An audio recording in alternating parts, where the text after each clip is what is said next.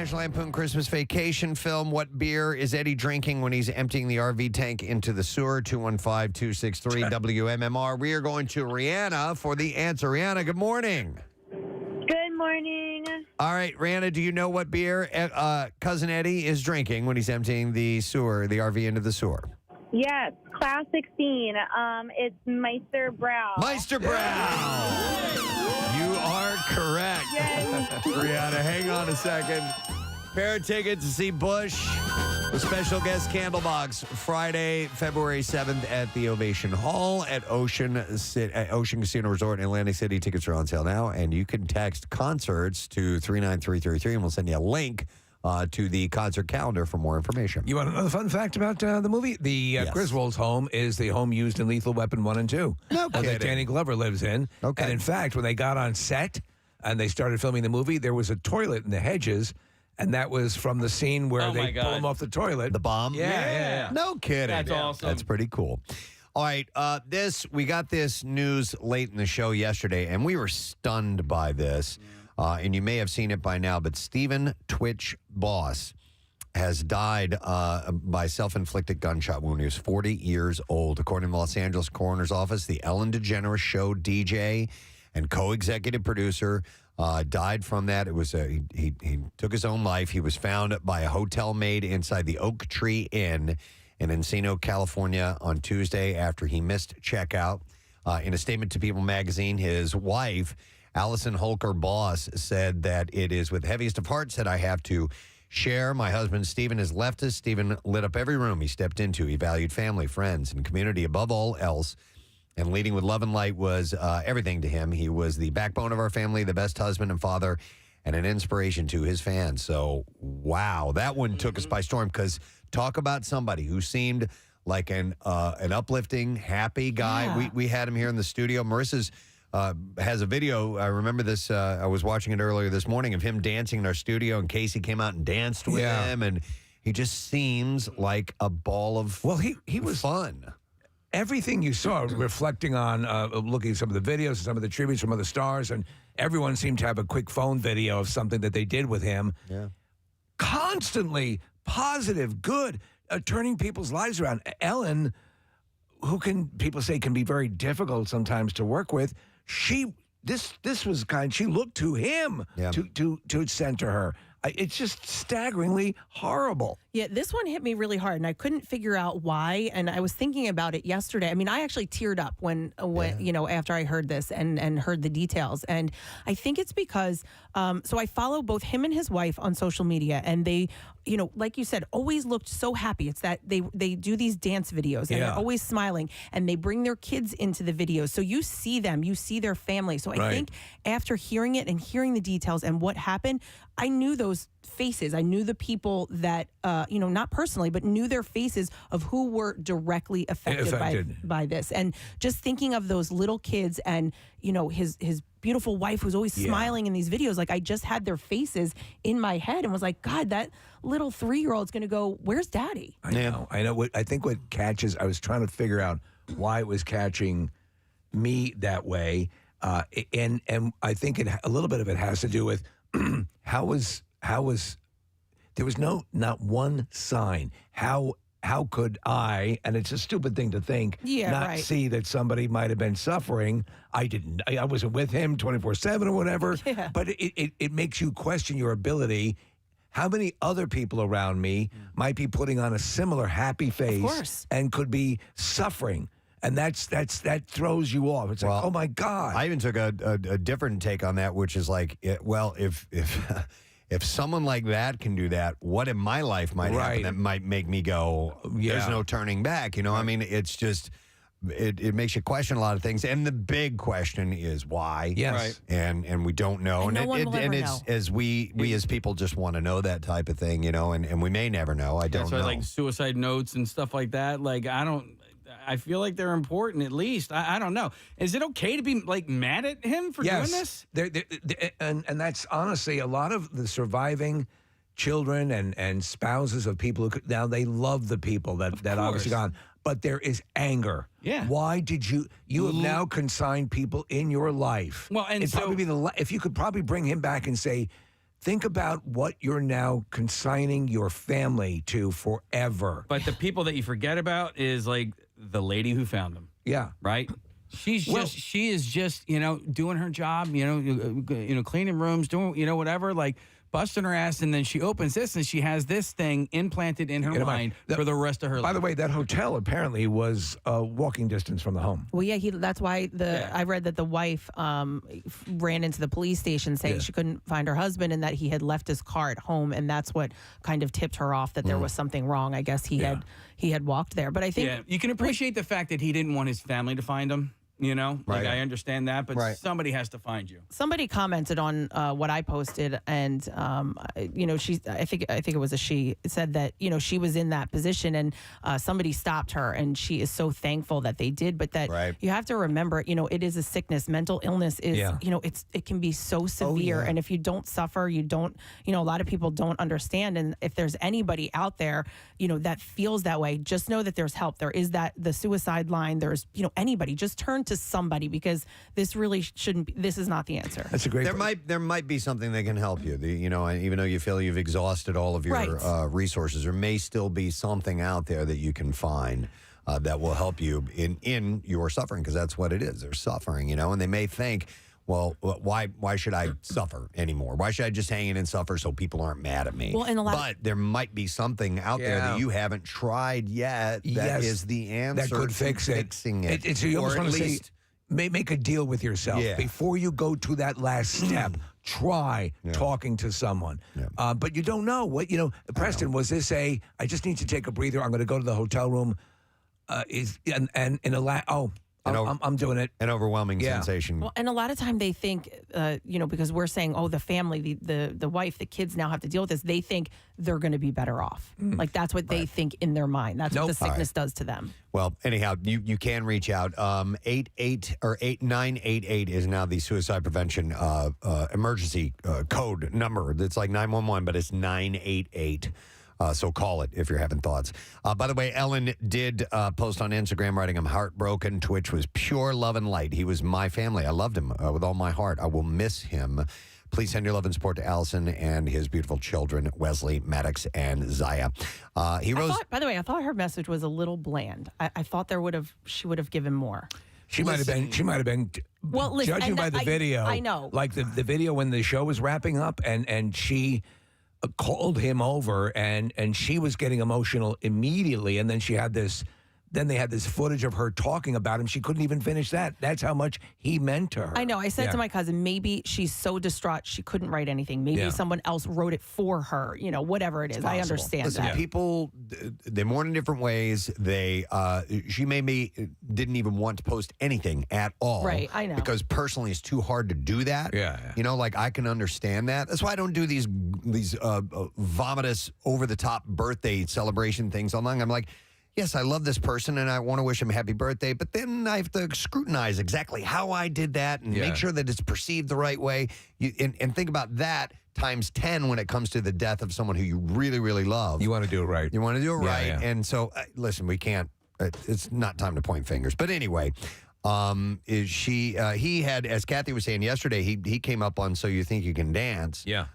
And he joined Ellen's show as a DJ 6 years later and was elevated to executive producer in 2020 of that show. So that's how she met him. He did I think, one of the best dances that was ever performed on that show. And she does this with these types of shows. She would bring them on. She brought him on and they recreated that dance together. And then they built a relationship from there and he ended up on her show. Wow. Sad news. So hopefully we can find out more. I don't know. We'll see. All right. Lighter news, and this sucks. Yeah. James Gunn is working on a Superman script, but the film will not include Henry Cavill. He will not be a part of it. This has been a whirlwind because there was news that they had talked to Henry Cavill about Superman and plans to continue with him as Superman. Yep. And then within about a month, now listen, I'm sort of conflicted here. Henry Cavill's my Superman. I agree. I think he's the greatest ever done the I agree. No disrespect to Christopher Reeves or anybody else, but I love Henry Cavill as Superman. But James Gunn knows what he's doing. So while I'm sad about Henry Cavill, I'm going to give James Gunn the benefit of the doubt, Right. and see what he does. The new DC Studios chief tweeted Wednesday that he and Peter Safran are excited to announce that they're currently working on a new project involving the Man of Steel. He wrote, in the initial stages, our story will be focusing on an earlier part of Superman's life, so the character will not be played by Henry Cavill. We just had a great meeting with Henry, and we're big fans, and we talked about a number of exciting possibilities to work together in the future. And they will. Cavill added in his own post on Instagram, I will, after all, not be returning as Superman. After being told by the studio to announce my return back in October prior to the hire, the news isn't the easiest, but that's life. The changing of the guard is something that happens. I respect that. James and Peter have a universe to build. I wish them the best of luck and the happiest of fortune. Very classy. So if it's going to be earlier in his life, that doesn't mean that later on he might not come back. If they do another movie that's at a latter portion of his life. What I would love to see, and I know you would love to see, let him grow into Kingdom Come. Let's the older Superman. We've seen Origin and Young. We saw for Smallville for years. We've seen the younger side. Again, we'll see what James Gunn does. Yep. But I would like to see him in that latter part, which has not been explored that much at all. By the way, I have did you send that clip over, Marissa? I have a clip of Henry. So the other day I was talking about, who were we talking about? Kim Basinger. Yeah. And how you pronounce her last name. And I said that I want to hear people saying their own name. And so I went and had, is it over? When would it have been this morning? Or I do not see it just yet. The clips are over. Okay. Of him saying his own name. And it's Cavill. I've been saying Cavill forever, but this is how he says it. Cavill is pronounced like travel. Travel. Cavill. And there it is. So that's a big We put it to rest now. There you go. I was mispronouncing it. So he is, and by the way, he's doing his American accent in that, which is off camera. He's so good, and you know is. Zack Snyder, with the original Wonder Woman, the second one stunk, and I was hoping to get another Gal Gadot Wonder Woman in the vein of that first one, and that's not going to happen either. I know. All right, let's see. How about this? Let's talk about 50 Cent. 50! He got an early Christmas present because his penile enhancement lawsuit against a med spa can continue. That's why those things you should do yourself. That's what I did. In legal documents, a judge in Miami ruled on Monday that the rapper, whose real name is Curtis Jackson III, can move forward with his lawsuit against plastic surgeon Angela Kogan and her business, Perfection Plastic Surgery and Med Spa, rejecting a request to dismiss the legal battle. To be honest, I was unaware that Fitty had a penile implant. Well, we don't know if he does. Here's the deal. This is what it's over. So Judge Robert N. Scola Jr. signed his John Hancock. Hey, on the that's ruling, another word for penis. Revealing several reasons why he sided with the Indie Club rapper, including that Florida law prohibits unauthorized publication of person's name or likeness for a commercial or advertising purpose. Okay. 50 Cent had sued Angela and her business in September, claiming he took an innocent photo with her because he thought she was a fan, but allegedly she used the picture to promote her company without his permission, falsely suggesting that he received a penile enhancement surgery from the med spa. I think I'd be pissed too. Claiming the implication has damaged his reputation and dignity. He said the use of the unauthorized photo is an invasion of privacy and a false endorsement. Angela's attorney hit back by claiming the rapper did receive services at Perfection Plastic Surgery and Med Spa, but said it wasn't for penile enhancement. So here's a quick fix, and it works for me. You take one of those butterball things, right? So you What's know a butterball when thing? it pops out. When The temperature when it's done, tape it to your junk. Okay, there you go. And then that's just a quick fix. It's just a quick fix. Okay. So Will Smith is no longer in the worst shape of his life since he posted his famous dad bod picture back in May of 2021. The 51-year-old actor lost 30 pounds for his role in Emancipation. Yeah, he had to get gaunt. Yeah, he revealed on Red Table Talk that taking the role of a former slave named Peter absolutely changed his life. So part of that was losing weight. He also, the movie was completely snubbed by the Golden Globes. Oh, was it? Nothing. Okay. Speaking of the Golden Globes, this is great. Eddie Murphy is going to be receiving the highest honor of the night, the Cecil B. DeMille Award, given his way to honor outstanding contributions to the world of entertainment per the Hollywood Foreign Press Association. And that's only right. If you think about how talented Eddie Murphy is. Yeah. I mean, and think of the body of work. I have to admit, when he first came on the scene, I was like, this guy. And then he started to accrue things that were like, oh, okay. And then once I got it. Whatever you may think of the Nutty Professor, the family table scenes are amazing. He, as all those characters, is fan-freaking-tastic. Well, he becomes another person so easily. It's amazing. Even the Nutty Professor, even that character, sometimes you have to remind yourself. That's Eddie Murphy. That's Eddie Murphy, yeah. But I mean, as the grandmother, as the mom, as the father, as the creepy brother of everybody sitting around that table, he's just fantastic. And in movies, a movie that we all love here, which is Bowfinger. He plays a couple of characters in that movie. It's great. He's amazing. So Murphy is a 6-time Golden Globe nominee. He picked up one trophy in 2007 for his critically acclaimed turn in the movie musical Dreamgirls. He snagged nominations for 48 Hours, Trading Places, Beverly Hills Cop, The Nutty Professor, and more recently, Dolomite Is My Name. Oh, which is very good. Have you seen the trailer for his new movie with Jonah Hill? No. I think it's called You People. Yes, and it's Jonah Hill wrote the script. I did it looks see hilarious. Where Jonah Hill wants to date Eddie Murphy and his wife's daughter. Yeah. and he's saying everything wrong. Saying all the wrong stuff. And Eddie's reactions is just like, you've got to be kidding. He's fantastic. So the award is among two of the night's highest honors, with the other being the Carol Burnett Award. Murphy will join a list of recipients that include Oprah Winfrey, Steven Spielberg, George Clooney, Denzel Washington, Tom Hanks, Jane Fonda, Morgan Freeman, Robert De Niro. I mean, like the bigs, the biggest have received this honor. So it's a big deal. He has received several career achievement honors in recent years. In 2020, he accepted a Lifetime Achievement Award from the Critics' Choice Association. Last year, he was inducted into the NAACP's Hall of Fame during the organization's Image Awards. And he said, to make your living, making people laugh is the highest blessing on earth, he said at that particular ceremony. I wish I had a picture of it was called Dixon's White House on Long Island. It was a comedy club, and I told you the story that was run by a guy who impersonated Nixon well after you should be impersonating Nixon. But anyway, he would take, if you played the club a number of times, he would put your name up on a list in alphabetical order. And so I was sitting right there in the jungle with Eddie Murphy. I'm That's like, awesome. that's the closest I'll ever come to Eddie Murphy. Another award is taking place, speaking of comedy as well. The Kennedy Center announced Wednesday that Adam Sandler will be the 25th recipient of the Mark Twain Prize for American Humor. Dude, that guy. Please, Billy, please. No, right there. Tonight, please, I beg you. Is getting the Mark Twain Award. And you know what? Yes. Oh my God. Oh my God. There's another. By the way, again, with those earlier movies, I was like, oh my God. And like, Voice. And then you go, oh, okay. As they roll out the different talents and abilities that they have, and you see, he's great. He's so cool. He's a loyal dude.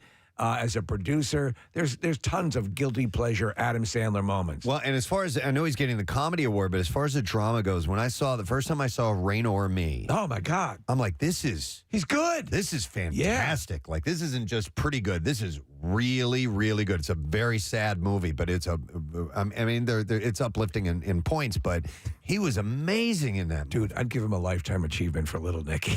Yeah, Little Nicky. I effing love that movie. Popeye's chicken. It's awesome. It's effing awesome. I mean, I had his poster over my bed. Did you really? Over your bed? Full-size Billy Madison poster right above my bed next to like a Ferris Bueller poster, Airheads. He was very pivotal in my growing up. All right. That's cool. Yeah, I can see that. Awesome. Let's see. A couple other quick casting things here. Jason Momoa and John Cena are set to share the screen in a new movie. Both actors have been cast in an action comedy film called Killer Vacation. Now, I heard they were doing a reboot of On Golden Pond. Maybe they are. I'm not really sure who's going to be Norman. Maybe John Cena. Jason Momoa has longer hair. So he could play the Katharine Hepburn character. So where were you? Yeah. The script for I was listening to the loons. Killer Vacation will be written by Mark and Brian Gunn, who also wrote the script for Dwayne Johnson's Journey to the Mysterious Island and Brightburn. So I'm going to suggest this to you. What is that? You need to see Peacemaker. Oh, you haven't watched that I yet? watched the first episode, and it didn't grab me. But What? I know you guys love. Yeah. I'm so surprised. Yeah. Oh, I thought musically it would have captured you as well. I'll probably eventually come around, but there's a glut of superhero I stuff know, I that I know. haven't even gotten. There's to, really man. nothing out there to watch, Preston. No, there's nothing. So I mean, like I started She-Hulk, I didn't finish that. I started Moon Knight, I didn't finish that. I'm just it's overkill. for me, Peacemaker will go unfortunately. right into the boys' territory if you give it a little time to breathe. So Momoa is going to play a villain in the film whom he describes as very flamboyant bad boy. He will also star in the second installment of Aquaman. Of course, that's coming up in 2023. Here's the deal, man. As I was watching Avatar, the Way of the Water, Right. I'm simultaneously just mesmerized by what I'm seeing on the screen, and also I'm looking down my nose at Aquaman because it can't hold a candle to what James Cameron did underwater. Look at how long it took to do it. I though. know, Yeah. I know. What and it is was that worth it. Avatar episode on Netflix? Did you see that? No. It's like a introduction to the movie. I don't know if it's like okay. an extended trailer. It's probably or... like a recap that gives you sort of brings you back up to speed. Not that the original story was that complex that you would have. Yeah, right. I'm so lost. Right. All right. Let's see. Reese Witherspoon is set to star in and executive produce what is being referred to as the Ted Lasso of the cheerleading world. According to the Hollywood Reporter, All Stars is set to air on Amazon Prime. What? I'm with you. Because Ted Lasso is such Is Ted Lasso. is lightning, and it's just in a bottle. It's so. And when I get that as a framing mechanism, and I get where they might be going. To me, I would say that like Trying is in that is a Ted Lasso, excuse me, like style thing. But I know what they're going for when they say that, but there's more that goes into Ted Lasso being Ted Lasso. Right. Well, here's the deal. It centers on a former cheerleader who cons her way across the Atlantic to teach cheerleading at a school in England. That's so they're doing Ted Lasso. the same, almost the same formula for this one. So I don't know. It's Reese Witherspoon, man. She's great. She might be able to pull it off. We'll see. And then finally, The Sex Lives of College Girls has received a renewal at HBO Max. The Mindy Kaling and Justin Noble comedy series will get a third season after becoming the top-performing original series on the streaming platform. So they're going to go for it. I know it's there. season. I've never watched it. Neither have I. As you said, there's too much to watch. Yeah. All right. I think we're ready for Clipses. So in its third season, Southside amps up its ambition while still putting the residents of Inglewood in uproarious situations. And here, writer and producer Sultan Salahuddin talks about his appreciation for the job. Here we go. I'm very, very thankful to be in this position because I know there are people out there who are working at jobs that they don't enjoy every day. And for that, I salute you all because keep getting it. Eventually, you'll get to where you want to be. But I have transcended that, and now I'm doing something that I love to do every day. I don't think I want to see it. Southside Season 3 is available now on HBO Max. I love that clip from Michael. Robert Downey Jr. turns the camera on himself and his father in the iconic cult filmmaker Robert Downey Sr. The iconic cult filmmaker Robert Downey Sr. in the new documentary Senior. And in this clip, Robert Downey Jr. talks about how this film came about. Here we go. A bunch of years ago, my dad wanted to make a documentary about George Hamilton and his son Ashley, and we even shot a few days on it. And then my dad watched it and he goes, "This is garbage." You know, but there's this other father and son. So we were talking about father and son documentaries. And I don't think I want to see it. Actually, I do want to see that. Senior is out on Netflix now, if you'd like to check that out. Yeah, I would like to see that. I wonder where all it goes. Is it the story of Robert Downey Jr. growing up? Well, it is because they revealed that one of the aspects explored in the documentary is the fact that his dad introduced him to drugs when he was 5 or 6 years old. Oh, wow. Yeah. So, and it was kind of an askew dad kind of thing. Don't drink, smoke. This is less damaging. Introduced him to pot and got him going down that path. Sounds like the Anthony Kiedis' dad. And his dad, who did the same thing. Kind of brought him along for the ride, which is kind of bizarre. But all right, so that is out if you want to see that now. All right, and that is what we have in the entertainment report for you this morning. On the program a little bit later on, we're going to have Mr. John Waite. Yes. Speaking of documentaries, there's one called The Hard Way that is out about him, and Jackie Bam Bam is in the documentary, which is awesome. Yeah.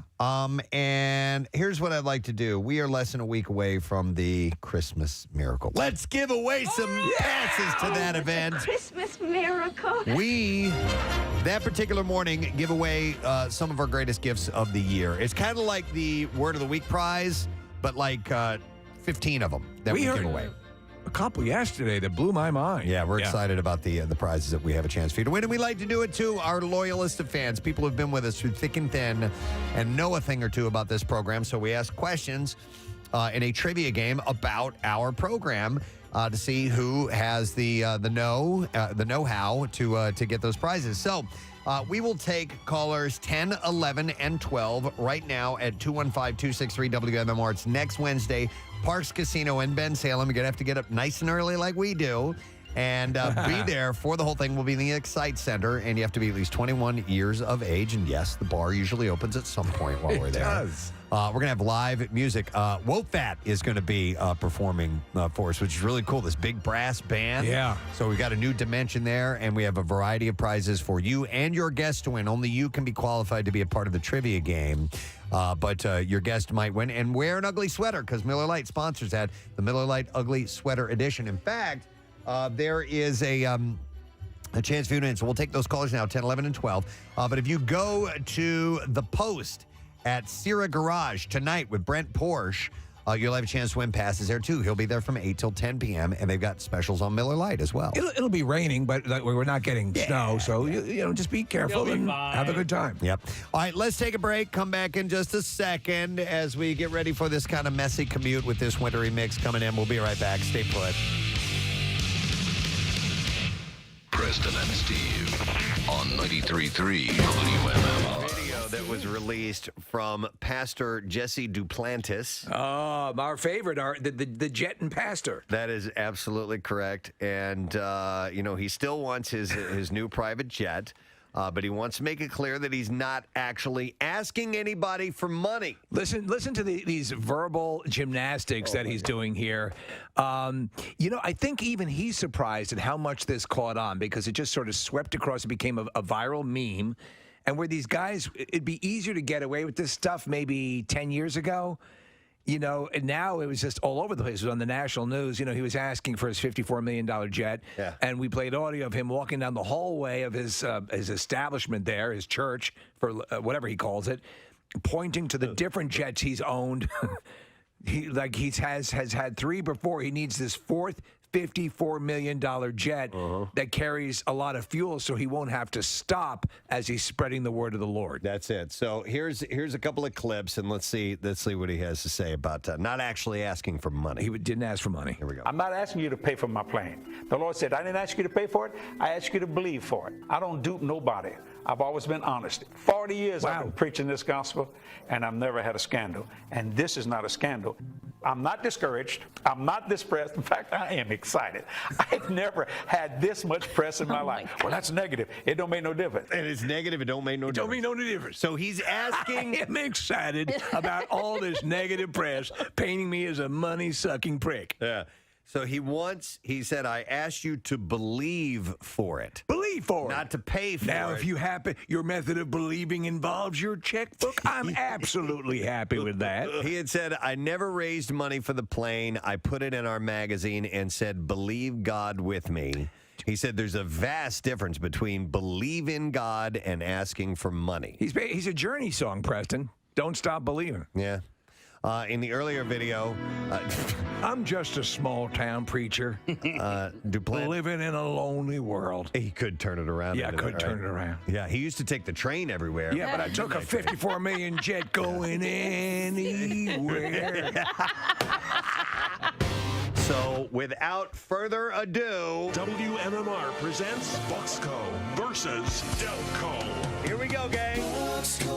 This is going to be the final round today. Actually, 2 rounds of competition, same contest, but we are going to make this whole thing happen and finish it up today, and we are going to crown a victor, and that's all there is to it. Before we get to the final event, here is a recap of the events leading up to this epic showdown. Listen, the week started off with Operation Evac, a race where the contestants were blindly dropped into enemy territory. Kathy started at Casey's golf course, Paxton Hollow in Delco, and Casey in Foxco at Kathy's alma mater, Pennsbury. Now, without using GPS, they had to navigate their way to their home base. Just go straight. Thank you. Okay, go straight.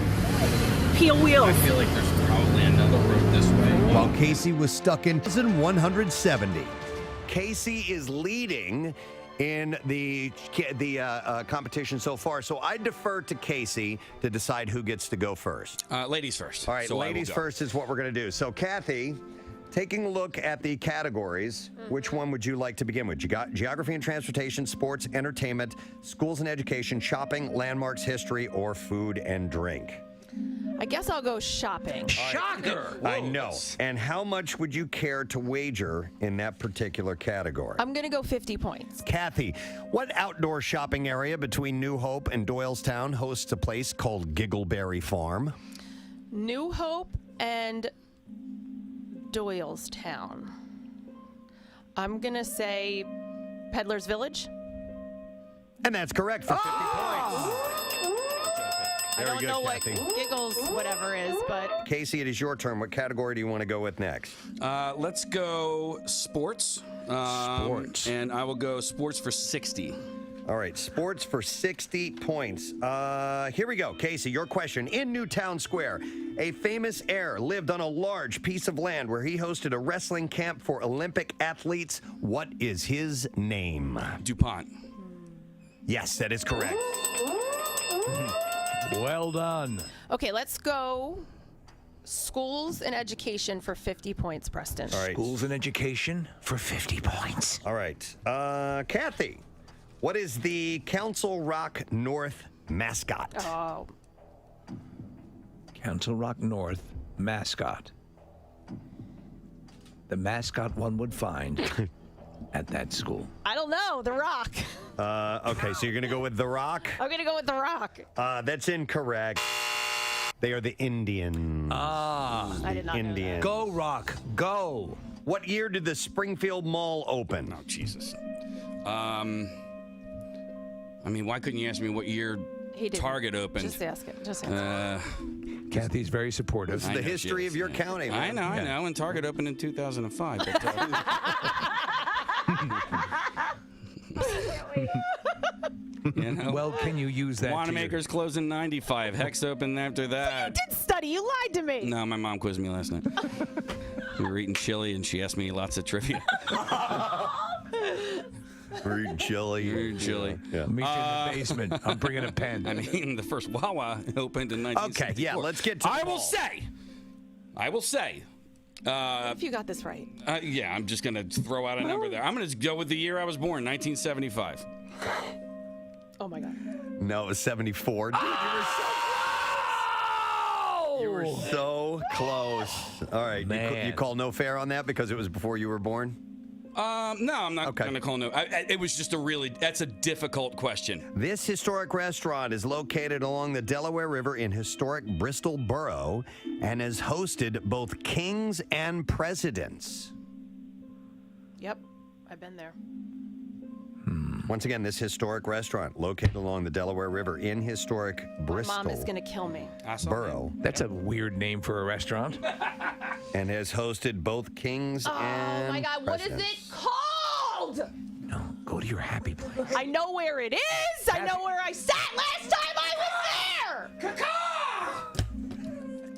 was there. Kathy handles stress very well. She knows I love it when she yells. Oh, you got to be kidding me. Cracks me up. Mm-hmm.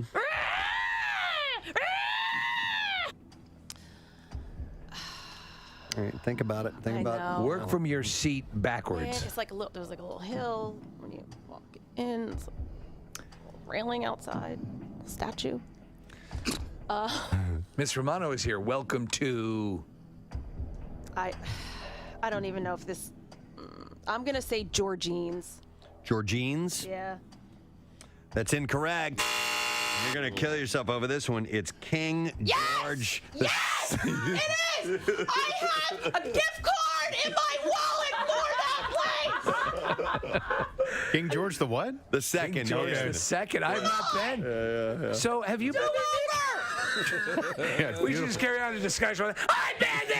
I like the statue. Yeah, the statue and the railing are really nice. Oh, man. I mean, like, I can picture it to a T. Exactly right. where I sat. My mom gave me a gift card. You have a gift I wish my mom quizzed me last night. All right, so I have already closed out sports and I've closed out history. No, you haven't. You haven't done any history. Well, yes, I have. All of my shopping questions were freaking history questions. Oh, my. Wow. This Thank is you. what we've been Thank waiting you. for. Yes. Impugning the contest itself. Yeah. You knew it was going to happen. It was good, though, right? What year was this thing? What? Stupid questions. Let's go food and drink. Maybe. Food and drink. Food and drink. Food and drink. For how much? For 50. Food and drink for 50. Preston's not even picking Come on, his man. head That was up. a good joke. Okay. All right. You get this wrong. You get this wrong. And this, if you lose this whole thing, this is all your fault. Okay. All right. You ready for this? It better be a softball. A large Pika's pizza. Oh my God! Costs how much? Is cut into how many slices? Oh, okay. That's a really, really crap question. A large Pika's pizza is cut into You can how do many a little slices? diagram, whatever you want to do. But there's the box. Round. and It's a then there's rectangular line. shape, right, Case? Yes. Yeah, that's what he's drawing. All right, so that is that's a Neapolitan, right, or is it Sicilian square? No, they just do their own version. They put the sauce on top of the cheese. 12. Right. Casey says 12. Damn right you got that. And what did you wager on that? 50. 1,000 points. The scores are as follows. Bucks County, 1,070 points. Delaware County, 830 points. But there's ground to be made up here. And we're on to round 2. Now, things are going to change quite a bit in this particular round. Our categories are going to remain the same. In the past, you've been able to pick your own category and pick your own wager up to 100 points. This time, I thought it'd be kind of nice because you guys have been avoiding certain categories. Got a text that says, dude, is it snowing and sleeting by you guys? It is here in South Jersey. I can't tell right now, but I'm looking at the radar. Just pulled up the app, and it's showing a mix where we are right now. Yeah. Yeah, the roads look wet. And it's looking like more towards Norristown, Phoenixville, Exton, Malvern, out those ways, and Pottstown, that they are getting some snow. Some flurries right now. So And then the plan, most of the areas will shift over to sort of like a wintry mix and then rain. And then rain, yeah, exactly. So, but yeah, it shows that that a little bit of sleet or a mix is in like Swedesboro, Deptford, Glassboro, spots like that. So the morning will be more problematic, and once everything's shifted over to full rain, it should be better later on. Yeah, so we're waiting for the temperatures to come up a little bit. So it's like here, it's 31 degrees right now, so it's right on the edge of it. I'm So putting on my shorts. that's when you get the mix. Yeah, you're winter shorts guy. Yeah, I'm Are you not wearing wearing shorts? shorts today, only because I didn't know what I'd be facing weather-wise. Yeah. and I think it's in bad taste. I would imagine when it comes to snow, the winter shorts guy takes a break. He right? takes a break. I would think so. All right. You know what we have not done in a few weeks, and I'm overrun with some stories. We have not gone to the Hall of Knowledge. The Just Saying Institute. The Just Saying Institute, the new Kathy Romano Dental Institute. I think we're going to talk about that later on. Kathy's got some dental things looming. But no, Just Saying Institute. I have some interesting studies and information to pass along to you. This one just came out the other day. And Kathy, I don't know if you saw this or not, but it was a picture that attracted me to the story, and it showed stunning. It was bright green light coming from what they call a toilet plume.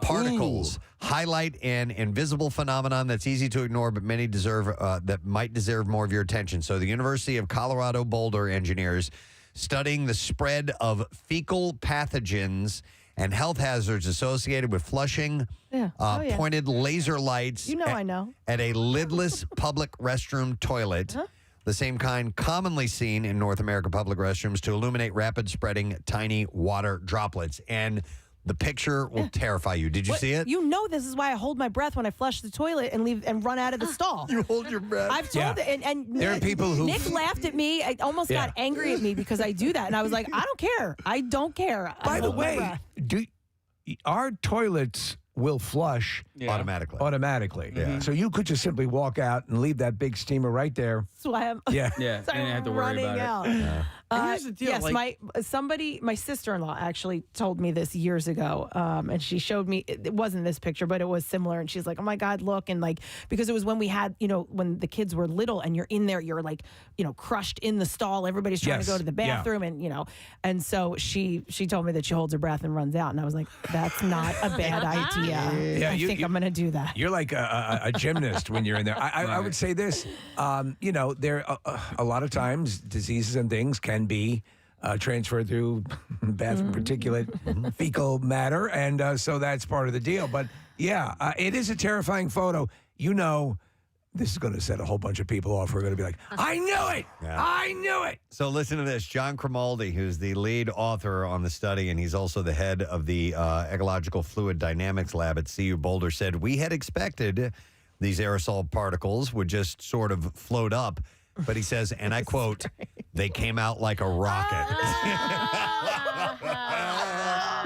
Well, yeah, I mean, you would imagine, because some of those, it's like a forceful flush, Listen, and you get a little splashback. You ever flush a toilet and you can like feel the air being sucked into the toilet, and it actually scares you when you. Yeah, like if you pull the handle and like you feel it shake. Like what the hell like was you feel that? the plumbing shake. Yeah. Like there's some kind of super vacuum on the other end that's sucking that down. Yeah, it's like an incredible force. I don't know why they have them set like that. But even with that, the water gets jostled around, and so some of it flies up, even though everything is going down. He said, once you see these videos, you're never going to think about a toilet flush the same way again. Do you have the what do they call it? Low water? What is the term for the toilets that don't use a lot of water in the flushing process? We have one in our house, right?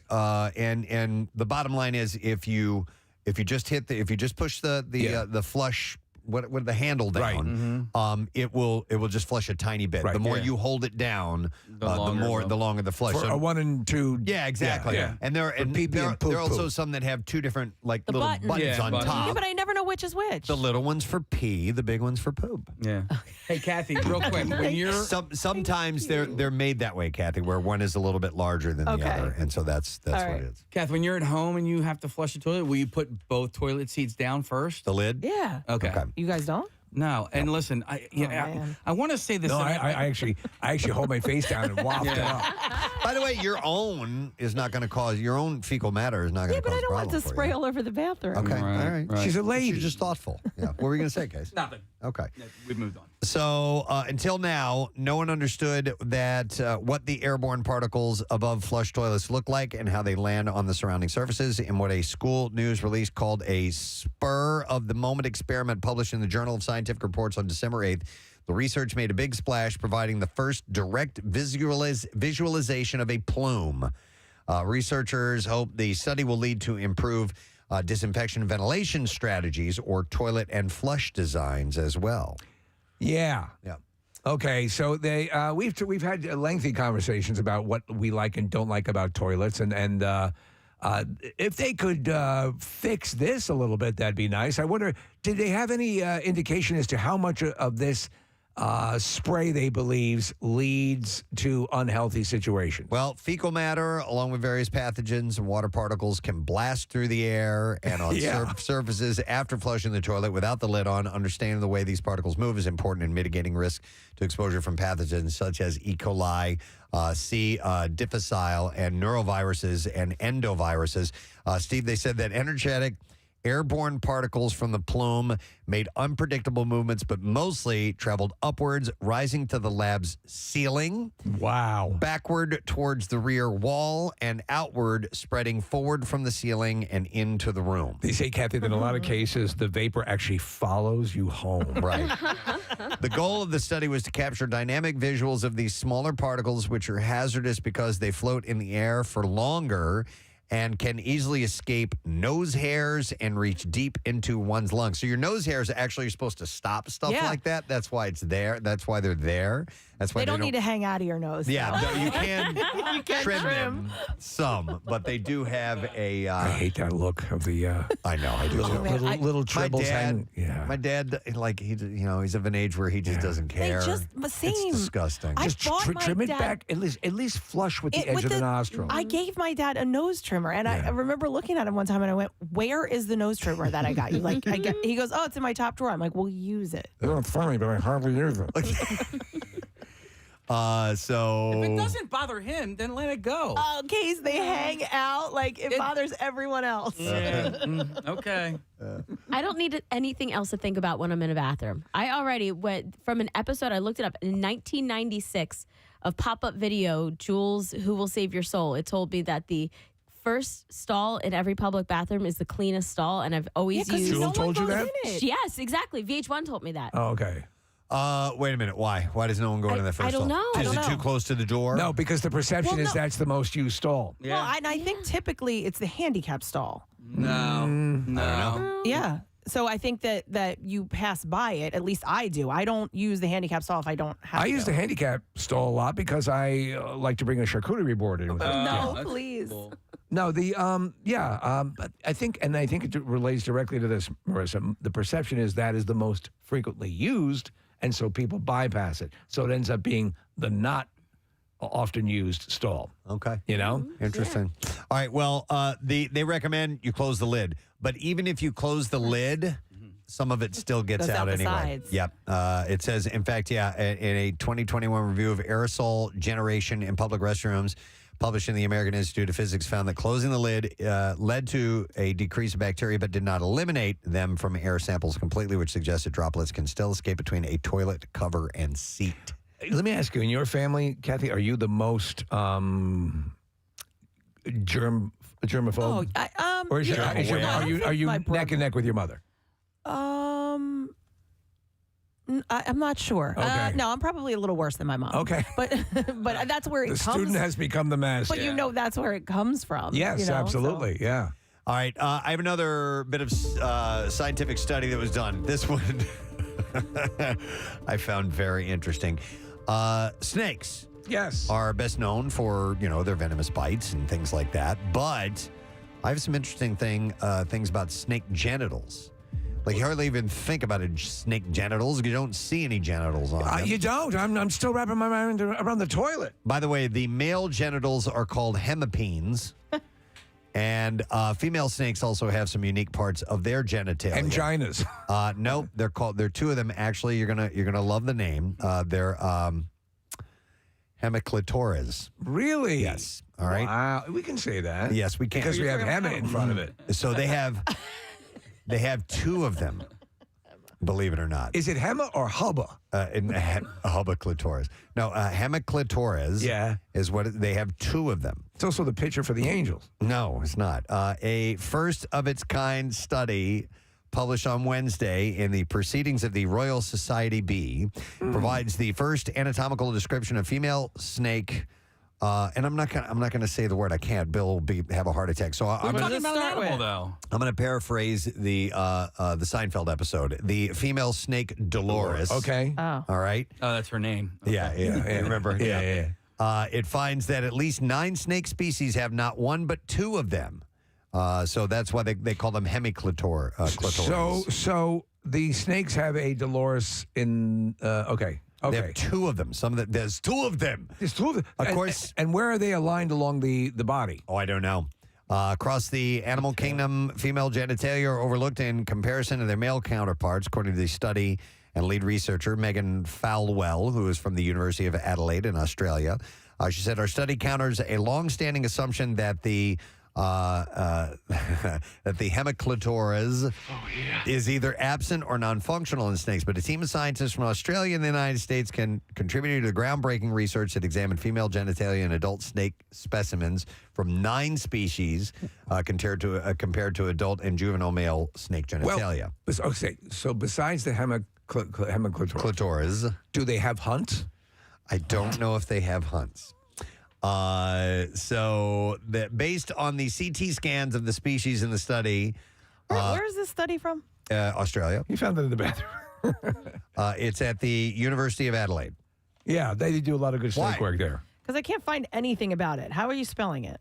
Hema. HEMICLITORES. Nestle's makes the very best. Yeah, there's no information about this. All right, well, it's a legit study. I mean, are you on your snake porn site again? Do a search on Megan Falwell. Yo, ever heard of jerk snakes? Yo, ever heard of jerkmate? I love jerk snakes.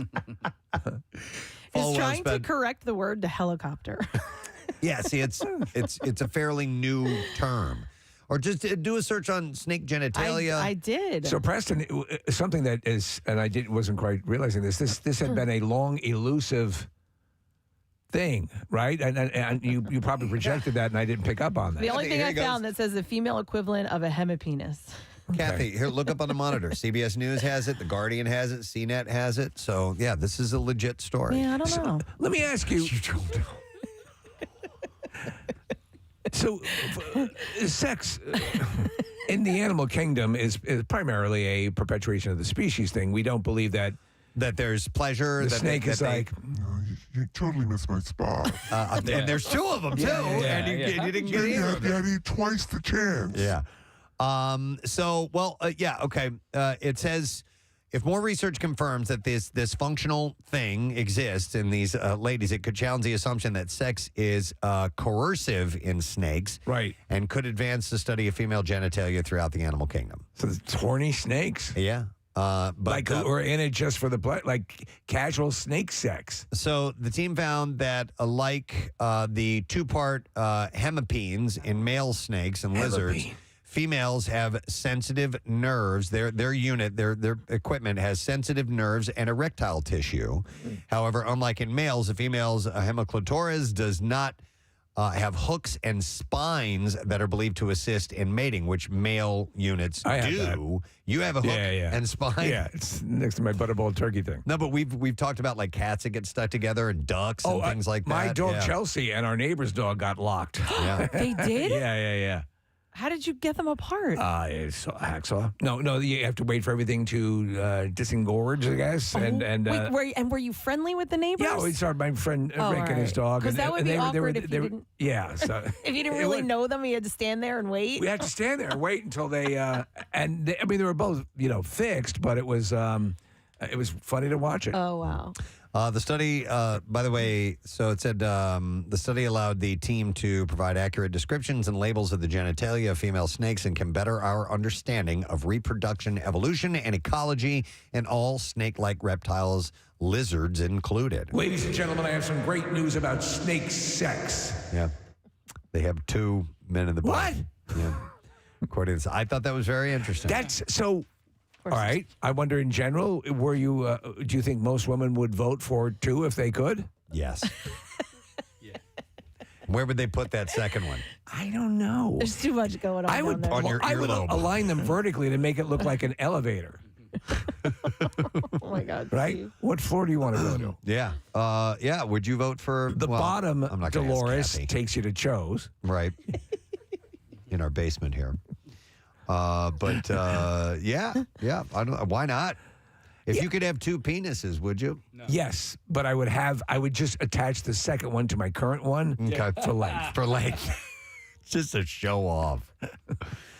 Are there people that are born with multiple I believe genitals? so. I think so, right? So. It's an anomaly. I think you did have a story of a woman who had 2 vaginas. I've heard of that, but I didn't know if there were men who have... Yes, in the history of all the anomalies that occur, 2 functioning ones? I know one could play the harmonica. Okay. No, I didn't... I mean, that's entertaining. Oh my my God. Marissa just pulled up a picture of something called diphalia. Right. What the hell? And it's one of the Addams family relatives. And it, oh my God, it's horrible. There's a Oh. picture of it on Wikipedia. That's horrible. What's the top? That's what's a major. happening? That's a major deformity. Yeah, here's Okay. audio of it. Wow. Ah. Wow, that actually looks like seafood. Yeah. Yeah. Yeah. Okay. It affects 1 out of every 5 to 6 million baby boys. Oh boy. But I assume they can. Does it say whether or not they can correct it, Kathy? I don't know. Well, can I correct it? All right, I'm not going to go Search it. through and read this whole No, article right now. You All right, just to save it for later. That's my thing. So Can you close it out? here, you do it. Oh, I can't look at it again. I'm busy. Some female snakes have 2 doors. Right. So that's yeah, what we learned. that is pretty amazing. All right. Next study from the Just Saying Institute. Home of the Kathy Romano School of Dentistry. Let's see. I'm trying to find something that might be a little less salacious. Vaginal. Yeah. How about this? All right. This is away from medical science and on to maybe the mental side of things. Yes. Encouraging men to maintain close friendships through life, promote their physical and mental health for the long haul. Now, the title of this article was Why Snakes have to. No. Ever heard of jerk snakes? No. Why most men don't have enough close friends. It says studies found men exhibiting lower levels of emotional intimacy and vulnerability, making it harder for them to build community and keep up with friends. Scientists found that men who prioritize close relationships stave off one of the most damaging human health threats, and that's loneliness. I just finished a book on we tend to think of loneliness as sort of this, oh yeah, it's sad that they're lonely, not realizing, and the book makes the case in many studies, people literally die from loneliness. Wait, but hold on. You're saying that men don't have close friends because they're lonely? They don't have enough close friends. Watching too much snake porn. No, they said that men who prioritize close relationships stave off one of the most damaging human health threats, right, loneliness. So if you... So lonely. Listen to this poor guy. So lonely inside real wrong. So yes, if you have close friends, you can stave off. Got it. It's better for your mental health. Do you have many close male friends? I have 3. Okay. Yeah, that I would consider. Yeah. Or no, I mean, you guys too. Besides, yeah, it's a different dynamic because besides me, yeah, right hand man. But I know what you're saying. As outside of work, which is a unique, right. But typically, I would say men don't have as many of those close friends. So let me ask you this. You know, like I think 3 is actually a pretty good number. Yeah. So for women, do you like my wife has many friends. I would too. I'd probably say though it probably falls into the 3 or 4 very good friends, like close friends. I'm probably at like 5 or 6, like very good close friends, Okay. and then of other people kind of in different crowds. But like Throw my something out there. Do you think maybe it's because the ladies in your life don't want you hanging out with your friends all the time? Do you know what I mean? Like you always hear. You're saying my that wife is not that way. I'm sort of free reign to do what I want, and I'm not. Just stay away from the stove. No, but you hear. I'm allowed to use the stove. I mean, it could be. That could be a reason why the close relationship dwindles. I don't follow. What do you mean? She's saying He's blaming the women. that's what he's saying. But like that whole Friday with the Fridays for the boys, Yeah. right? And that's great, great.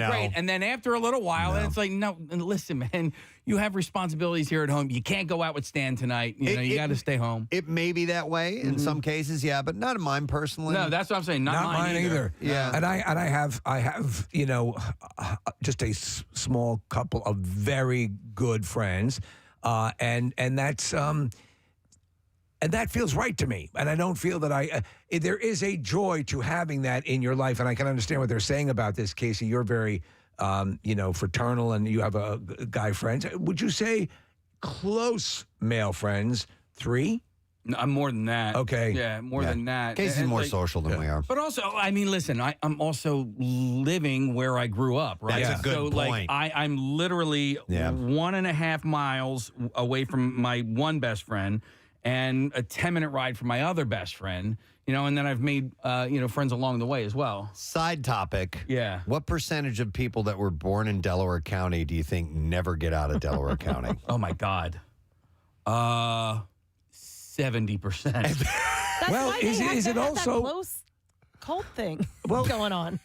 Kathy thinks it's a cult. I would say that there are neighborhoods that I really like, Roxborough, and in certain areas that where people by choice stay because they want that. Yeah, absolutely, and that can lead to more closer friends. Casey's right about that, because if you do have people that you grew up around, there's a more likelihood that you're going to have a longer life companionship. Well, you know, they say ain't no friend like a prison friend. Yeah. But I mean, like, even my best friend, my buddy Steve, like, we'll talk.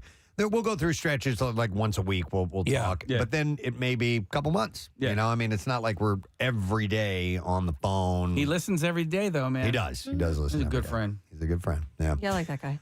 So what you need to do is keep that in mind. And I do have some fears of down the road, especially at a latter point in life of being lonely.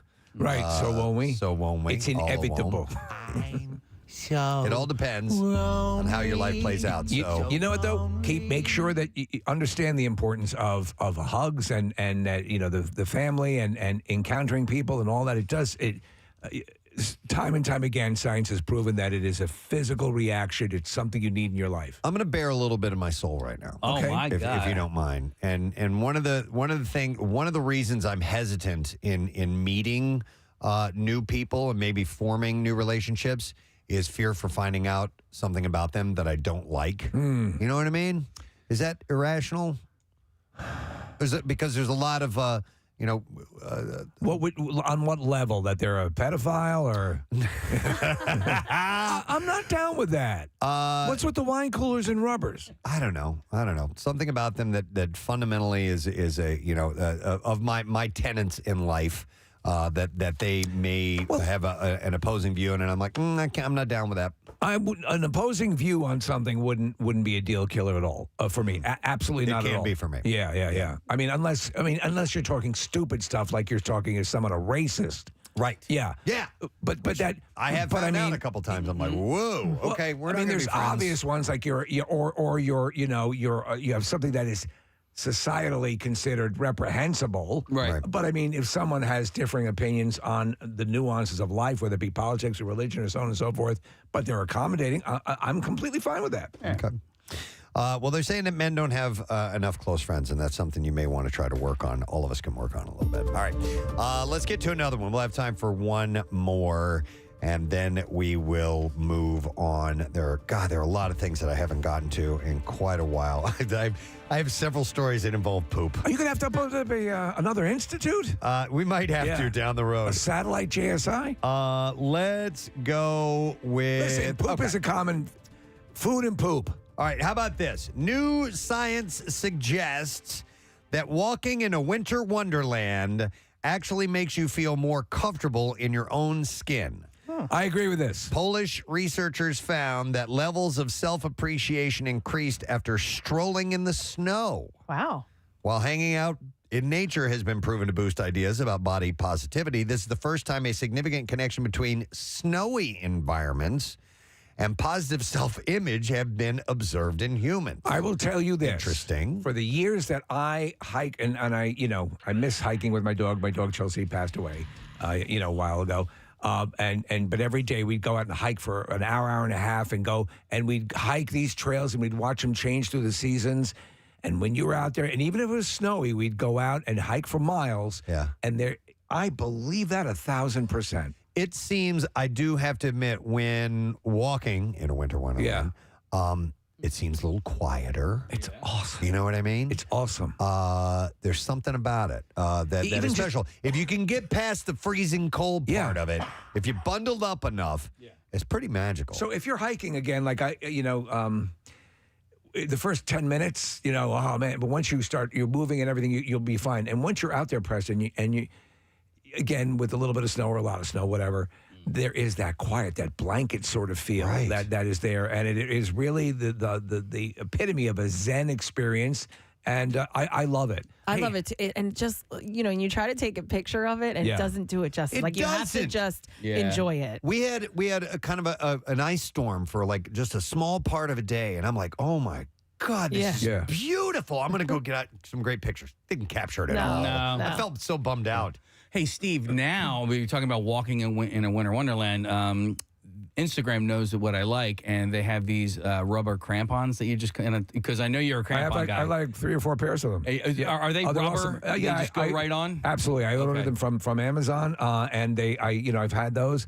And honestly, they're great. You wear them down, you buy. They're not expensive at all. Yeah. But you throw them on any pair of shoes, and they're terrific. Here's a text from Tony. Says, every time it snows, I go on a snowy walk. There is nothing like it. It's peaceful, it's pretty, and then you want to get cozy afterwards. Do you know what I do? 10 out of 10, highly recommend. Yes, better than cats. I would say this, Preston, as well.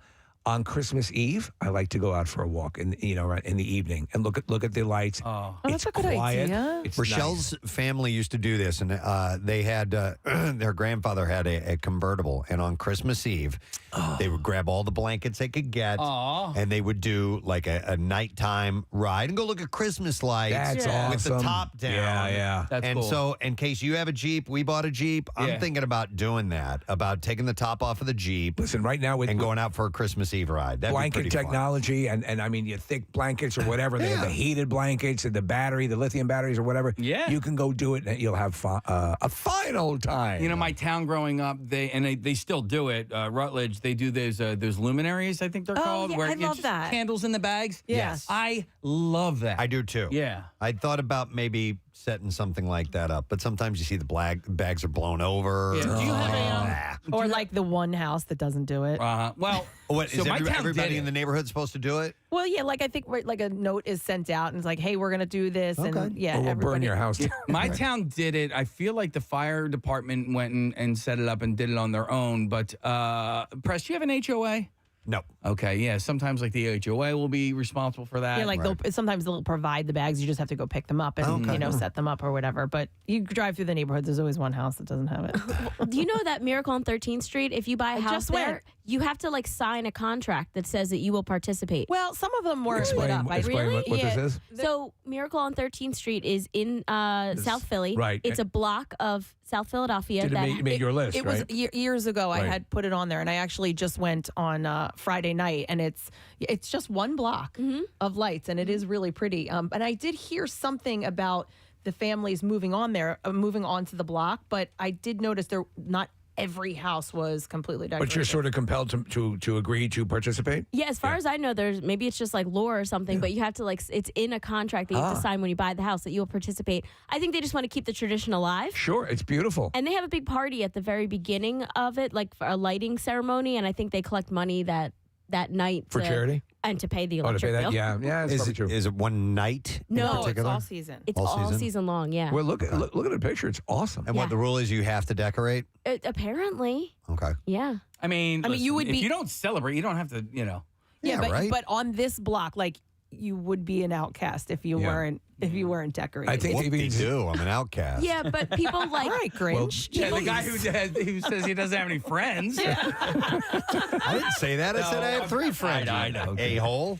The guy who only has 3 friends. Well, now he's got 2 because he doesn't like me Now he's got anymore. 2 friends. the street is so festive. Casey's giving up. You wouldn't move there if you didn't like Christmas.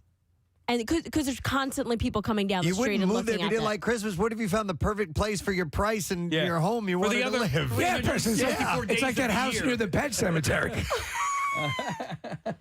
It's literally the block is known for this. Okay.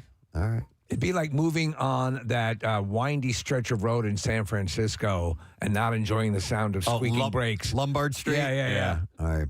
Well, anyhow, apparently it does you good to get out and That walk guy likes it. in a winter wonderland, by the way. All right, that's a JSI. We're going to close things up on the Institute. Thanks for stopping by. Make sure you go by the Kathy Romano School of Dentistry. School of Dentistry, yes. All right, we're going to take a break. I do have some bizarre file stories that I think you will like when we come back. Mr. John Waite. Yes. Will be joining us on the program this morning as well, so hang out for a bit if you don't mind. Preston and Steve. On 93.3 WMMR. Competitors wager in this round. Kathy's leading, and she gets to go first, and you get to pick the category that Casey will choose from and how much Casey will wager in that category.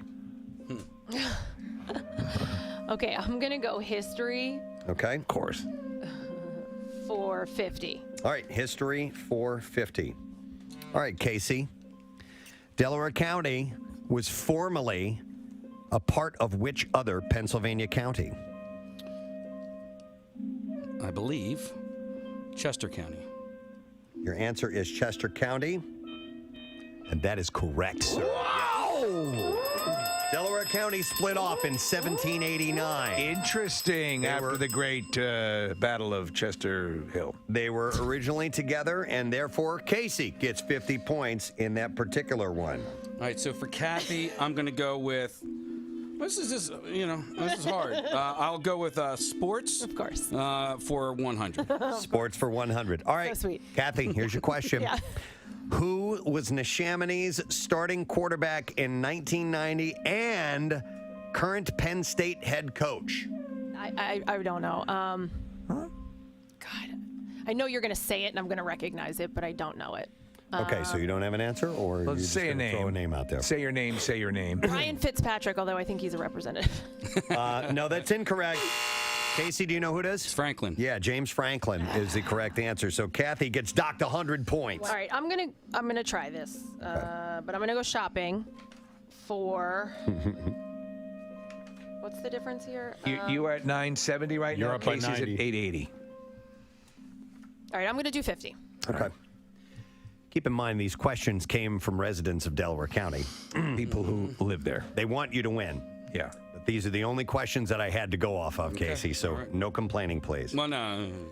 I've already done all my complaining for the day. I'm sure there'll be no more complaining. You've got more to go. I got This site, recently home to the Countryside Market in Swarthmore, or is it Swarthmore? I say Swarthmore. Swarthmore. Uh-huh. Was a convenience store in the 1980s. The convenience store had 3 names before becoming the Countryside Market. You just have to name one of those. Soups? Or like supers? Incorrect. Ooh. No. Really? It was either Eddie's, Albert's, or Evans. Okay. All right, Kathy, which former Philadelphia Eagle graduated from Pennsbury High School in Fairless Hills? Is it Troy Vincent? That's a good answer, and it's correct. Wow. Yeah. In 1850, Delaware County's county seat moved to Media. Okay, Media is considered the county seat of Delaware. Where was it originally? Chester. He's right. Yeah! Chester was originally the county seat. All right, what category and what's the wager, Case? Kath, I just want you to do well. All right, so I'm going to give you a whole bunch of points. We're going to wager 100 points on history. History. This person was the founder of the religious school Log College and later the pastorate of Neshaminy Warwick Presbyterian Church. Mr. Log. Mr. Log. Is that a real answer? I'm curious. Yes. Yes? No, it was William Tennant. William Tennant. Mother, I knew it was. You know what? And somebody sent me not that information, but somebody sent me information about Log College. That somebody did you a disservice. Yeah, they did. All right, that was William Tennant, a well-known name in Bucks County. 1,010 for Kathy, 930 for Casey. So 80, it's an 80 points difference. separates the. two contenders. Last question for Casey. Oh my God! Last question. Can we just keep going for a little? Well. Oh I'm wow. just kidding. Okay, so it's an 80-point difference. This is the last question. Is there a double jeopardy? There's something else. Okay. All right. You look great today, Go ahead, say the F word, Kev. I know. You want to say it so badly. We can dump it out. The dulcet tones of Kathy Romano. That's what Dennis hears around Frisky time. Damn it. All right, I'm gonna do entertainment. Okay. Entertainment. For 10 points. Wow. Okay. See, and this is where the strategy comes into play. Casey? Yeah. What's the Delco Dance Club that featured a spaceship and a dancing robot Wow. MC? Listen, it's only worth 10 points, Kathy. Pulsations. Yeah, that's correct. Yes, absolutely. What's the category and what's the wager? We're going to go 70 points in history. 70 points in history. And I got to get to the history. Right, Nick? Yeah, man. I didn't. You play Jeopardy. Yeah, I didn't do well in my SATs, but. You even know how to wager. History.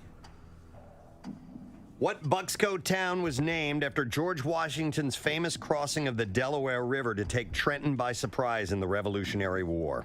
Washington Crossing. She got it right. That's exactly correct. Yes. I got pulsations. You get that. That's fair enough. All right. So, what is the score here at the end of round 2? Kathy with 1,080. Casey with 940. I need the screen, please. For this, we're going to do something now. A few years ago, we had somebody call up on the phone, and we're going to do the same thing. This time, we are calling this, I don't know who's on the phone. Oh, okay. The category of I don't know who's on the phone is local businesses. Local businesses. So write down your wager now. Okay, you guys ready? Yeah. All right. Sure. Wagers are in, and we're playing I don't know who's on the phone. Local businesses, the category, and we have our caller on the line. Good morning. Can you hear me, sir? Good morning. I can hear you. All right. Would you please present your question for our contestants? Good morning. My name is Bill. I'm vice president of a local company. We were established in South Philadelphia in 1891. We are headquartered in Malvern, Pennsylvania, and we have 11 locations in Delaware County and 7 in Bucks County. One of your show members currently endorses our company. What is the name of the company I work for? Okay. Marissa just handed me a note that says it's over. It is over. And that's not fair. And I shook my head. And I said, no, it won't be, because more bitching is going to happen. No, It is. you know why it's not over? Because tonight you're going to wake up screaming, and you'll be reliving it over and over again. Okay, so do we ask for their answers first, or do I ask our caller on the line what the answer is? I think what you do is you go to the answers and then, right. Yeah. And then I do the Alex Trebek. Oh, I'm sorry. Okay, let's go. And then we'll have our caller on the line to hang on just a moment. So, Kathy, you were in the lead, and that means you get to go first, I believe, is how that works.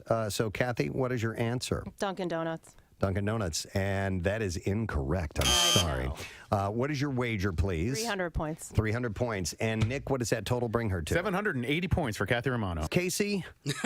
I really could have done a number on myself here, but I blame my brother if I get this wrong, because my brother's philosophy is go big or go home. Okay?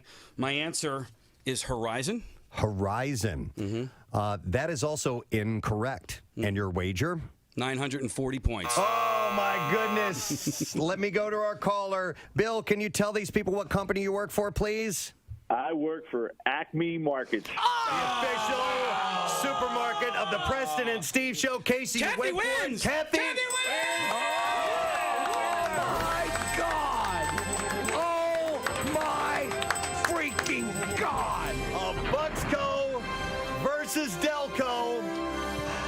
It was anybody's game to the very end. I actually, at the last few moments, was sure you had it, Casey. I did too. I was sure, because you're also, it looked as if you wrote a short word. I did, and you know what really stinks is he's the new president, so I don't know his name. Well, that's why we chose him, because if it was somebody that you knew by the sound of their voice, they weren't going to be able to. They weren't going to be able to be Let's focus discerned. on what's important. I won! Again! Well, whenever you want, girlfriend. Whenever you want. Nick, do me a favor. Remove that screen. Yeah, so between he those can two punch people. her. So Casey can punch her in the face. Oh, my God. I thought for sure. They're hugging. I thought, Casey, you were going to say your brother had quizzed you about this company and you had some insight. If I can have a moment, I prepared something I wanted to say. Casey's written a statement. You know, I came here this week, and I didn't know what to expect. Now, I've seen a lot of people hating me, and I didn't know what to feel about that, so I guess I didn't like you much then either. During this fight, I seen a lot of changing. The way yous felt about me and the way I felt about you. In here, there were two people killing each other. But I guess that's better than 20 million. What I'm trying to say here, if I can change and you can change, everybody can change.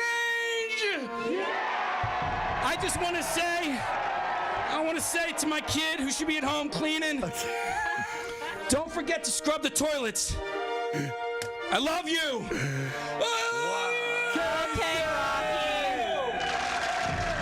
He's a champion anyway. Not really. I'm the champion.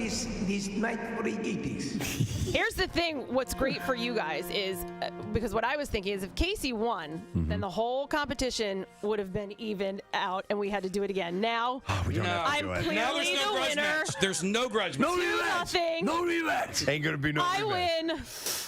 Thank you very much. I'm so glad that I didn't disappoint my Bucks County residents and friends. You honestly, you Mom, both Dad, I love played you. very well. Kathy, you played very well. You did. And I mean, especially honestly in the trivia, you pulled some things out of the proverbial ass that I had no hope you would get, and you got it.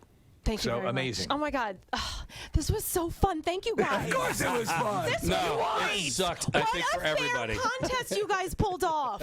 Now watch us find out that Soups is actually the name of the place. Then I would have 100 points and I still lose. By the way, Kathy, you mentioned Dunkin' Donuts. Did you know that there's 33 Dunkin' Donuts locations Oh, in there's Delaware 26 in Bucks County. County? Yeah. Are you serious? Are you serious? Yeah. Because you did the Wawa question last year. Do you know how many swim clubs there are in Bucks County? Listen, you know what? I want to know. I don't know if we're going to do this now or not, but some of the questions that we didn't go over, because there was something that I was sure you guys were going to answer, and I really put a lot of time studying it. What was it? I have several other ones, and we don't have time to We do don't it have now. time. But Okay. maybe next week we can go through some of the questions because We'll do a question purge. I'm dying to know. So one of the big things in Bucks County, and specifically Levittown, was the LPRA pools, and I thought for sure you were going to ask questions about those. Nothing came up about Oh, that. okay. So And because we were both lifeguards, I could have sworn there was going to be. There were a couple of things where I'm like, all right, what do Kathy and I both have in common? Dunkin' Donuts was obviously the one. And, and I thought about Acme, but I wasn't sure how many Acmes there were in Bucks County. Yeah. So I had to pick something that both counties had in common. I know. And I tried to see if there was maybe a famous person that was born in one county and went to school in another or lived in another, and I couldn't come up with anybody. How about this one? Okay. William Penn founded two towns on either side of Philadelphia, and he called them new towns. Okay, so there's a Newtown, Bucks County, and a Newtown, Delaware County. Same question, different answers. So Interesting. Newtown, Delaware County was founded in 1681, and then you guys were like 1684 or something like that. Well, William Penn actually was born in Rutledge and opened up the first sweet roll shop in Croydon. Yeah. I did so much research. Meanwhile, we both were like, no, we're not doing anything. Kathy, Marissa, there's a couple of pieces of paper underneath my I computer. did so much research on, and it didn't need to be, because I knew you weren't going to stick to Levittown, even though that's where I grew up. But there's all of those sections. All of the sections have different street name, or have the street names with the same letter of the section. So I memorized 3 street names for each section. In case you asked me the same question. Well, but then both of you were full of crap that you weren't studying. Dude, Listen, did and you it see my wasn't study until sheet here? Look at his study sheets. it there. wasn't until last It looks night. like his tax returns. Steve, I did it last night laying in bed. My cousin Katie texted me and she goes, if you're not studying, I'm going to be so angry. And I was like, oh no, I'm studying, I promise. Yeah, so like shopping, I'm surprised you guys didn't ask me about the bazaar. You know, I remembered like because the bazaar's not there anymore, but I remember. Casey, there was a question about the bazaar that was, what is the name of the store that used to sell rock T-shirts at the bazaar? That might have been Comic Universe. I don't know. It was rock tees. 33 WMMR. Got a text that says, I hate Christmas music except for what you guys play. And they said, I can't wait to hear your version of Oh Holy Night. Oh, Jesus. Which is interesting because, you know what, we don't beat those to death. We probably, maybe at most, will play our little cutesy Christmas things twice each. Yeah. Oh Holy Night, we probably just play one time a year. And that's it. That's the most polarizing. And it's like 5.5 minutes long, so it's a chunky one. But we don't beat you to death with those things. So you gotta stay with us if you want to hear them. So I was moving some stuff over studio, well, file wise on computers in where I record at home, and I came across the outtakes case of Christmas at Christmas Cookie. Oh my God, with Carrie Lauer, and I forgot how much editing I had to do. To get, at a certain point, I was just taking letters and assembling words. Yeah. We'll have to play that one soon, too, because that's becoming a must here. The outtakes are even... Oh, God. Yeah, instant classic. All right, Bizarre File Stories, let's go. WMMR presents Preston and Steve's Bizarre File. Brought to you this morning by Wawa. It is gift card season, and Wawa is your one-stop shop for all gift cards. And from Wawa Gift Cards, Wawa e-gift cards, or a gift card from your favorite brand, Wawa has a gift card for anyone on your list. Wawa. So a Calgary man accidentally killed himself after attacking another man with a knife following a road rage incident. So did he have the handle part facing forward? He may have been confused. Now, I don't know exactly how he ended up stabbing himself, but the Calgary Police Service was initially investigating the 21-year-old man's death as a homicide, but have determined that he died as a result of an accidental self-inflicted injury. On December 10th, two drivers, the victim and a 35-year-old man, got into a fight after a near collision. Both men got out of their vehicles, but what began as a verbal fight turned physical when a 21-year-old pulled out a knife. Oh, boy. Investigators believe the incident escalated into a physical altercation. The 35-year-old man suffered minor injuries, was taken to the hospital. Afterward, the younger driver accidentally stabbed himself with a knife, and he fled in his car. As he drove away, he lost consciousness and collided with a light post. Oh, wow. He was cut worse than he thought he was, probably, or just, I don't know what the story was. It's hard to accidentally kill yourself with a knife. He was later discovered and pronounced dead at the scene. Because the death was not considered a homicide, police say they will not release the identity of the dead man. Identical twins, Kayla and Kelly Bingham, were accused of cheating on a medical school exam in 2016. Last month, they won a defamation case against a medical university of South Carolina, and they were awarded $1.5 million in damages. Whoa. What was the claim? So they were then 24 years old. They were in their second year of studies at MUSC when they took the test in May of 2016. Kelly said that they were given assigned seats about 4 or 5 feet apart at the same table, but they couldn't see each other for the exam. A faculty member who was remotely monitoring the test taking noticed that the twins were progressing similarly through their examinations and had many of the same incorrect answers, the twins allege in court documents filed ahead of last month's trial. They also claimed that the proctor had been told to keep an eye on them. Keep an eye on those two. They look alike. And took notes on their behavior during the test, noting how they would nod their heads during the examination and occasionally push back from their computers, looked around the classroom, or shuffled their scratch paper. 2 weeks after the exam, the faculty members accused them of cheating. A subsequent letter sent to the president of the college stated that cheating had occurred and plaintiffs were signaling one another and passing notes. Kayla said that there was no signaling. She said, we were just nodding at a question at our own computer screens. They were initially found guilty by the school's honor council. However, an appeal decision was reversed. She said, we thought that it had gone away. Kelly said this. And however, Kayla said that whenever they went, wherever they went, people would gossip about us and we would get a cold reception. Court documents allege that the findings of the Honor Council were leaked to the student body And due to the ensuing hostility, the twins left medical school altogether and went on to abandon their plans for careers in medicine. Well, that sucks. After withdrawing from the school, the twins filed a lawsuit a year later. She said, we weren't going to roll over and let our reputation be ruined. After going to trial last month, the jury sided with the twins and awarded each sister $750,000 in damages. During the trial, by the way, a behavioral genetics expert testified that twins are genetically predisposed to behave the same way and that cheating complaints against twins are very common. Wow. Yeah, interesting. That's really interesting. A woman pleaded not guilty to allegedly killing her ex-stepfather after finding nude photos of herself on his computer. Oh, my God. Jade Jenks was accused of drugging, strangling, and suffocating Thomas Merriman, her ex-stepfather, with a plastic bag on New Year's Eve 2020. Merriman Happy New Year! Merriman was a co-founder of Butterfly Farms in Encinitas, California, which is a nonprofit dedicated to the conservation of butterflies.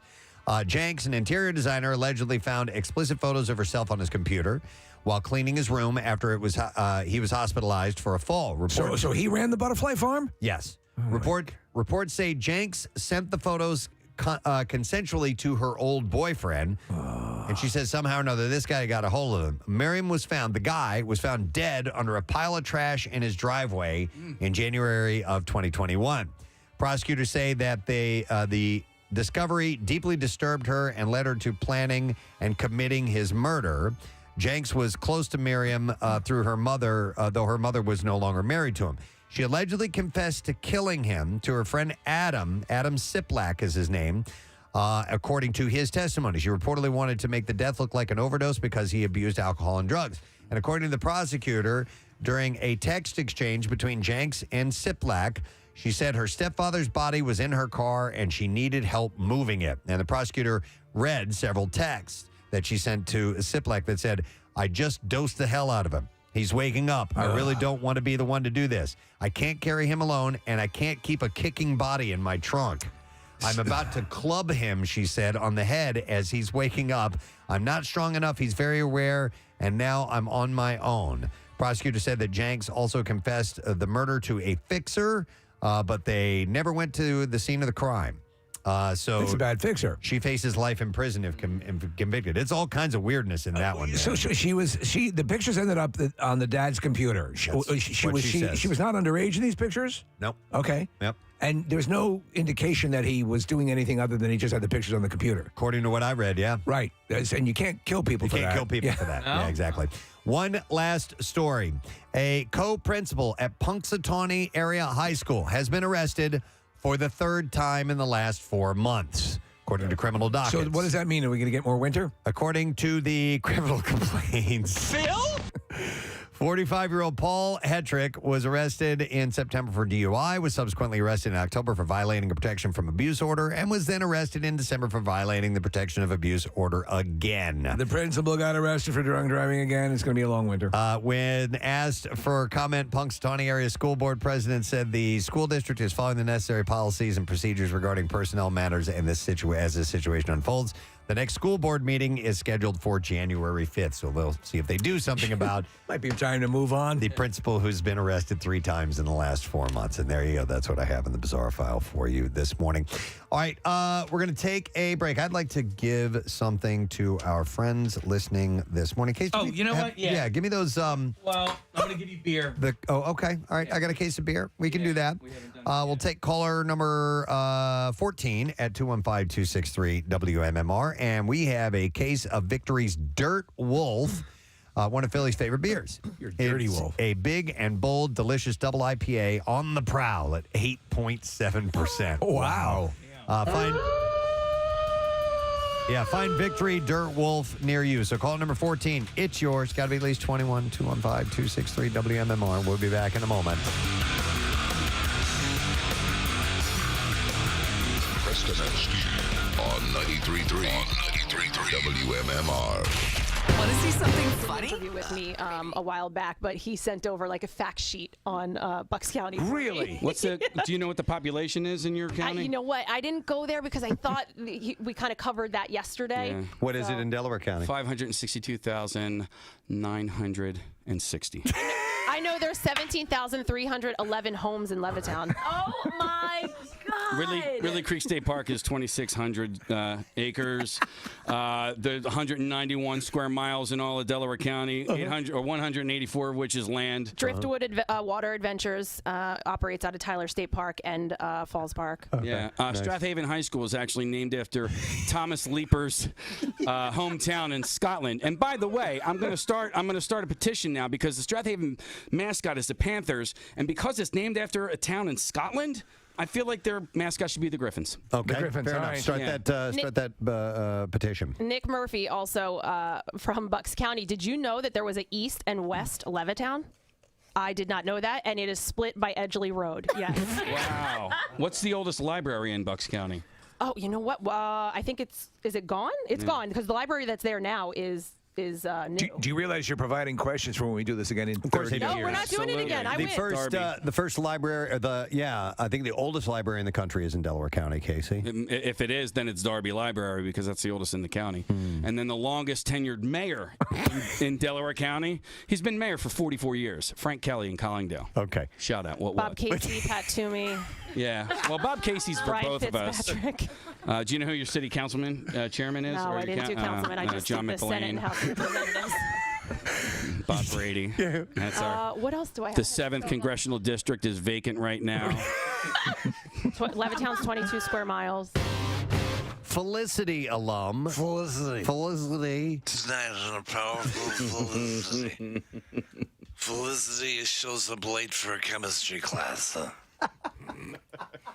I'm sorry. I thought it was an 8. That's to go to detention. Go to detention. Felicity. Carrie Russell. Carrie Russell. She, formerly of the Long Locks, who killed her career by cutting her hair, but has now grown her hair back and is doing great things with the American. So Carrie Russell was Felicity. Sound like it's Carrie Russell's history. Presented by Rita that she grew her hair back and it was wonderful. Oh, she plays a commie bitch who pretends she's one of us. Those commies. In what? In The Americans. The Americans. You don't watch that? No, She's a spy. I don't watch that. It's like that John Travolta, Kelly Preston movie. Oh, yeah. You know The Experts. The Experts. But she may join J.J. Abrams and Star Wars Episode 9. We forget that it was J.J. Abrams who created and wrote a number of the Felicity episodes. I did forget that, yeah. Yeah. No word yet on whether she'll tackle a hero or a villain in the epic franchise. The movie begins shooting in London this month, by the way. Unless we forget also that Carrie Russell won Mr. Skin's Best Butt Shot, I believe, in the Anatomy Awards. Get a nice pooper. No kidding. Casey says got she a got hell of a pooper.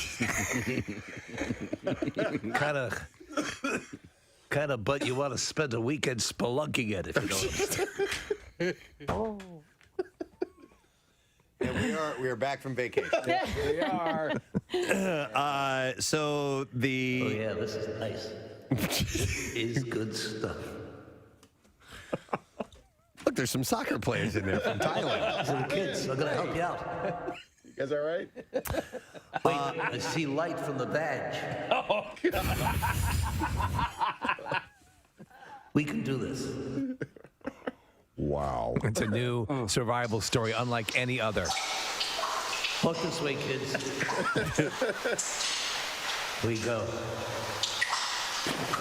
Is it a stalagmite or a stalactite?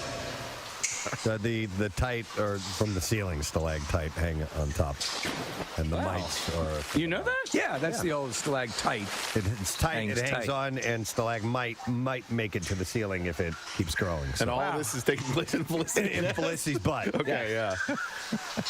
Text says, driving my kids to daycare, my 2-year-old is calling my 1-year-old a commie bitch. Thanks. Thanks.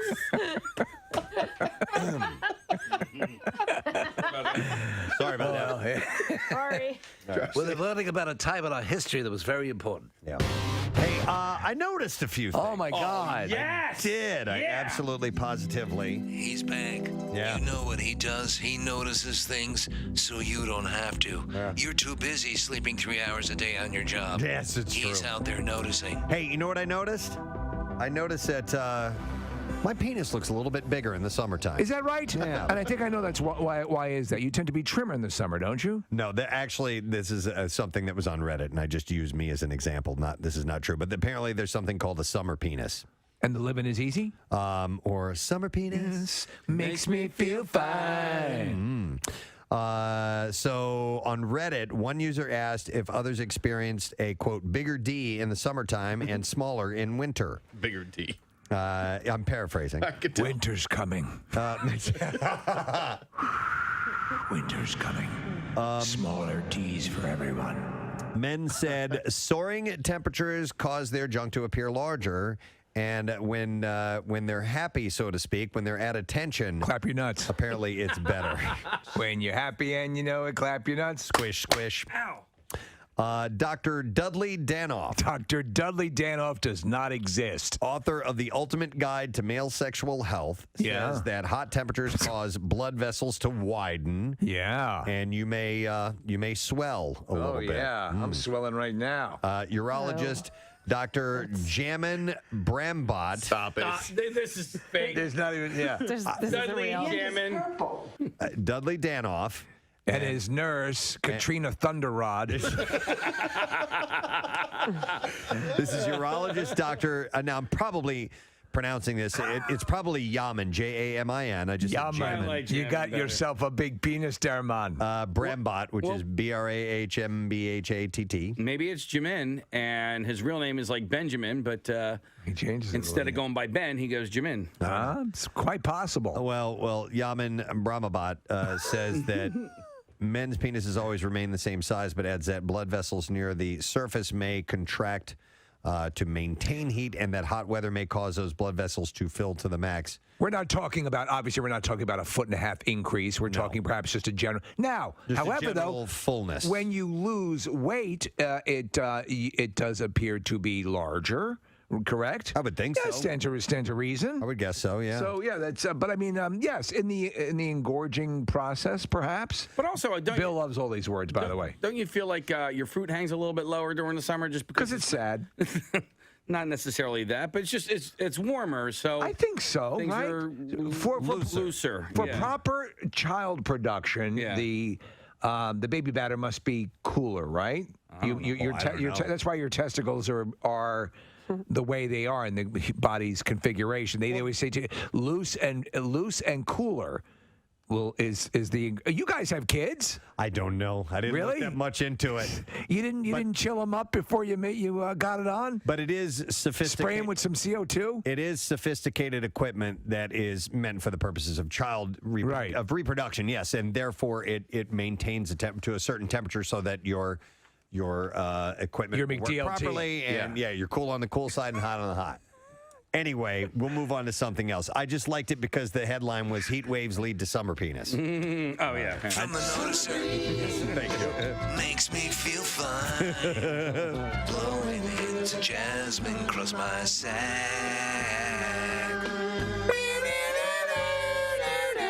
Love that song. Can't help it. I did notice something else. More from the noticer. He notices so you don't have to. I noticed across an empty field, down the dark alley. I do notice that I will use digital assistants from time to time. The two that I use are your fingers. No, and your toes. Not those digital. Oh, I'm assistants. sorry. Meaning Siri and Alexa. Those are the two that I use from time to time. Now, okay. Alexa I mainly use for like a timer when I'm cooking or music to listen to real quick or something like that. In your kitchen, do you have the show, the Alexa show? Which has the screen on it? Oh. No. It's actually very cool, especially if you're doing recipes or things of that nature. Right. Yeah. So anyhow, there was a new study that finds which is the smartest of them all and in what order. This is Loop Ventures. They did a study that had researchers ask the 4 digital assistants 800 questions, and they found all assistants were great at understanding the questions. They have determined who actually answered the most questions. I have them all, or have had them all. This sounds like I'm bragging about sexual conquest. But yeah, so go through this. I'm curious to see if it lines up with what I experienced. So they found that the smartest of them all is Google Assistant. Okay, so that's what I learned, is that the ability to answer questions and questions contextually went to Google. I can't stand when I ask Siri a question and she just gives me a bunch of websites to go to. I'm like, I just give me do not like answer. that. However, though, Google Assistant will most often default to Wikipedia. There are obviously silly, ridiculous things that you don't need it for, but you use it for anyway. I still do, yeah. What do you think for you is the most practical purpose for using any of these?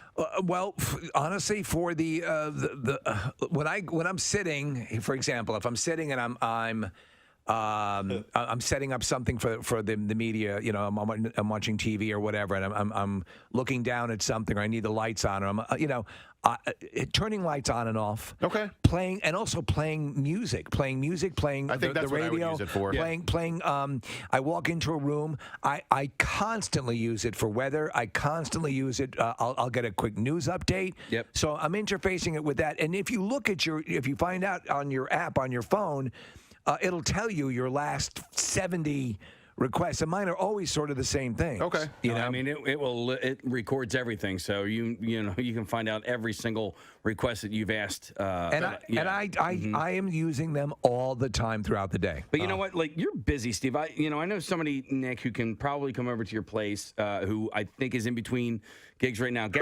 Gary Lauer is not doing anything right now. His house is closed. You know what? Honestly, you don't even need an echo. Just have Gary answer. Yeah.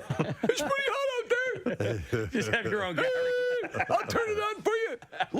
Lights on. All right. Hey, Gary, lights on. All right, 1 second. There you go. Gary, should I wear a sweater outside? I'll be right back. It's pretty chilly. Lauer. Lauer. Yeah, Lauer. That's what it would be. Yeah. Hey, Lauer. Because Gary would be too common. Hey, Lauer, play Allman Brothers.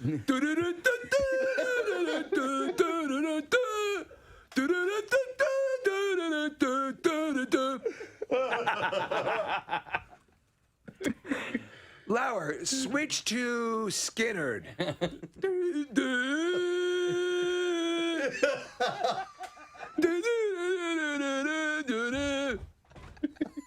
Hey, Lauer. Yes.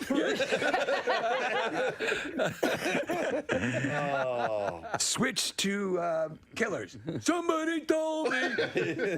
All right.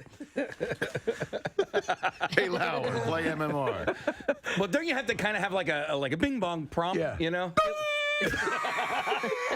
Hey, Lauer. Working. Play Summer Breeze by Seals and Croft. Summer Breeze. So Lantern Entertainment and the Weinstein Company have come to terms on 2 major sticking points in their deal: a price and a close date. So they agreed on a final purchase of $21 million and expect to close on July 13th.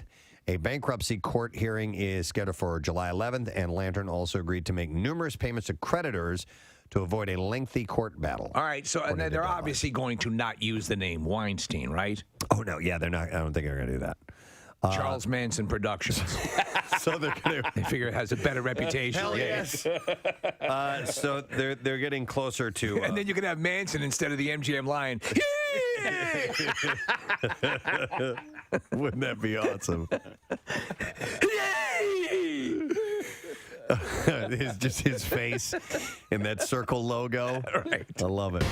This is one of these meetings here with the town where people can get up and speak their mind. And this young man got up and he had a take on legalizing prostitution. So I propose this. The city allows for licensed masseurs to give genital massages if the masseur and the client both agree to it. We let someone get naked and have every other part of their body touched and rubbed by a massage therapist. Hell, we let proctologists spend their day men and sticking things. So if someone wants to yank a guy's crank, I say let him. Oh my God. That really is as inspiring as FDR's speech on December 8th, 1941. I love the last part of that. Hang on. So if someone wants to yank a guy's crank, I say let him. I say And so I say to you, if someone wants to yank a man's crank, I say let them do it. Okay. And so by is this time, legit? well, maybe. You know what? I don't care. But he was definitely in front of this group. He was prepared. Give this to me. Our friend Victor Fiorillo at Philly Mag plays in a band, plays in a group. And the lead singer is Martha Graham Cracker. I love that. A great drag queen, awesome, really fun. They do this version of War Pigs, which is phenomenal. But unfortunately, Martha Graham Cracker's real name is Dito Van Rigersberg. And has been diagnosed with leukemia and is undergoing treatment. And so they're going to have a benefit. The best chance for a cure is a peripheral blood stem cell transplant, which is a non-invasive bone marrow transplant, which means finding a donor match as soon as possible is important. So next Wednesday, they're having an event. It's going to be at Bob and Barbara's Jazz Lounge from 5 to 8 p.m. There's going to be live music, drink specials, catching up with old friends. There's no cover, so they're not looking for money to be raised. What they're doing is it's an open opportunity for anybody to 18 to 40 years old to be there. There's a station for people who are outside the bar for those who are under 21, but to come and get swabbed. Yes. And see if you're a potential match for Dito. I'm not sure if it's Dito or Dido. For someone else or for someone else needing a donor. Okay. So you can come and get this. And they said it's a non-invasive bone marrow transplant, so keep that in mind. If you can't make it, you can text a code that they have set up, which is swab for Martha, the number 4, swab for Martha to 61474. And the National Registry is going to send you an at-home swab kit if you want to do it that way. And even if you aren't a match for Dito, you could be a match for somebody else and could give them a new lease on life. So if you're interested in making a financial contribution, they will do that. They want you to direct your funds to Be the Match, which is an organization handling this donor drive. So if you can help out, this event is going to be next Wednesday at Bob and Barbara's Jazz Lounge. I think it's a great idea that they're doing stuff like that. That they're swabbing to see if they can find potential donors. You had the story yesterday about the guy with the billboards looking for a kidney. That's right. So links to this information is posted on the community page of WMMR.com, and we wish nothing but the best. So that is coming up next week, and help out if you can. All right, so we got John Waite coming up with the program. Yes. In the 9 o'clock hour, we're going to talk to him. He's got a documentary out about his life, and Jackie Bam Bam is in it. Has anybody seen it yet? I've seen a bit of it. Did you see the Jackie Bam Bam No, segment? I did not. Okay, no, I want to see that. No, so it's I downloaded it. It's on Amazon Prime. So and I just saw the first couple of minutes. I want to check out the I've only seen the trailer, but I want to see that part that Jackie's in. If they ever make a documentary about the life of Kathy Romano, there might be a segment in it about tomorrow when she goes to the dentist. No, today. Oh, it's today. Oh. Yeah. Going to the dentist. This is like a terrible situation for me. You're scared. Well, I'm scared, and also I have the beginning stages of a cavity. Oh my Kathy! I know. What the hell is this? Well, It's like by a the way, night- Kathy it's has like a nightmare. Kathy's got perfect teeth. Got a perfect smile. Yeah. So what they said the dentist actually didn't even find it. It was the dental hygienist. She was like, "No, check here, go back," and he was like, "Oh," he's like, "Yeah, you're right." You just stay here. Kathy Romano. Yeah. Well, Well, you know what? And you know what he said to me? He goes, if anybody ever compliments you on your teeth, he's like, you can absolutely say I'm your dentist. He goes, I had nothing to do with it, but he goes, you have great teeth. So it's just like a little, they explained it as like a little, I guess, soft spot in the tooth. He said there's no decay, so it's not a cavity. Right. But if I don't get it fixed, it's going to turn into a cavity and eventually will start to decay and it will become a cavity and much more of an issue. So and then you'll be gumming your corn. So I have to go and get, so he's going to drill, like he said, basically, I think it's just the enamel, like it's not going into the tooth near near the nerve, but they do it without Novocaine. No Novocaine? Yeah. Well, I was like, wait, hold on, back up. Wait a What? second. You're needle phobic, so when you go to get... Oh, I don't look. Oh, I do not look. I do. Do you get Novocaine? Do you get Novocaine? Yep, I have never seen the needle. I don't know what it looks like. I Okay. close my eyes, and they know. They're All like, right. okay, here we go.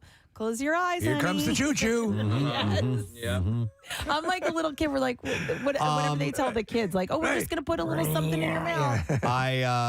And anything that might cause that type of pain in the mouth, I can't stand. It's just, I hate it because it's, even though it's teeny tiny, it's very sharp when it does cut through, and it sucks. And the drill. Yeah. If I can recommend something, get inferior dental work as a child, and There you everything go. in your mouth will die, and then you don't feel the pain. Now, I have Dr. Petula and Dr. Kaz. I've mentioned them both. They're excellent, and they're completely pain-free, which is amazing.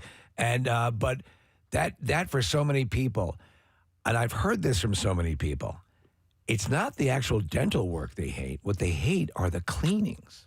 Oh, no. See, I'm okay with all of Yeah. that because typically when I go, there's no issue. You know what I mean? I get the cleaning, you're the superstar. my teeth It's like feel- Tom Hanks showing up at an acting school for a day. Yeah. Wait, but I had mentioned this to you guys, and I guess the interns heard, and so I was talking to them, and they were both talking off the ledge. Both of them have had it done. They said they didn't get Novocaine. It's no big deal. You do hear the drill, obviously, but they said it's not like it's pain or anything. Do you guys remember years ago? And Bill Cosby sadly did a bit about it.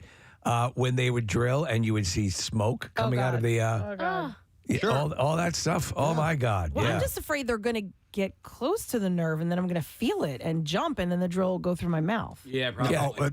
So it's the Preston, I've thought drill about going this. through your mouth. Right. Like, what happens if I jump? Then If a I- crazed man with a starter pistol might run into the room and shoot it off. And Ask him to strap your head down. yeah. Oh, Case.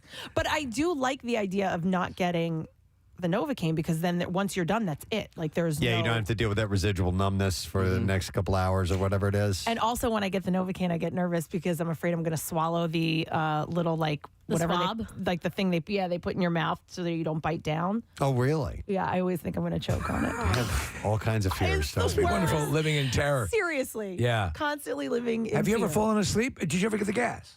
No. Well, you wouldn't need it. Your teeth are perfect. What would they do? Right? That you wouldn't get the I've gas. Yeah, you would I've never never- needed nitrous. I Nitrous started. is awesome, by the way. Oh, I've never gotten the nitrous, but I started wearing earbuds. Like if I have to have Okay. anything with the drill, like and really my loud wife is punk that way, music. Marissa. Guys, she's got to have that. Or else When she gets she dental has to work? have that when she gets her teeth cleaned.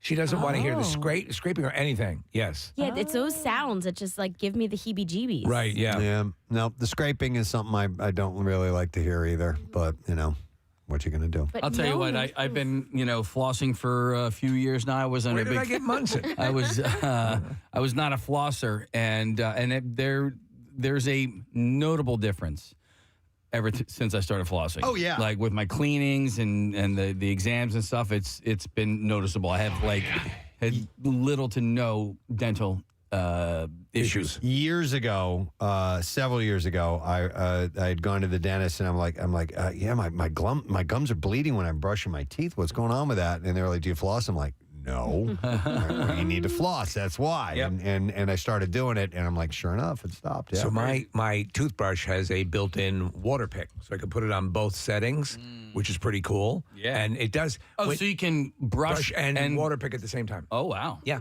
Ain't that crazy? Yeah. A lot of people are texting and saying they've gotten the same thing, Kathy, and it ain't no big deal. Well, I'm going to Julia. I've already got her on the line. Hang on real quick. Hey, Julia, good morning. Hey, bitches. Hey, what's up, Julia? Hey, Kathy, I had the same exact thing about a year ago. And it was really no big deal at all. What they did was he said, when you feel like you need me to stop, put your hand up. And I literally was about to put my hand up and he had already stopped. Oh, and then it was over. Oh, okay. How long? It was over. It was, I mean, then they just had to, like, fill it. How long did it last, Julia? How long did it last, Julia?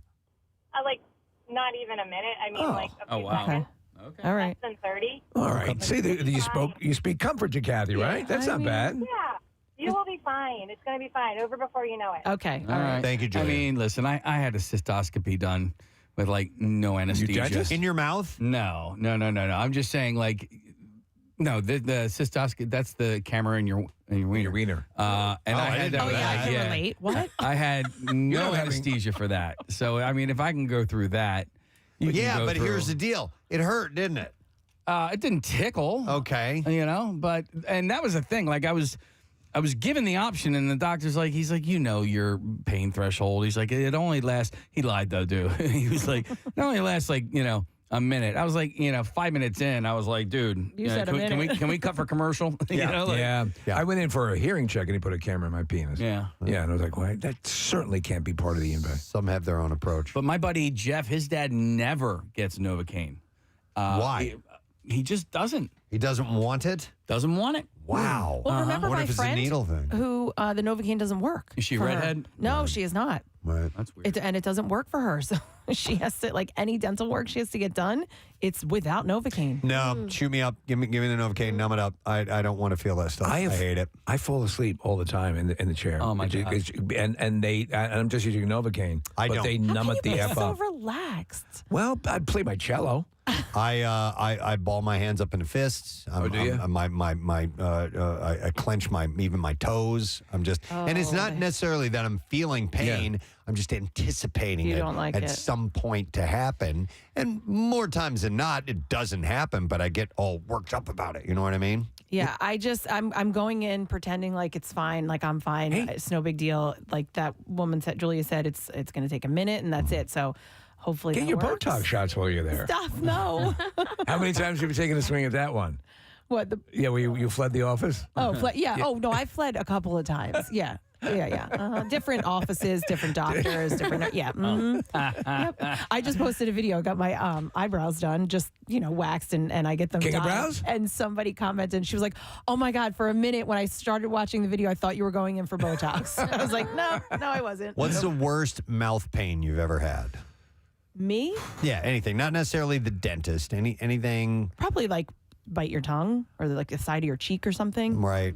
Because I've never had like a root canal or anything. Like people say that those are like before, when you start to, that pressure builds or whatever, Yep. that can be really painful. Didn't your teeth go through your lip?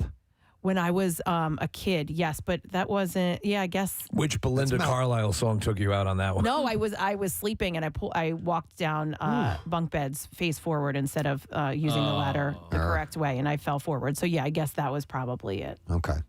It was a while back, a dentist accidentally, and it wasn't the worst mouth pain I've ever had, but nicked my the cheek with the drill. See, that's That hurt. what I'm It afraid didn't hurt right of. then and there. It hurt like, later that day. When you were yodeling. Couple of days when I was yodeling. Because when you do that, it hurts. When you do the tongue thing. Casey, the tongue thing.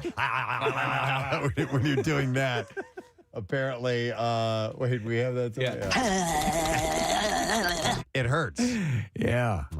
No, actually, one time years and years ago, when I was a kid, the dentist said, "Here, I'm going to give you something that's going to kill the pain of the needle for the Novocaine." It was 1,000 times worse than the needle. Oh, no. Let me go to, I got Rob on the line. Hey, Rob, good morning. Good morning, and I don't quite know how I could follow up.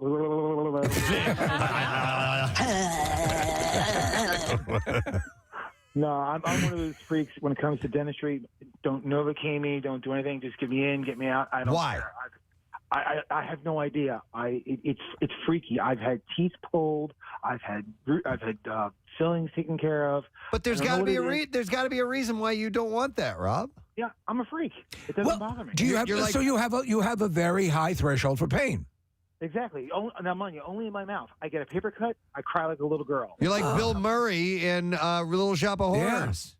Exactly. You know what? It just get me in, get me out. Now, mind you, when I was younger, I had a dentist who's the Marquis de Sade. Yeah. Who made Steve Martin look like a nice guy. Right. Okay. We might have had the Maybe same that- dentist. Yeah. Wow. Yeah. Oh my God, I've got more silver than I care to admit to. But seriously, it's a riot. I'm going to see ironically, I'm seeing an oral surgeon on the 6th of January to have 3 teeth extracted, and I'm having a bone graft put in. And they're like, "Oh, we're going to put you out." I'm like, "No, I don't need that." Let me tell you Oh something. my God. So I had the bone graft. I had it You twice. did? Yeah. And there was nothing. Doctor, actually, the oral surgeon is actually Marissa's landlord. My landlord. But it was actually nothing. So and then I had Novocaine. I didn't say no. I want no pain medication. I'm not out of my mind. But if it works for you, something that the bone graft, and no Novocaine, I can't believe that's going to be nothing. I got to believe. And this is like, he's literally like that scene in Little Shop of Horrors. Bill Murray's talking to the woman that comes out and he's going, yeah, they have to remove your jaw for that. Yeah. Oh, consider yourself very lucky is what he says to the person. Good luck, Rob. Yes, Thank you. I appreciate it, brother. All right, we'll see you later. Hang on. I'm going to go to Chris. Hey, Chris, good morning. Oh.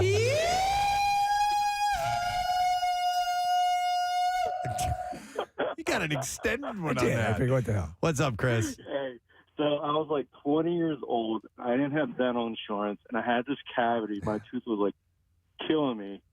And I went to a dentist my mom recommended. I go there. The house is like old. And the doctor is like 80 years old. And he's like, I can't give you Novocaine because you don't have insurance. What? Yeah. Let me ask you, and this is a general question. No. Between the smell, the pain, it was like unbelievable. And you saw the smoke coming out of my mouth. I'm like, oh my How expensive is? I mean, I'm literally looking this up right How expensive is now. Novocaine? I saw it up, and so it's like I don't know what it costs for the dentist, but it's like $40 for the Kathy, good luck. patient. All right, thanks, Yeah, Chris. I'm saying, like, Thanks, Chris. dude, listen, man. I don't know if that dentist is, coming up on hard times or whatever, but if like. Float the guy a shot. You know what? Listen, I get it. I'm gonna give you this $20 thing for free. Yeah. You know. When I was a little kid, before, I guess it was my adult teeth. They were like, my front teeth were crossed. Like my one front tooth was about like your front, those quarter of an inch. incisors. Yeah, it was like a quarter of an I've inch seen that, in front of the other one. Yeah. Sure. So I needed braces, obviously, but they needed to space out my jaw Oh, the spacers are the before worst. they could do that. I didn't know how common the spacer was. Yes. But it was like a little tinker toy. So every night, my dad would I'd have to sit on the couch. My dad would stand in front of me and The little wrench. pull a flashlight, Yeah. and it was like a tinker toy, like one little pole that he'd have to find. He'd have to find like the little hole and like push it down and around. I think that's the worst pain I ever had Huh. No in my kidding. mouth, because it was every single night, just literally spacing my jaw out. And of course, my dad, this big Italian guy, wasn't making it comfortable. He's like, "Get in there, Conrad, I can't see it. Conrad." So, the space. All 3 of my kids have had those spacers. Oh, put in. really? Yeah. It's. I think it's standard procedure. It's kind of common. Yeah. For people when they get braces. Oof. But it was probably because it was several years ago that you got that done. That the technology might have been a little. It's a little better now. antiquated. Your dad was wearing a monk's robe. Right. I will go next to Ava. Hi, Ava. Good morning. Good Ava, morning. you're on the air. Go ahead. My name's Angela. Sorry. Oh, Angela. Hey, Angela. What's up?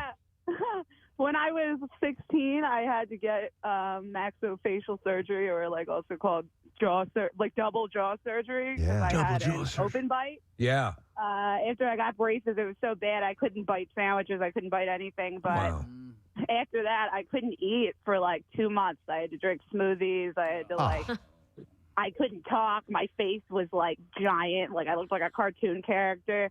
Wow. And it is literally like the worst pain of your life when it's just in your face, in your head. Yeah. Sure. Yeah.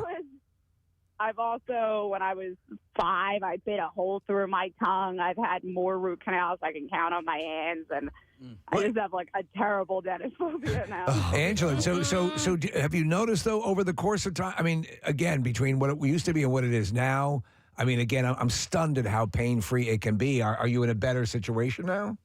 My my jaw, yes, but I got a root canal, and it just went so far that, like, when they start drilling, they actually have to put Novocaine into your nerves inside of the tooth. So until they get to that point, it will just, like, hurt a little bit. Yeah.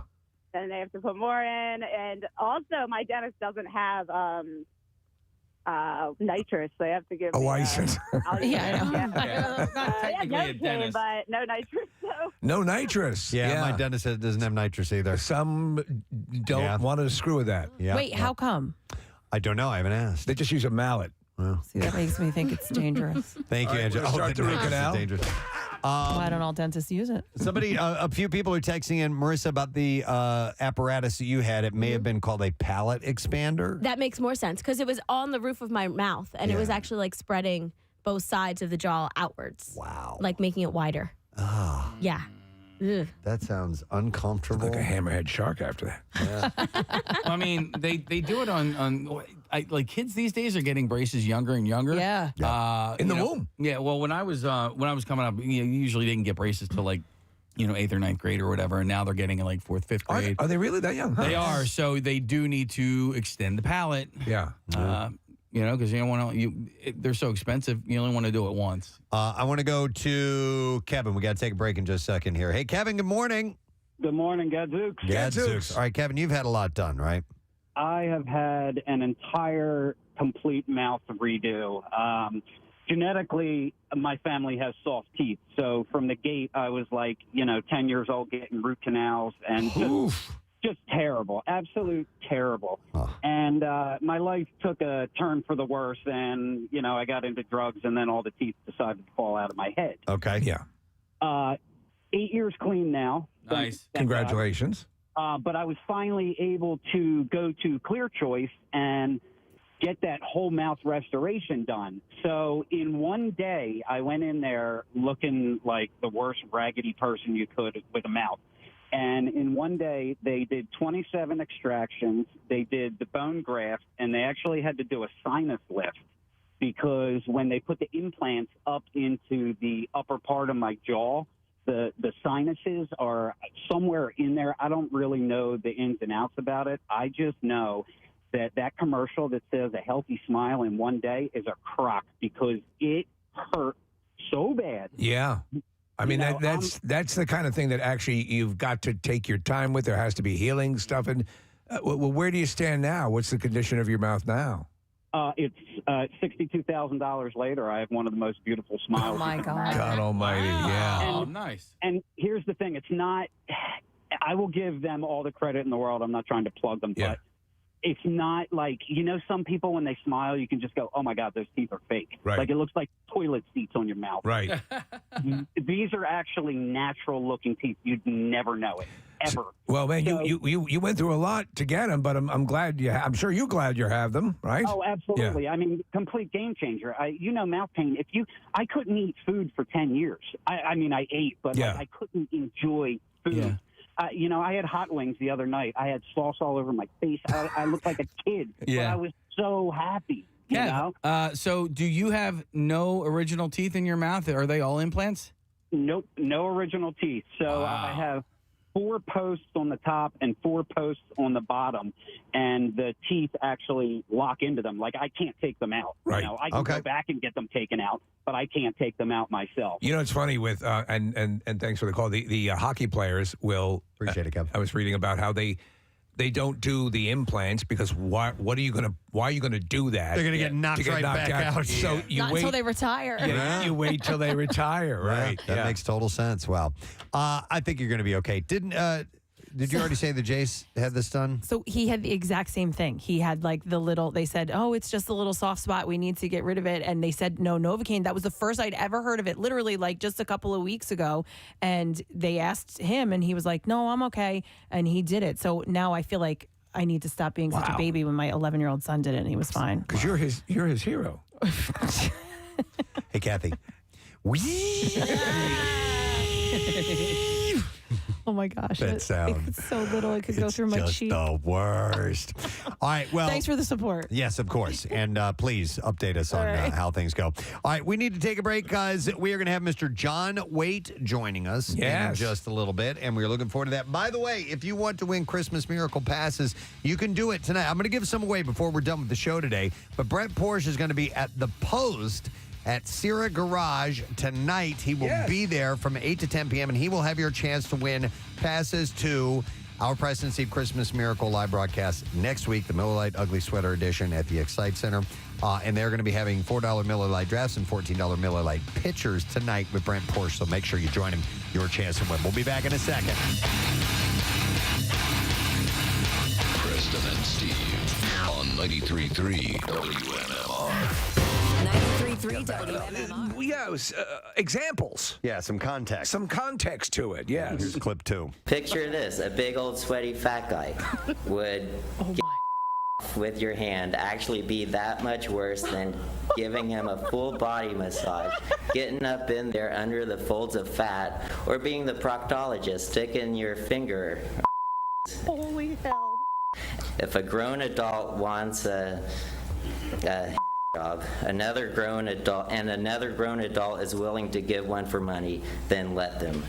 That would truly be a happy ending for everyone. Okay. Oh my God. The crowd loved it. There is, I think, legitimacy to his claim, by the way. Are we going there or are we not going there? I want to hear. What do you think? I like the way you... Casey started doing becomes like a velociraptor all of a sudden. His head was going left to right. Are we going here?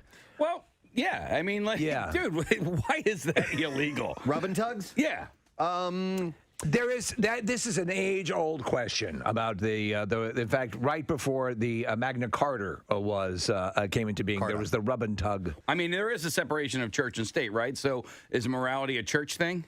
Wow, this got a lot deeper than I thought. We were simply playing a goofball, Lisa, but you want to work out whether prostitution or the sex trade should be legitimized.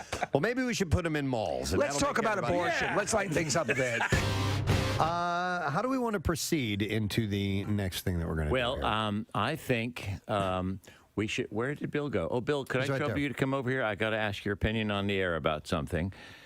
If you Bill Weston, man about town. He just goes, oh, boy. Oh, boy. Yes, well, the real reason we have rused you into this studio is to offer you our thanks and congratulations, and allow me to read the words of Kevin Gunn, if I may attempt. You certainly may, sir. So, we call him the man about town.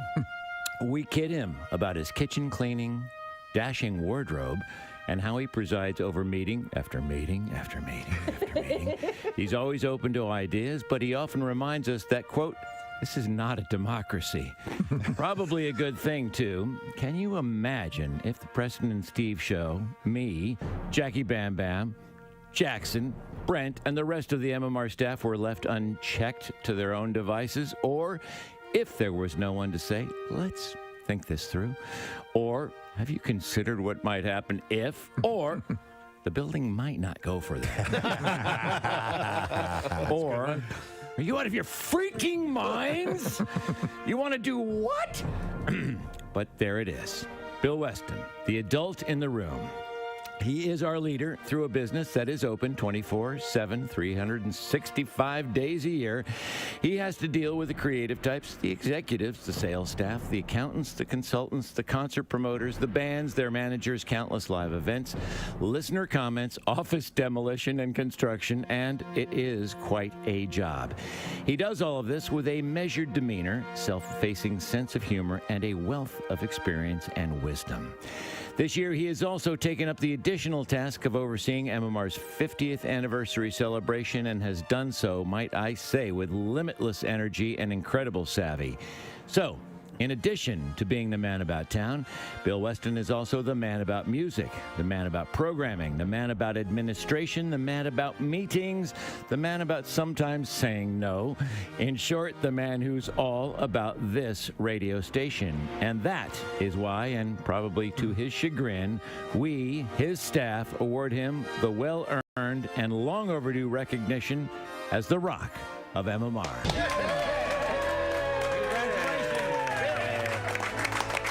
There you go. Thank you. Thank you. That's no idea. And yes, to my chagrin, because this was something that we came up with to award to or recognize people that don't get recognition. The unsung. Yeah, this happens just a couple of times a year. This award is handed out. Right. It is a giant rock on a platform, and it's got the MMR logo, and then it's got little spaces for whoever might be the rock at any given time. Yeah, like the Stanley Cup, the names are added to the rock. Right. And now we add Bill's name to that. That's I'm touched, and I really appreciate the sentiments expressed in your missive. Who wrote that? Kevin. Kevin wrote it. My Thank you, presentation, but entirely Kevin, who is a genius and brilliant and one of our great ones. He wrote the words. Yes, and my accurately reward described is I get to work with really talented people who are in much better positions to act stupid freely and freely.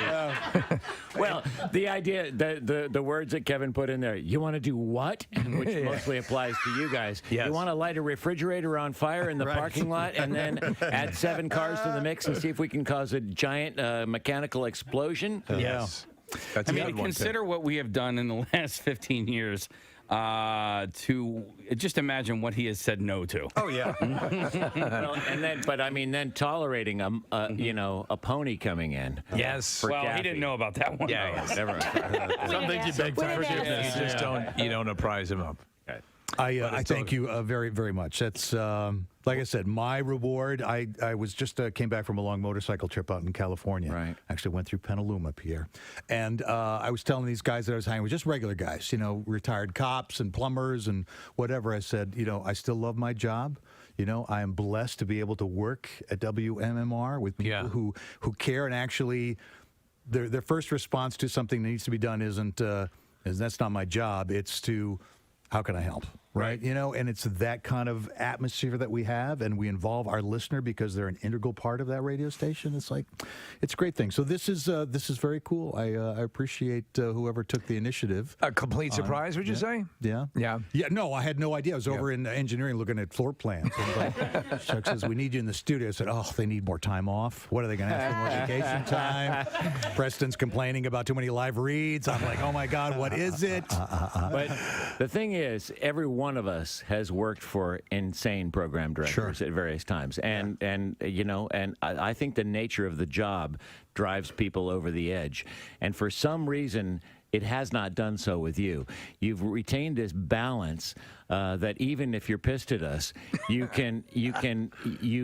present it in a nice way, and you don't call someone while they're on the air and say you should never have done that. You wait until they're off, and then you take them in and have them strapped down.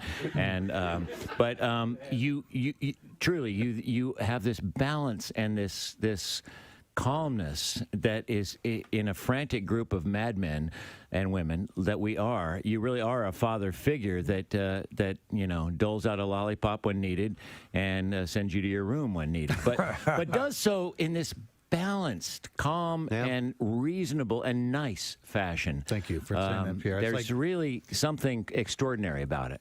They say in teacher, sometimes you teach what you cannot do. Right. You guys do something that I wish I could do. I started out as a disc jockey and was pretty mediocre at it, So I respect and appreciate what everybody does and the talents in this room, on air, and also in our programming and promotions department.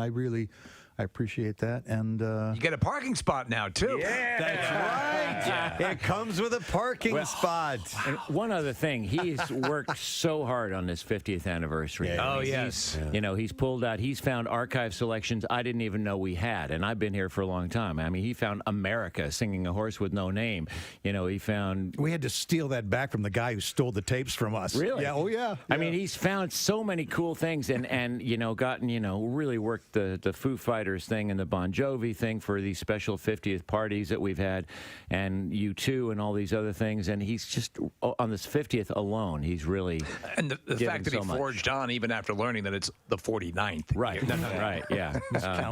Yeah. I mean, almost single-handedly ruined the Bon Jovi concert. I mean, I don't know anybody else that could do that. That gave us a great story, though, for on air. If you hadn't heard, we did a group photo right before the band took the stage, and they all have in-ear monitors and these little, what look like Walkman kind of thing attached to them, power pack. I was wearing this jacket, by the way, and it got hooked on the button on my coat, and it yanked it out of his ears, and he gave me the dirtiest look. They are seconds. I mean, he's in... Wasn't Bill's fault. No, it was nobody's fault. But they were like they were running on the stage, and they stopped to do a group photo. And then in one of those bizarre Spinal Tap, truly moments, John's wire that goes from his ear to this little backpack that they all have in their pockets caught on Bill's coat. Well, that's what you get for wearing a blazer to a rock concert. I know. That really was my fault. Thank you. Thank you very much. All right. All right. Thank you all. I really appreciate it. Thank you, Pierre. Bill Weston, the Rock of MMR and Man About Town. He is the S.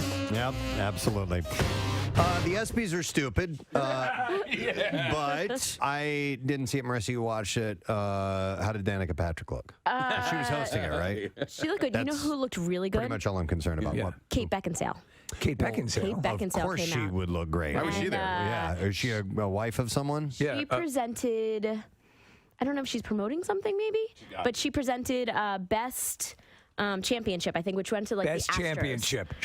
Best Championship. That's a category. Steve and I got up close and personal to Kate Beckinsale when we were in Hawaii. She was promoting the movie Pearl Harbor, and she was at that time, Steve. I remember us going, "This is the most beautiful human being that I've ever been in close proximity You and I to." were like, like in Zoolander. We could not understand what is this thing? What is? You're just hitting things. I mean, it's like no human looks like that. And then you have the other end of the scale, two sloths like us. Oh my God. Very good, buddy.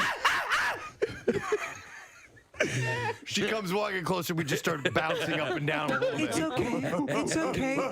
Here, here's a gummy bear. Then he calmed down a little bit. Next on our program on a number of occasions. He's actually going to be in town in the general area in January. He's going to be at the Light of Day benefit show at the Count Basie Theater. That's in Red Bank. And then he's playing the Bergen Performance Arts Center in Bergen, New Jersey. That's January 15th, so 14th and 15th in Jersey. There's a documentary about him. But before we get to that, I want to play just a little clip of his latest song. Yeah. And just tell me, this voice has not faltered in the slightest bit. He's a hardworking. He's been in the business for a long time. But listen. You're everything I want.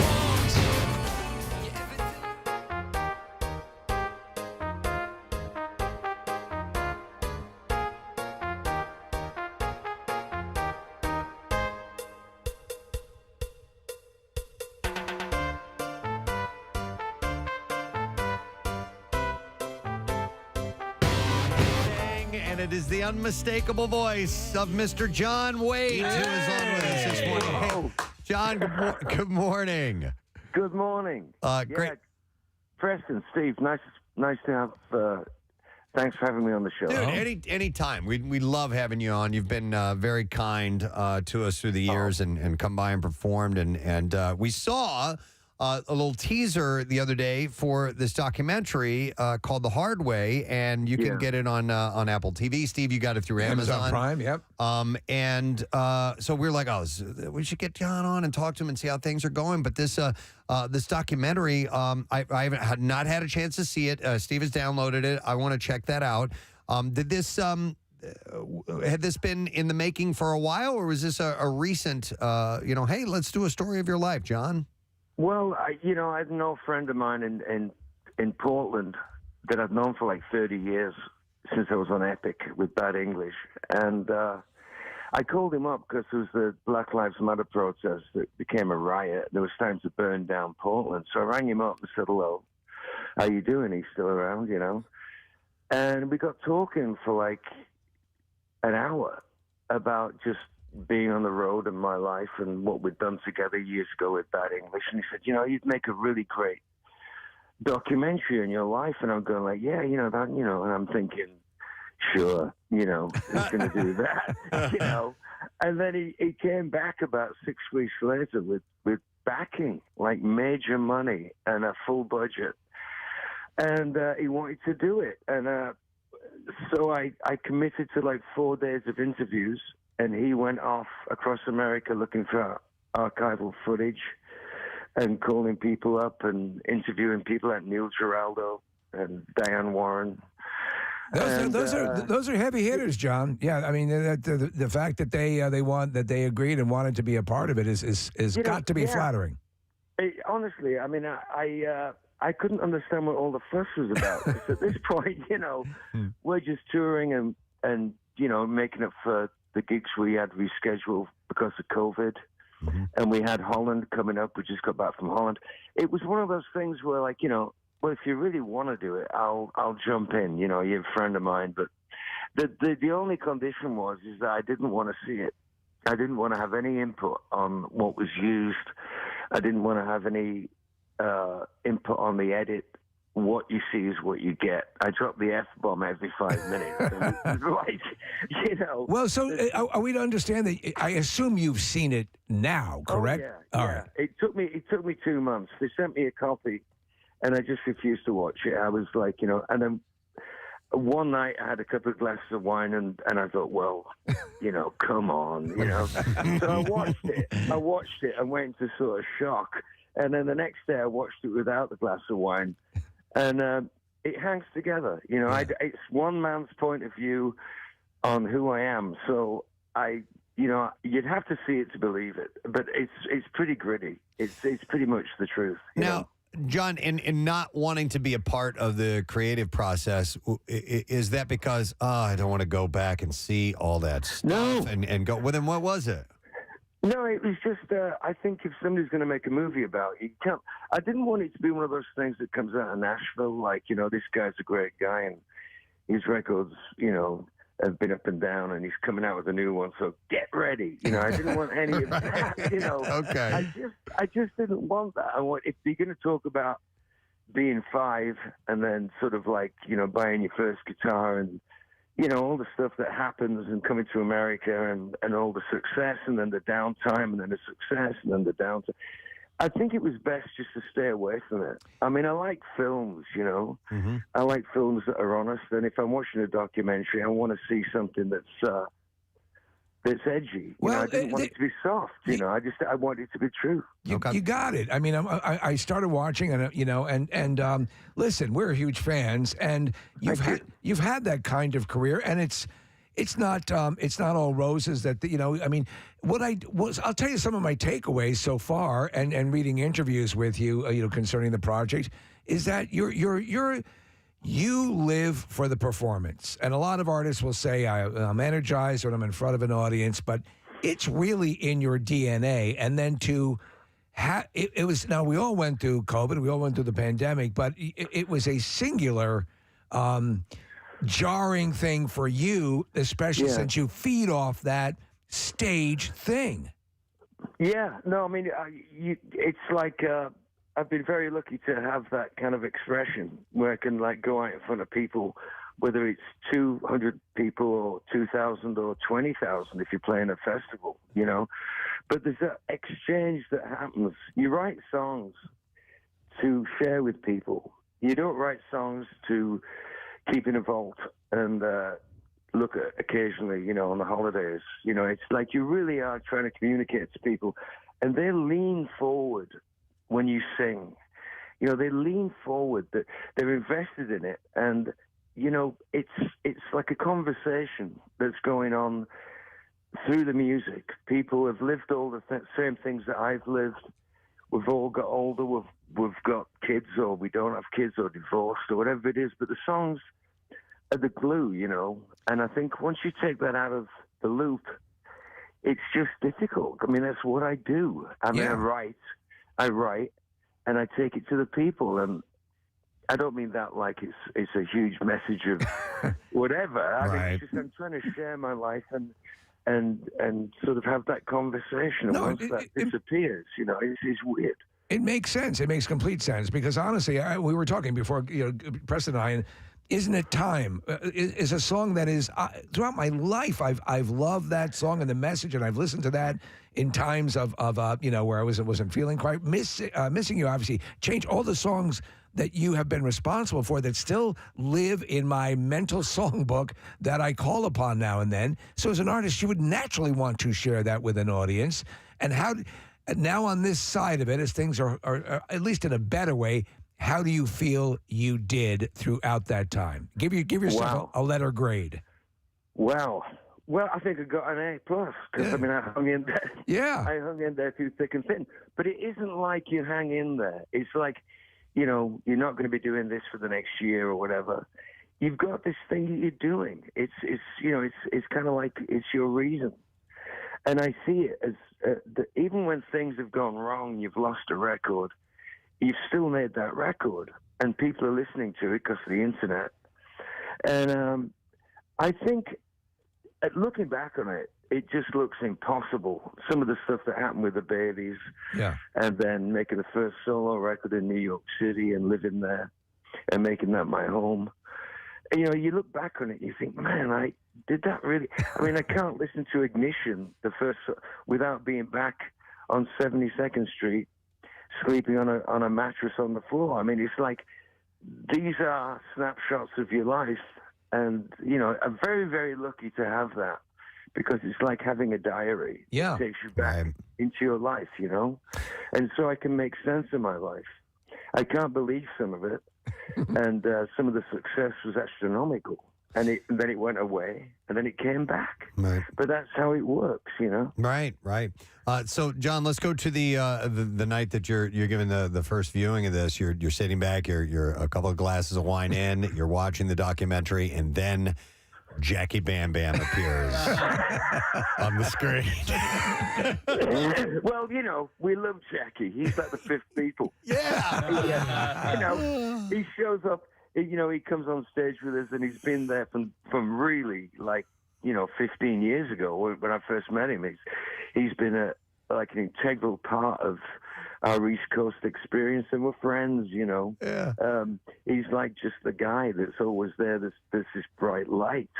But Jackie, has done wonderful. We're all very pleased. He's gone up. On the radio, and everybody loves Jackie. Oh yeah, I mean his childlike demeanor is just there's something about it that just makes you happy. You know? Well, I don't know about childlike, but I mean he's pretty edgy. He's pretty rock and roll. He's edgy, but he's fun. Yeah, he's great. Yeah. He's a bright light. And he's really a shining light. He's a big advocate. I just listen, and finding out some of the stuff about you. Your first instrument was a ukulele. That's the first instrument you ever played? Yeah, I had this little plastic ukulele I got for Christmas. And it had a Tommy Steele sticker on it, which is he was like Mr. Showbiz rock and roll when I was about 5, 6. And I got it for Christmas. You could tune it by singing "My Dog Has Fleas." It's like one of those things. I remember that. Yeah, "My Dog Has Fleas." Yeah. Anyway, about 2 weeks later, like in January, the sticker with Tommy's name fell off it.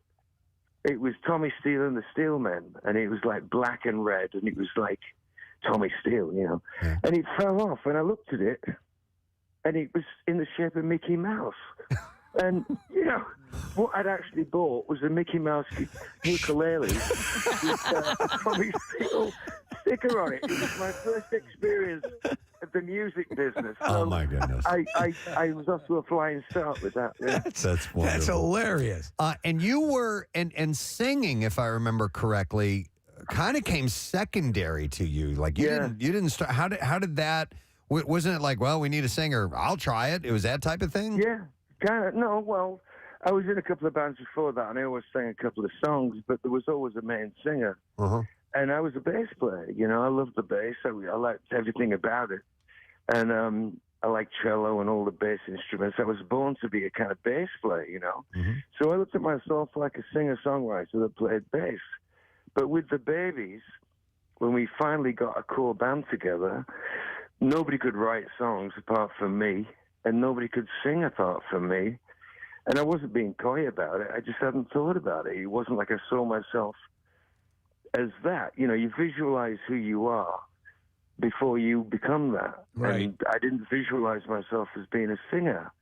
I was very shy. You know, that's probably why I was a bass player. But I stepped into it, and I could write songs, and suddenly I'm that guy. But you have a very powerful voice when you're hitting some of those choruses or some of those verses that are later in the song that really have some heart to them. Your voice really punches that out. Did that take training and work? Oh no, really? No, no. I always had it. I can remember being about like 10 and running upstairs at my folks' house, and I was singing some Steve Marriott song. And I hit this note, and I stopped. And I remember thinking, I can do that. Wow. And I could sing. I could sing since I was a little kid. Yeah. Everybody in my family was musical. My brother Joe is a great guitar player. My cousin Michael was in a famous trad jazz band. My mum played the piano. Being a kid, you're probably told to shut up when you're singing because you're making too much noise. Hey, you, shut up. Okay, But, like I say, I'm not being coy. I could do it, and I knew I could do it. Without the Babies, I'd probably be doing something else because it was such a rare chance to become that and have people listen. Yeah, no, I mean, legendary. And I was surprised to learn that that early on you were a big fan of cowboy stuff and cowboy crooners like Marty Robbins and oh yeah. I mean, so that, do you think that helped define a little bit of your singing style? No, because that's all. I mean, Marty Robbins has this sort of like slight baritone thing. Yeah, and he's great, but I don't sing in that style. I don't. I sing in like a blues style. So I have no idea where that came from because I've been singing in that style since I was like 4. So I think it's something you're born with, or you're listening to the right stuff. But the imagery of America, Ghost Riders in the sky, and you're 5 years old. I mean, your mind explodes with that stuff. Right. And El Paso, just the cowboy images when you're a kid and playing, Davy Crockett hat and all that stuff. and then you start listening to more adult stuff. I mean, I remember when I was about 9, I had a Pretty Things EP, which is hardcore white R&B, soul, London, really full on, Big Boss Man, Don't Bring Me Down. Right. Great songs. But that's hardcore. And that's before the Beatles, really, or somewhere around the same time. But I was listening to folk music a lot. When you were a kid in England at that point, it was a lot of folk music, and I think that had a lot of influence on my writing style. John, I wanted to ask, and if you're just tuning in, it's John Waite we're talking to, and the documentary is called The Hard Way. Does it dive into some of the dynamics of being in a band? Because the reason I bring it up is because Bad English was a great group, but you also have a couple of egos in the band that you're dealing with in Neil Sean and John Kane. Do they go into that dynamic at all? Okay. Not so much with Bad English because I didn't, like I say, have anything to do with what was used. But there was quite a lot of time spent on the Babies and why the Babies blew up, and the personalities and some of the stuff that happened was pretty dark, and there was no way out of it but just to talk about it. And if anybody else wants to jump in and put their side of the story in, have at it. I can only say what I saw. Right. And I've tried not to throw anybody under the bus, but there's some stuff that was just ridiculous, But we went forward. We got Jonathan Cain and Ricky Phillips in and became Babies Mark II. And then it was Midnight Rendezvous and Back on My Feet and all that. Yeah. It was more of a rock band. They were huge. I mean, you guys were. I loved the Babies and Bad English as well. But I mean, the stuff. Yeah, I'm gonna ask a hack question here, but I'm gonna ask it anyway. As a songwriter, what song are you most proud of? If it's even a question you can answer. Well, they all fit together like a jigsaw, and one couldn't exist without the other. There's Bluebird Cafe, which I think is pretty great because it's a story song, and there's Downtown, which is a very dark song about New York City. But I would have to say Missing You. Yeah. Because it came out of nowhere. It wasn't planned. It was made up on the spot.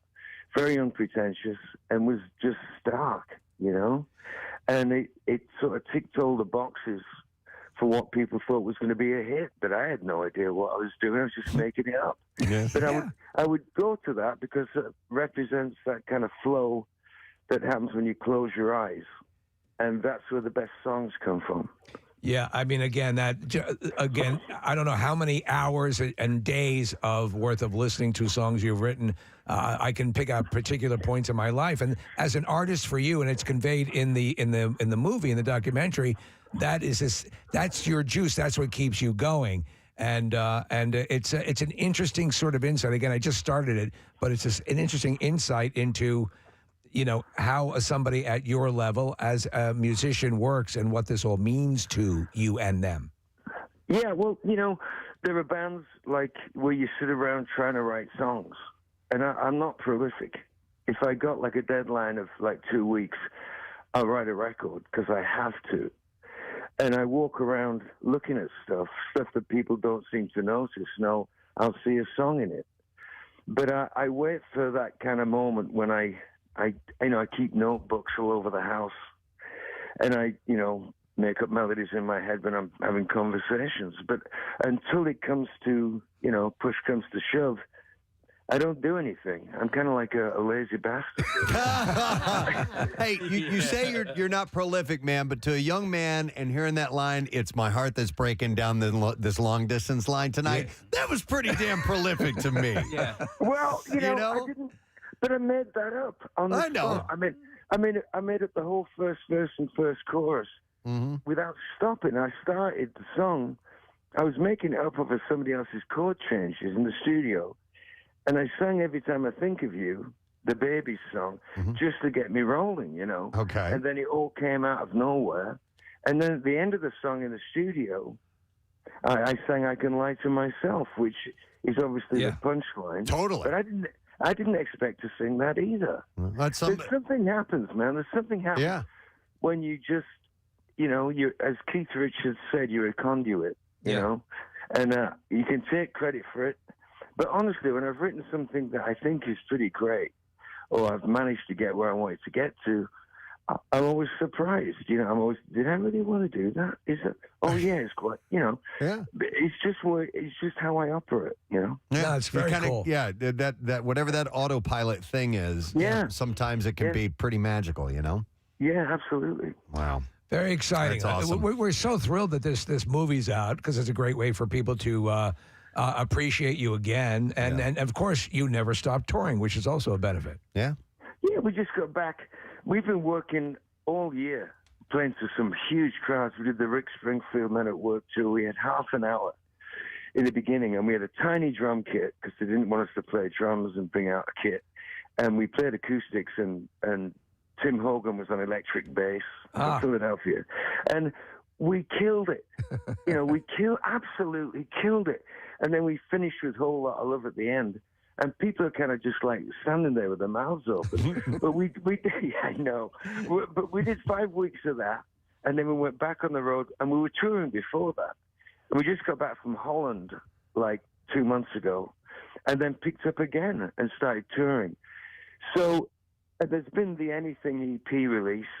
There's been a standalone release of Masters of War, Bob Dylan's song. Wow. And there's been a greatest hits called Singles. And last year, we had a triple acoustic CD come out called Wooden Heart. So we've put out a lot of music, and we've been on the road a lot. But right at the end of it comes a documentary, when everything seems to have been like, okay, we did that. Here comes the documentary, and it seems to have had a big impact. It's like #1 on iTunes or something, and it's new release documentary thing. It's category. That's excellent. But a lot of people are getting it. So I'm just watching it from the sidelines. You know, like I said, I had nothing to do with it. You know. Yeah. All right. Except living the life. Yeah. Yeah. Yeah, you know, I get the champagne and grapes, and somebody else gets the footwork. You know.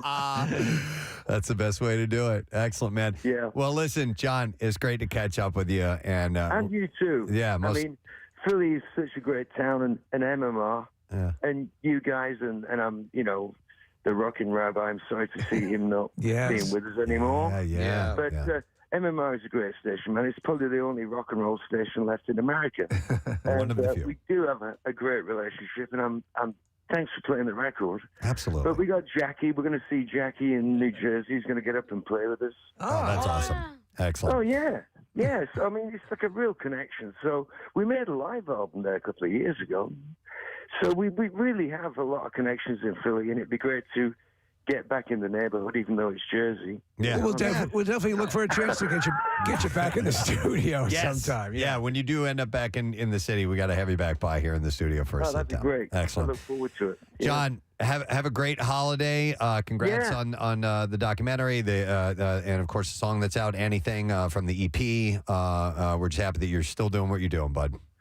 Well, God bless you, and have a really great Christmas, and hope to see you in the new year. Absolutely. Thank you so much. John Waite, everybody. Take care, John. We'll see you. He's awesome, man. And I'm telling you, that voice just, boom, just still cranks. Yeah. I love the song.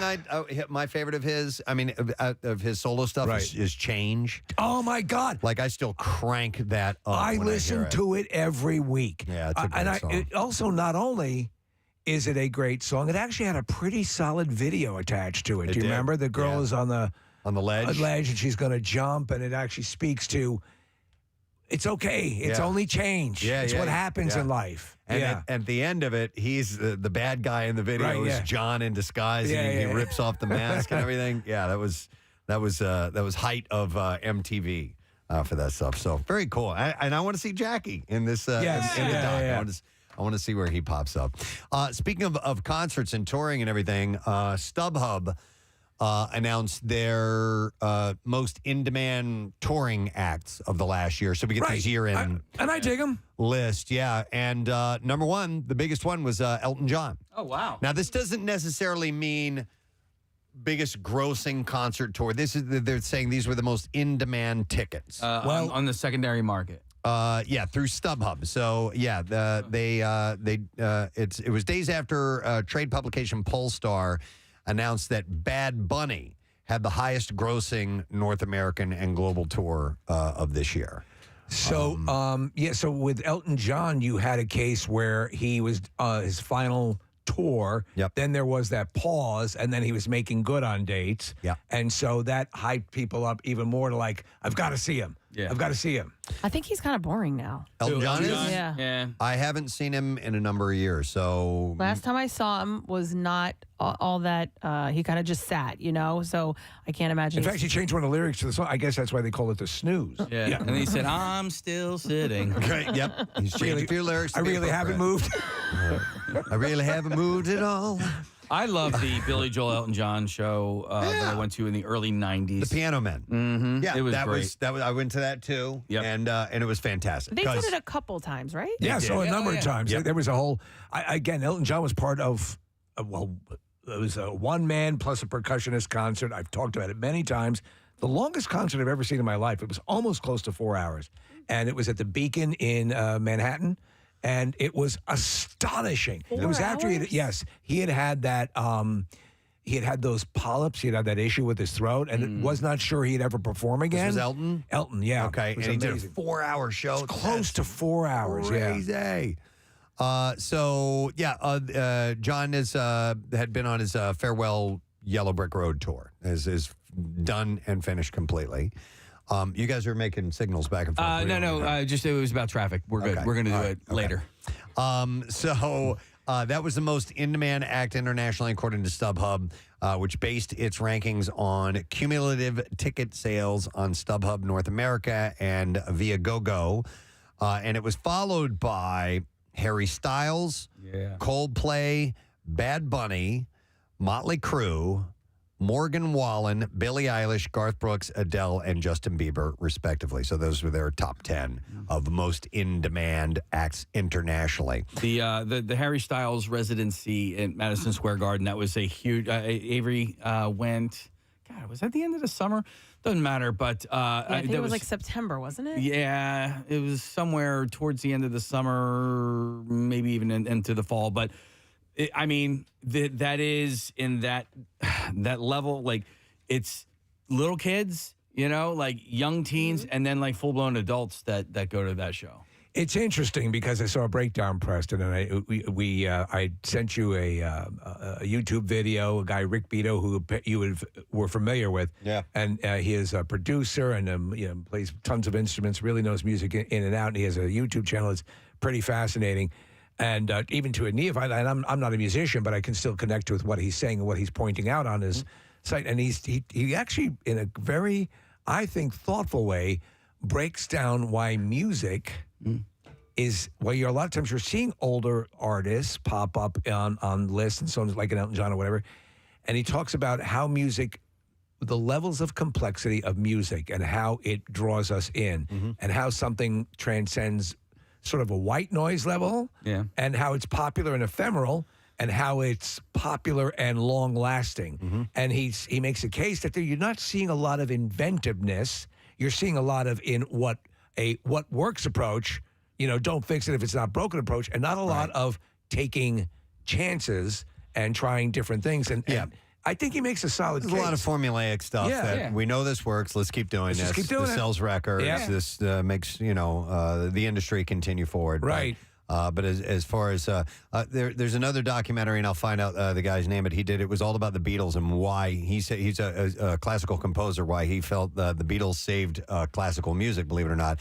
And he goes through all of the very technical things about keys and key changes and tones and colors and things like that, and why they were breaking ground and changing the direction of music. It happens every now and then, but right now we're kind of in a stasis. We haven't had a groundbreaking thing in a while. And if you think about it, I mean, besides a few, it used to be a ton, and now it seems to be... Well, here's the deal. I mean, you could take an artist that is super prolific, right? And I Two Life Crew. I kind of feel like you get bored of their voice after a little while. I can see that, and so... I stopped listening to Kathy's stuff a while ago. I don't think that, there's not a whole lot of new music out there that's really bringing anything super new to the table. Yeah. But I like new music because it's something As do new. I. It's not necessarily something that I've never heard before. Right. But, I'm more interested, Steve, in how people's audio palates change over the years. It's kind of like, when you're a kid and you hated this food, but now as an adult, you love it. Sure. And it's the same thing like with my daughter, the music that she's finding today. I played this for you back when you were like 8 years old. And you gave crap for it. Well, not Caroline, that. like Caroline right now is all about Elton John. Yeah. And I'm like, this is fantastic.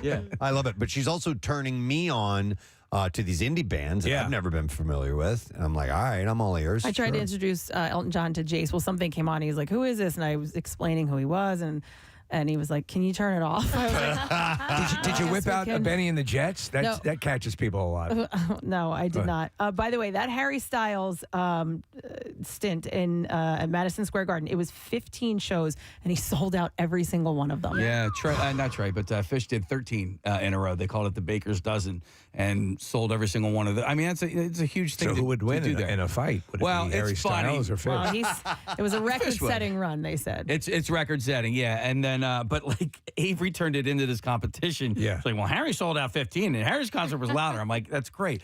I love Harry. In fact, I was listening to Harry Styles this morning. That's I put my earbuds in, and I guess I should check it out because right now it has zero fascination. His last album is pretty decent. I think of the 13 songs that are on the album. I'm a big fan of at least 8 of them.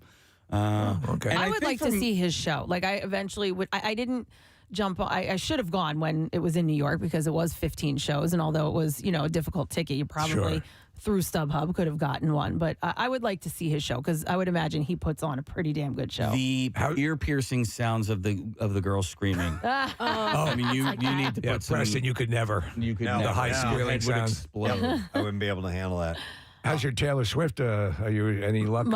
You know what? I've sort of given up, unless like for some reason, tickets fall out of the sky right before the show. But I'm not like, I'm not going to hunt them down. If I happen to come across them, somebody's selling them or whatever, I'll go. But no, I have had no luck so far. It's also an event in and of itself. So Yeah. there are people who really may not even be remotely fan, or at least modest fans, but they know that this is the event you need to go to, and so that makes it. That's what set these staggering levels of ticket purchasing. I'm interested to see what her stage show is actually like because I went and saw Casey Are Musgraves. you going? Did you get it? No, but I went and saw Casey Musgraves, and she has got a beautiful voice, but she has zero stage presence. And I like Taylor Swift. Obviously, she's an amazing songwriter. They say Taylor Swift is very similar to the comedian Gallagher. Is that right?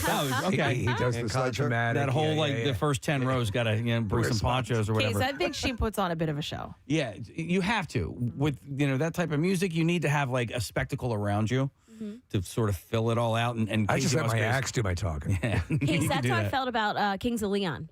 I saw them at the Wachovia Center or First Street, whatever the heck it is, and they just stood there. Yeah. I don't even think like they took a step.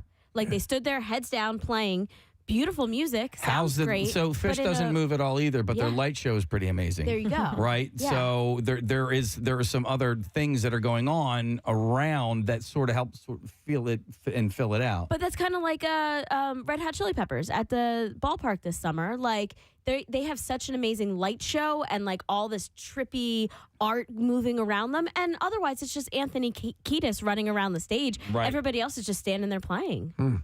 While you guys are having that conversation, I was trying to find that documentary. The about Beatles one? Yeah. It's called The Beatles, A Musical Appreciation and Analysis by composer Howard Goodall.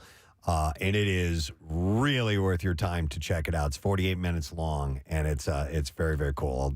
I'll maybe post that out or something like that. But back to some of the tours and who scored big. Elton John's tour was the highest selling in 5 years and drove over 50% more sales than Harry Styles' Love on Tour, StubHub said, citing sales data from its platform. Elton John's North American tour grossed $201.8 million. According to Polestar, it was the second highest grossing North American tour of the year. Wow. It was also the most popular. It sold over 1.6 million tickets. Now, Bad Bunny made more money at $393.3 million, and that was worldwide. Who is Bad Bunny? I don't know. I don't really know. EDM artist. In North America, his tour grossed $356.5 million this year. So He's friends with Pleasant Meerkat. So EDM and that stuff and going to those shows, and I know very, very little about that. That's more about the party, right? Yeah. That's more about It's the sound, the lights, the everybody dancing, moving The together, Molly. as opposed to watching a musician perform on stage. No, on the contrary, I've seen a bunch of EDM artists at festivals, and I've also gone to like Noto and things like that. And you're kind of watching. You're a captive audience watching the DJ. The And light show is pretty amazing at those places as well. exactly, they'll have a big Okay. presence around them. Watching the DJ do what? But that's what I don't understand, and that's why Well, that's what EDM I'm- is not my trust me. thing. It is a drug thing. Sure. People are on Molly, and they're, that's what's going on It's there. like I'm not saying everybody Tony is. Bennett Right. used to do that. Right. Are we all getting effed up? So great, man. Look at the tracers on your I hand. took so much Molly, I just took a poop. But is Bad Bunny, this says he's a rapper. Oh, is he rapper? He's a rapper. He's not EDM. We just went into a whole EDM Yeah, thing. I He's don't think not. Okay. that's okay. That makes more That sense. makes more sense. All right. You led us down a wrong path. Well, I'm sorry. I've been to a couple of rap shows.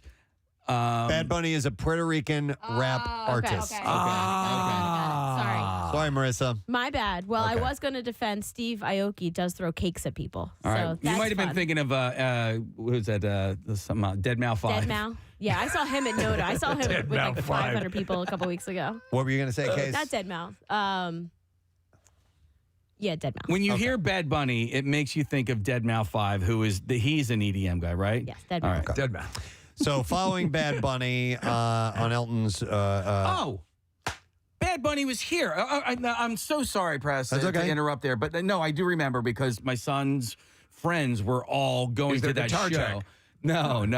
There was also like a really weird this summer, like Pitbull was doing a show down the shore, and all these high school kids were going to the Pitbull show. Oh, yes. Or it might have been in Camden or something like that. No, it wasn't. It was in Wildwood, wasn't it? Oh man. All I know, I was like, wait a second, you guys are like juniors and seniors in high school and you care about Pitbull, like the dude from 15 years ago? Right. Okay. Wait, hold on. You might know who Bad Bunny is. He's in the He's a Corona, wrestler. He's in the Corona commercial with Snoop Dogg. Oh. He's okay. Do you know that commercial? They're sitting on the beach. Well, there's another one with Andy Samberg. Yeah. though, Yeah. So I guess. So he's in Andy that too. Samberg. But apparently he's a WWE wrestler. A few people are texting in saying he's actually not a bad wrestler, too. Really? Yes, okay, I do remember that. So he headlined Made in America this year, and there's video of him at like a strip club spending like $50,000. Are making you it rain. sure? Yes, I'm positive. So I Googled following Bad Bunny's and Elton John's North American tours in money, Def Leppard and Motley Crue made $177.4 million. Harry Styles made $160.4 million, and Kenny Chesney made $135.3 million. Where does the Kenny Chesney aura stand? Obviously, we had a lot of there was a dent in the touring schedule for a couple of years, but is it still one of the must-go-to shows for a lot of people? Yeah, it was big this year.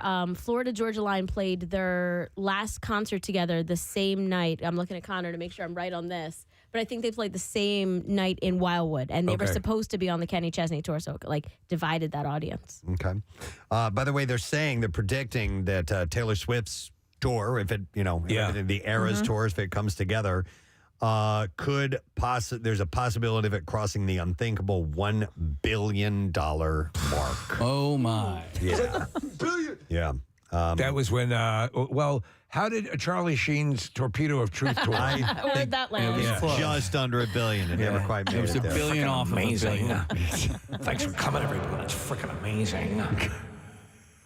Torpedo. You guys, you all fans of Bad Bunny?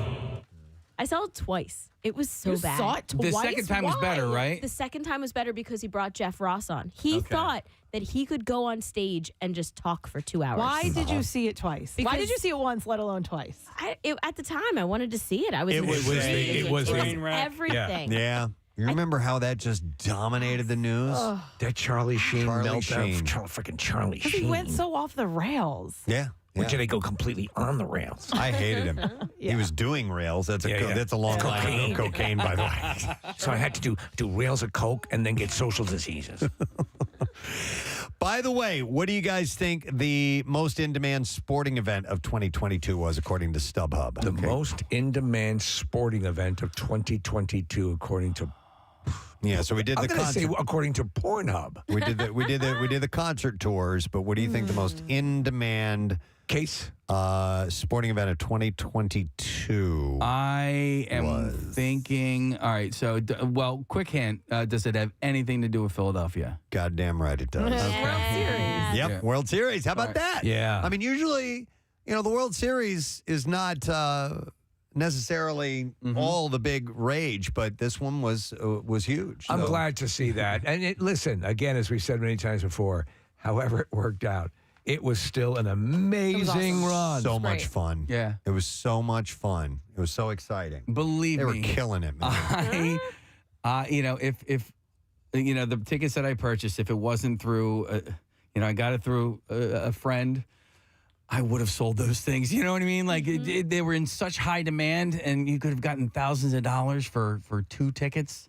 But I didn't want to do wrong by the friend who hooked me up with. You know what? In hindsight, and I'm so glad I went to that game and had a great time, and they lost. It wasn't a great game to see, but the event, and I think I've done that now. Next time I'll watch it on TV. Yeah. Because I like we thought there was a home run and there wasn't because we couldn't see where we were, and I was really disappointed by that.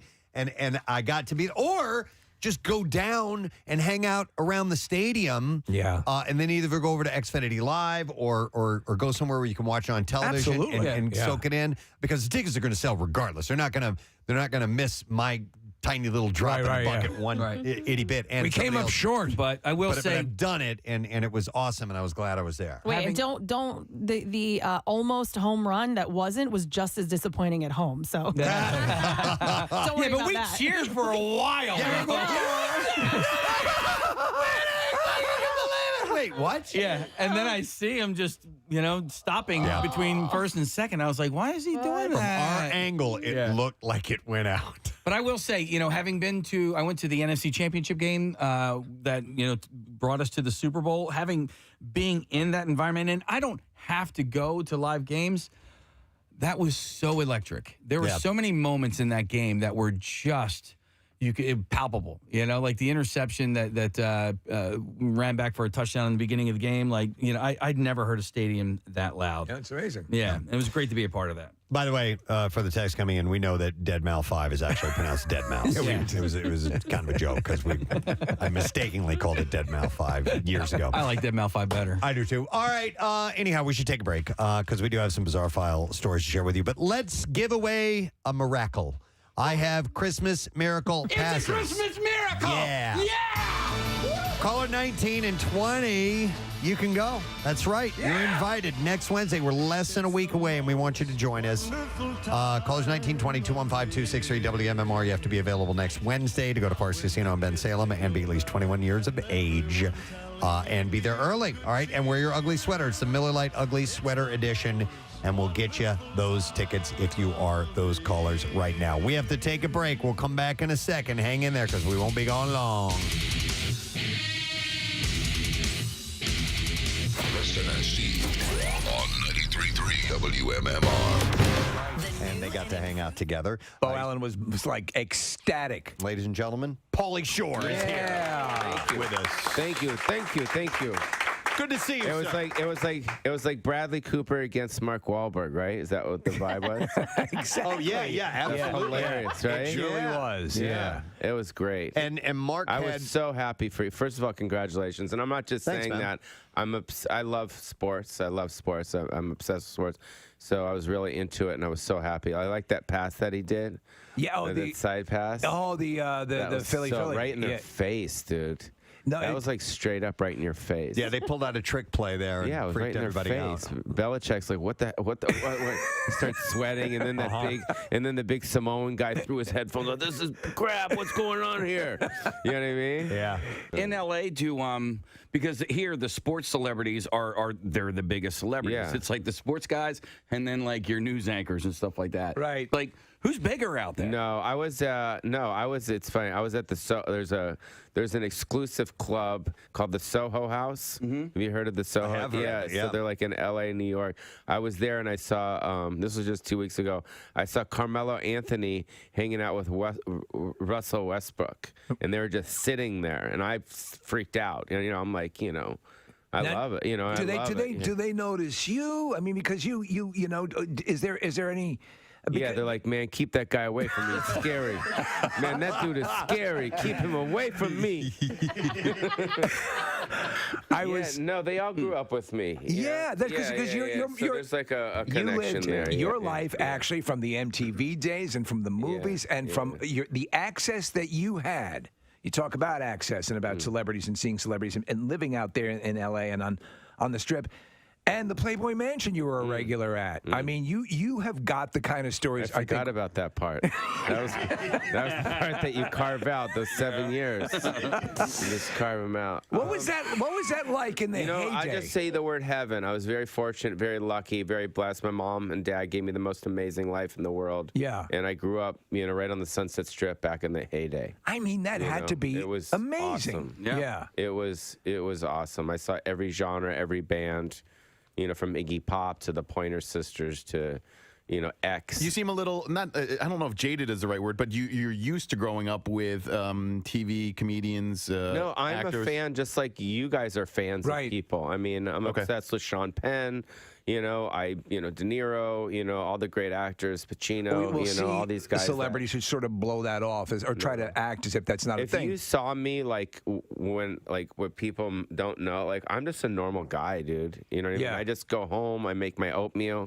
You know what I mean? Make your oatmeal. I smoke a little weed. It's California. You know what I mean? Yeah. And you can't say that here. No, Sorry. of course you can. It's legal It's now. medical. Pulled off the radio. Sorry. No, we're good No, medically it's here. legal. My friends in New York are hilarious. They come out to LA. My friend Tony. They just pack up a whole bunch of stuff because you can go. You don't need a medical thing. You can go and just get it. You were in Moscow and Jerusalem. Spent some time there recently. Yeah, it was my summer vacation. First time? Yeah, my first time ever. I've always wanted to go. Always wanted to go to or as both. the Jews say, Israel.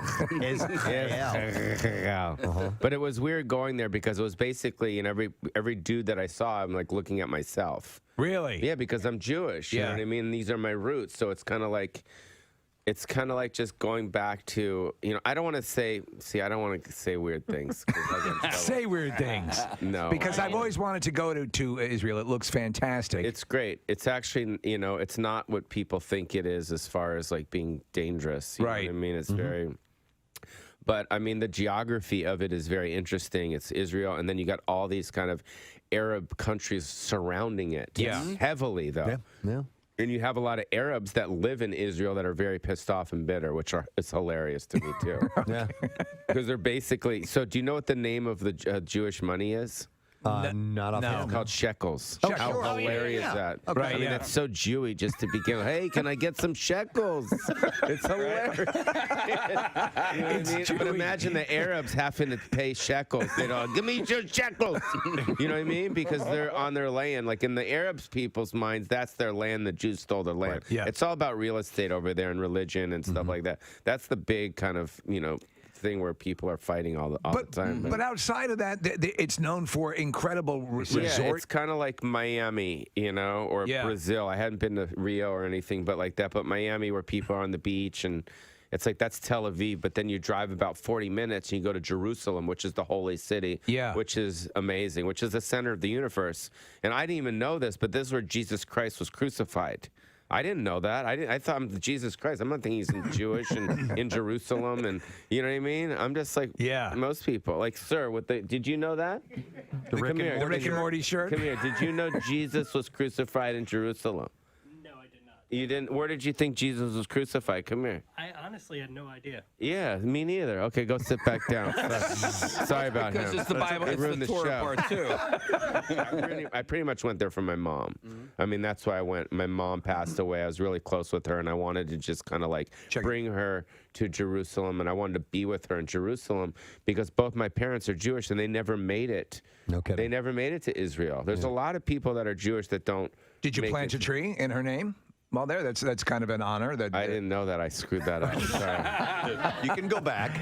I'll definitely be back to Jerusalem. Besides that, and besides all the other stuff that's going on with you're busy. You have your podcast. You have all these other things that you're involved with. Yeah. And to the point of the documentary, is there in fact a documentary in the works, or is that just hearsay? No, for sure. Okay. Yeah, but it's almost like it's got to be presented at the right time. It's kind of like my agents have to present it to Netflix and Showtime and HBO at the right time. You're a pop culture all-in-one. I mean, you were at the center of a lot of what, like before a lot of the. I was reading an interview with you, and you talked about running into Will Ferrell at some event. And, and he sort of gave you a lot of credit. Tell me what he told you. Yeah, it was a Funny or Die event. It was like the birthday of Funny or Die, which is his website, which I do a lot of stuff with them. And Adam McKay, too. Yeah, and I came up to him, and he came up to me. It was just like, and he started mimicking me, and he started kind of like saying that I started it, and, kind of, you know what I mean? So he was a fan. That's nice he to was hear. a fan, yeah. Who's blown your mind recently about, again, like a Will Ferrell, or somebody just out of the blue, or somebody that you thought you weren't even on their radar came up to you and was a fan? Oh man, I don't know, dude. It's too early for that stuff. I can't think. I like watching Donald Trump. Okay. You know what I mean? Just because I can't believe it. Yeah. You know what I mean? Like everything that happens in this, it's like it is a reality show. Yeah. You know, well, we were talking the other day about there are so many reality shows that I just can't stand, and that people watch that they hate, but they still watch it. Yeah. And I'm like, well, I don't know why people do that. My first inclination is to go, let's put me in a bad spot. Let me just change the channel. Yeah. Let me turn it off. Yeah. You know? You watch it in doses, you know, and the whole Omarosa thing is hilarious. Like, she was taping people. I'm going to tape this. I think I'm going to tape this conversation. It's hilarious. Did you ever run into her? Because you've done your share of reality but I knew stuff. Donald Trump from back in the day. Right. Yeah, because he was always around the girls. He was at the mansion occasionally, Always. right? Yeah. And also Hawaiian Tropic down at Spring Break. Right. with Ron Rice. Hilarious. Vince Neil. It was Vince Neil. It was Jim Kelly. It was OJ. Oh, my God. You know what I mean? It was The stories. Fabio. Oh, my God. It was the best. That's amazing. Dude, I want to see this documentary. It was the best. We had Fabio in here. He was awesome. He was cool. He was He's awesome. cool, right? He was, yeah. Yeah. Because Fabio understands Fabio. He gets it. Yeah, he gets it. Yeah. Jim Kelly, OJ, amazing, and our current president, and you, and Fabio, and Fabio, and Pauly Shore. Pauly Shore. They didn't like me because I was getting all the babes, you know? They're like, get that guy out of here. Spatch, bro, spatch. I remember watching those and seeing you, and you were hosting contests and all that stuff, and I'm like, this guy's just swimming in it. Just swimming in it. That's how it was. I know. Back then. Back then. That's how it was. What's happening now? Now I'm just chilling, bro. I'm watching CNN, you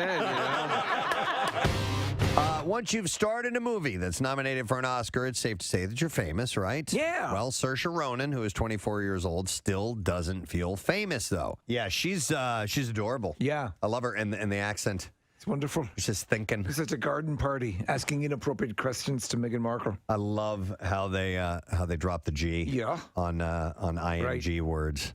Ronan continued saying she avoided reading about her. So she I said, was farting. "What was that sound?" I was farting. Farting hard. You just know that'd be adorable. Just outside, standing in the glen, farting. In the glen. The glen. The morning dew collected on the leaves and grass. Yeah. Just decided it'd be a good time for farting.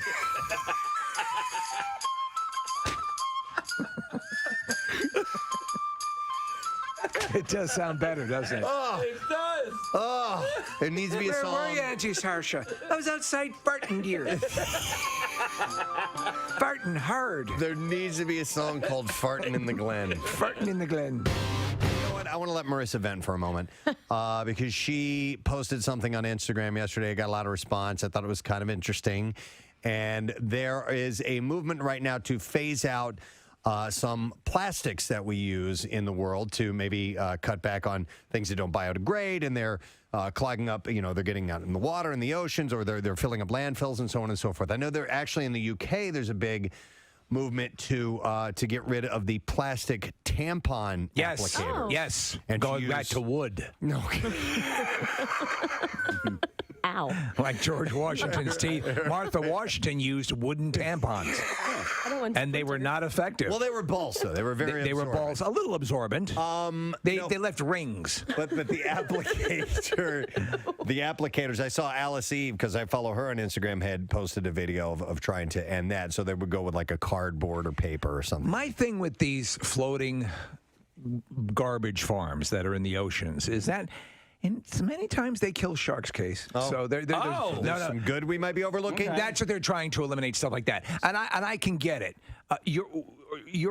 Your thing sort of actually, believe it or not, Marissa, hit home to me because I think I have a level of passion about what you're talking about. All right. Since I was a little kid, like I'm thinking like second grade, because I was in school in the 90s and there was a big push to not have the refrigerator open for too long, to turn off lights, to make sure that you turn off water, conserve water. Yep, while you're brushing your teeth. I followed all those. It's stuck through my life. I walk whenever I can. I take public transportation. You're like a contestant on Who Wants to Be a Millionaire now. Exactly. I will do anything to save the earth. It's just second nature to me. I don't even think twice. I recycle, I reuse.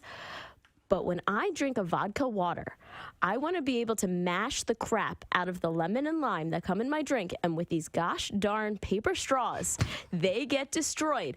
And then I have this mushy straw in my drink, and it pisses me off. So the gist of it is want- you do not like the paper straws because you do not believe they are resilient enough. They suck. Chevy Chase will be joining us in just a few minutes. So we're going to do the bizarre file, and then we will break him, and we'll come back with Chevy. So let's dive into this now. Here we go. Where are you? There you are, right there. WMMR presents Preston and Steve's Bizarre File. Brought to you this morning by Helium Comedy Club, bringing the laughs to Philly for many years. Helium Comedy Club is the best comics of today and tomorrow, live every week. Tickets and lineup available at heliumcomedy.com. Well, a man shot a Kentucky Fried Chicken employee Monday evening in St. Louis in a dispute that intensified when the restaurant ran out of corn.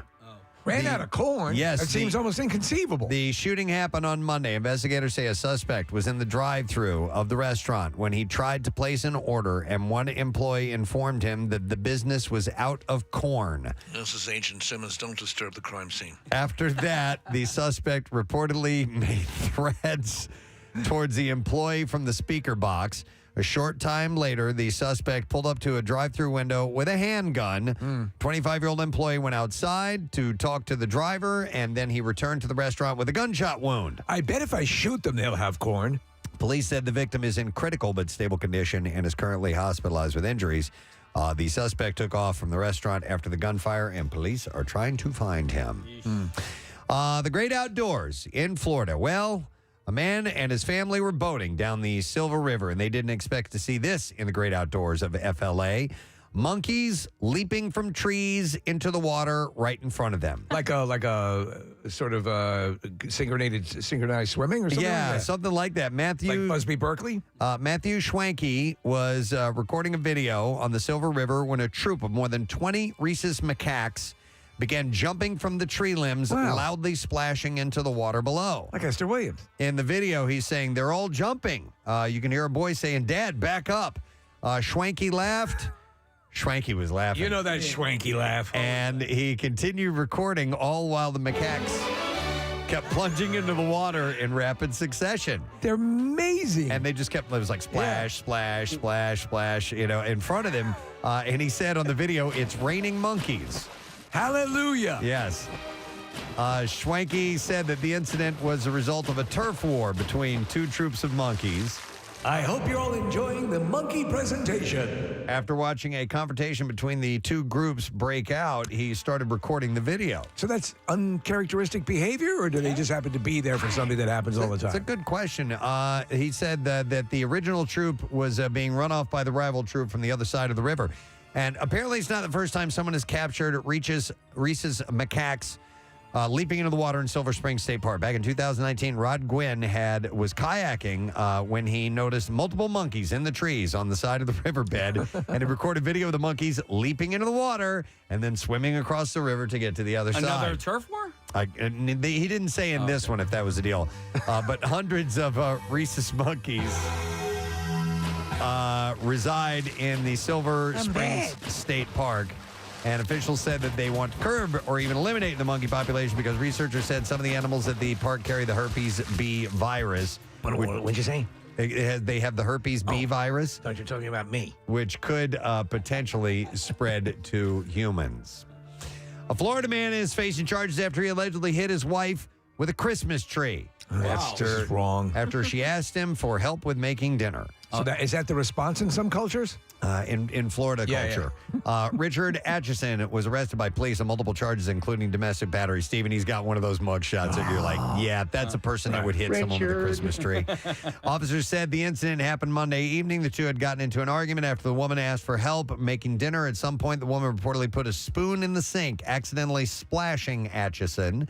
And I'm gonna kill you! The report said Atchison lost his temper. Yeah. He began packing his things and went outside to his vehicle. And then he turned around because he had been drinking and told his wife to leave instead. What am I doing leaving? In my house. Shut up, bitch! When she tried to leave, deputies said Atchison shoved her, picked up the Christmas tree in the corner of the room and threw it at her, striking her. And then he blocked the door, preventing her from leaving. He was booked into the county jail without incident. So thank God the police got there and they got him. So, and then we'll do, let me see if I got one more quick one because we want to stay on time for Chevy Chase.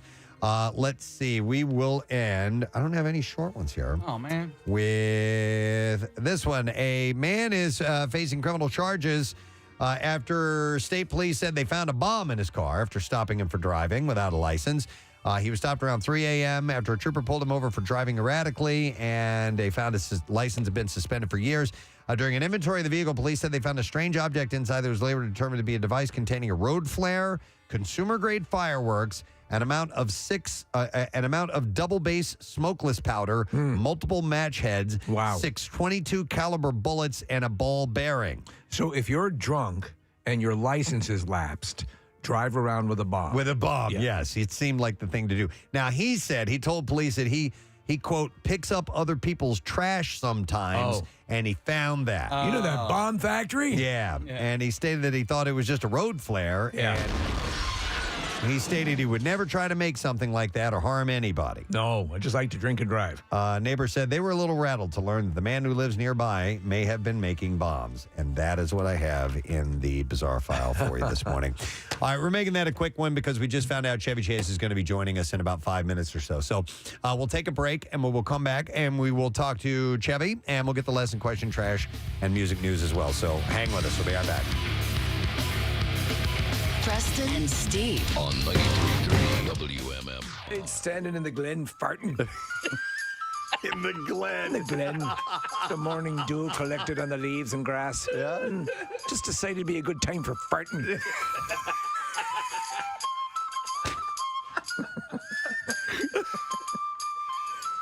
It does sound better, doesn't it? Oh, it does. Oh, it needs to be a song. Where were you, Auntie Sarsha? I was outside farting, dear.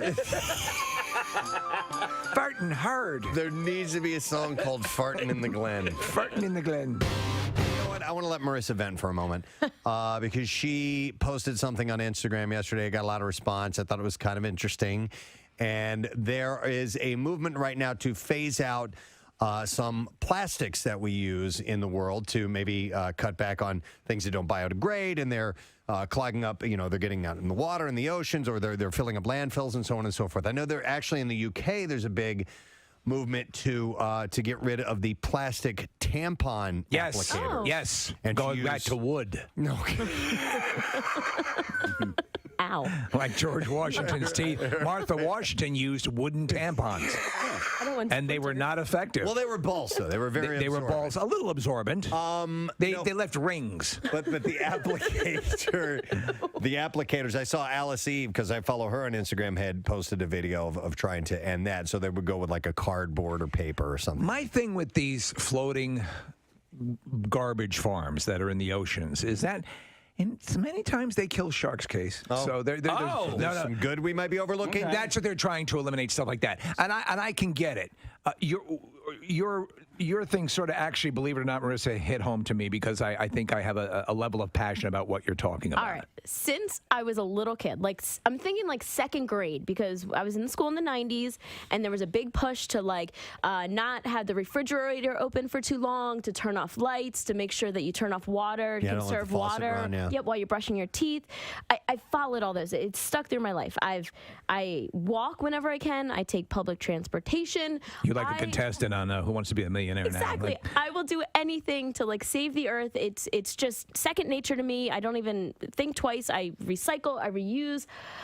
But when I drink a vodka water, I want to be able to mash the crap out of the lemon and lime that come in my drink. And with these gosh darn paper straws, they get destroyed.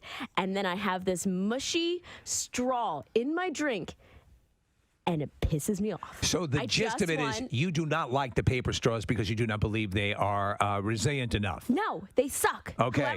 Whoever's making them, they have no integrity and they fall apart. And I just want a plastic straw. I'm sorry. I love the turtles. Why not use a Well, hang on, Steve. I would. This is the only time I've ever asked to do this. Can I come over there and borrow your reverb for a moment? Yeah, please. Oh my God, it's a pleasure. Hold on, turn it off just a second. Ladies and gentlemen, to me, this sounds like a first world problem.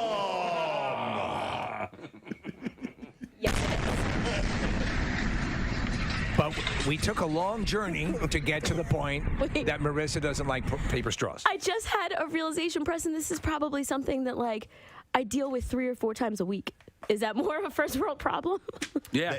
That I probably have a vodka water 3 or 4 times a week. Well, your alcohol addiction might be the bigger issue here. No, the but- raging alcoholism is a secondary issue. The waking up in alleyways and listen. We were errant at knife fights. Have you ever seen people drink sodas or anything that comes in a bottle out of a straw? You put the straw in the bottle. Yes. Yeah. I think part of the now. Do women sometimes, Marissa, opt to not drink out of a bottle or right out of a glass because of lipstick and a straw instead? Well, lipstick or staining your teeth, all of those things. Or my mother would never drink anything out of a bottle. Like that would, like, for me, like when you see a bride, vulgar?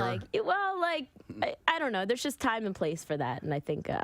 She'd take the bottle, go over to the windowsill. There we go. I love opening bottles that way. Yeah. Yes. There's a great scene in Overboard where Goldie Hawn comes back. That's exactly what I thought She's of. opening the beer that way. I try. That hurts your hand. Do you think guys would drink beer out of a bottle if the top of the bottle looked like a little? Wait, I probably shouldn't say it out loud. Okay, I was. You guys would drink it. I got a question. Yes, Casey? Something you want to tell the class? You think guys would drink stuff out of beer but look like a vagina? No. He's saying I the was other going male thing. part. If it Well, looked like a- Opposite, every bachelorette party ever would buy those bottles of beer. Right? That's true. Yeah.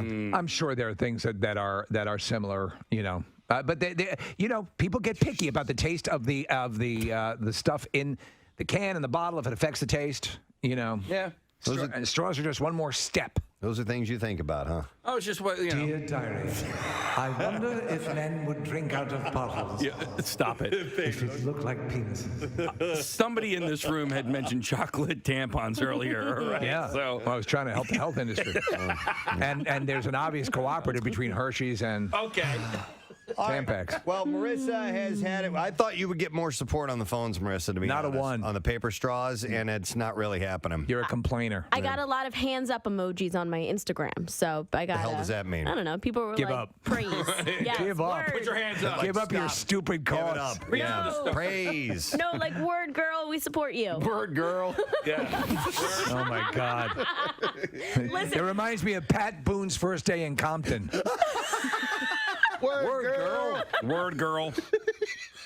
Oh, I just hate these goddamn paper straws. They're so. That's it. Word girl. That's it. Word. girl. Preach. Preach, girl. Where is the Q in Q-tip derived from? Oh, I don't know. I have no idea. 17 minutes after 10 o'clock on this Thursday morning, Preston and Steve show. Weather a little bit iffy. Chuck was saying it was kind of slick out in the parking lot. All right. But it's a wintry We mix. forge on. It's warming up. It's mainly going to be rain through the course of the day. We have a guest standing by. We had the pleasure to speak to him not that long ago and had a great conversation with him. Doing a similar thing with the movie Caddyshack at that time. Yeah, but now it's National Lampoon's Christmas Vacation, and there's a screening and a Q&A taking place. And this is going to be, it's this weekend, actually. It's going to be on Saturday, and it will be at the Tropicana Casino and Resort in AC. Tickets are available through Ticketmaster. And we're very excited to welcome once again Mr. Chevy Chase. Chevy, thank you for coming on. Chevy Chase. I've never heard a voice that low in my life. Thank you, sir. I appreciate the Yes. compliment. Yes, who is this, please? That's Preston, who has the low voice, and I'm the bald guy, if you can see us. So I'm Steve. Oh, wait a minute. Are you the guy with the voice? No, Preston. I think I'm the guy with the voice. That was very good. I loved it. Thank you. Hey, Chevy. Hi, guys. Nice to see you. It's wonderful to have you on. I needed to ask, you 39 years ago, you guys made the film National Lampoon's Christmas Vacation. And when you think back to that time when you were filming it, did you know that you had something extra special in that film and that people would still be loving it today? Because I've already watched it 3 times in the past couple of weeks. No, I didn't like it. But, no, of course. Let me just say this. When I make movies, I hope that people will like it, but you don't know really. In fact, I've been doing recently some appearances, such as the one I'll be doing in Atlantic City at Tropicana, where I'm with an actual audience of, I don't know, a few thousand people or whatever. And until that time, never seen my audience. Basically, you make a movie and you never know anything. Once I snuck into a theater with Dustin Hoffman when we did a movie. I just snuck in and stayed in the back to see if they'd laugh. Right. But I mean, really, it's the same thing with Dustin or anybody. It's just we don't know. Well, you know what? It's become a holiday classic, and it deserves that. But I also think, in a way, it might National Lampoon's Christmas Vacation might get short shrift on the emotional level because it resonates on so many of those levels as well. I remember years ago when I was a kid, my dad was sweating at a Christmas bonus check. And so that all of that, and I think it's captured beautifully in the movie in the attic scene where and I well up at that scene. That is a beautiful scene. How did that come together? Oh, that's funny you should ask that. Well, it's not that funny, but we were in Breckenridge, Colorado on a ski slope shooting the very first scene in the movie where I'm going down the hill, and which you'll notice and see if you watch it. But it suddenly a blizzard hit us, and we were supposed to go back to L.A. and start shooting, and we ended up having to stay there. So the bed and breakfast that we were in had an attic. And we thought, well, let's try out their attic, which we did. That's where we shot it. Wow. In their attic. And I was happy to find, a couple of boards I could stand on that would hit me in the back of the head and in the front of the head and, whatnot. Yeah. So that's how we did it. And then at the end of that scene, might be interesting for those who watch it, I look out a window outside and see my family either arriving or driving away or something. That was shot in L.A. because if I looked out that window in Breckenridge, I would just see other houses and naked people. I lied. No, but Steve's right. And I watched this movie the first time I was a teenager, and now I'm a father and I have 3 kids, and so the movie kind of on a few different times hits differently now as a father. And, somebody who prepares to make sure that, Christmas morning is as magical for my kids as it was for me. So, yeah, that one scene in particular is hits it's different. great. But I always get surprised that when I can laugh at the same joke over and over again. And Chevy, the scene with you and the lady at the lingerie counter, it does not. Every single time I watch it, I'm like, I cannot believe that I'm like legit laughing out loud at the same joke over and over again. And when she says, "Can I take something out for you?" and you just start laughing, I laugh along with you. And I know. I'm not going to say it on the air here, but Thank you. No, I love that part. And then you can't see the line, can you, Russ? Is it lost on you at all that, and I don't, you have to be aware of this, that people quote you all the time? Like, I can't go play around the golf without using one of your lines from Caddyshack. Fletch, everything, yeah. Christmas time, there's always, Fletch. I have 2 Fletch sound clips that I play. You can hear these. Hey! And this one, I use those clips all the time, and it's just these little subtle things. Is it lost on you that you're part of people's everyday vernacular? No. Well, it's lost on me, and that nobody tells me this except us, a sad guy like you. Now I'm happy. Honestly, I suppose I make those movies just for that reason. I'm different than other people who are quote comedians, and I say what maybe my dad would have thought was funny, that kind of thing. So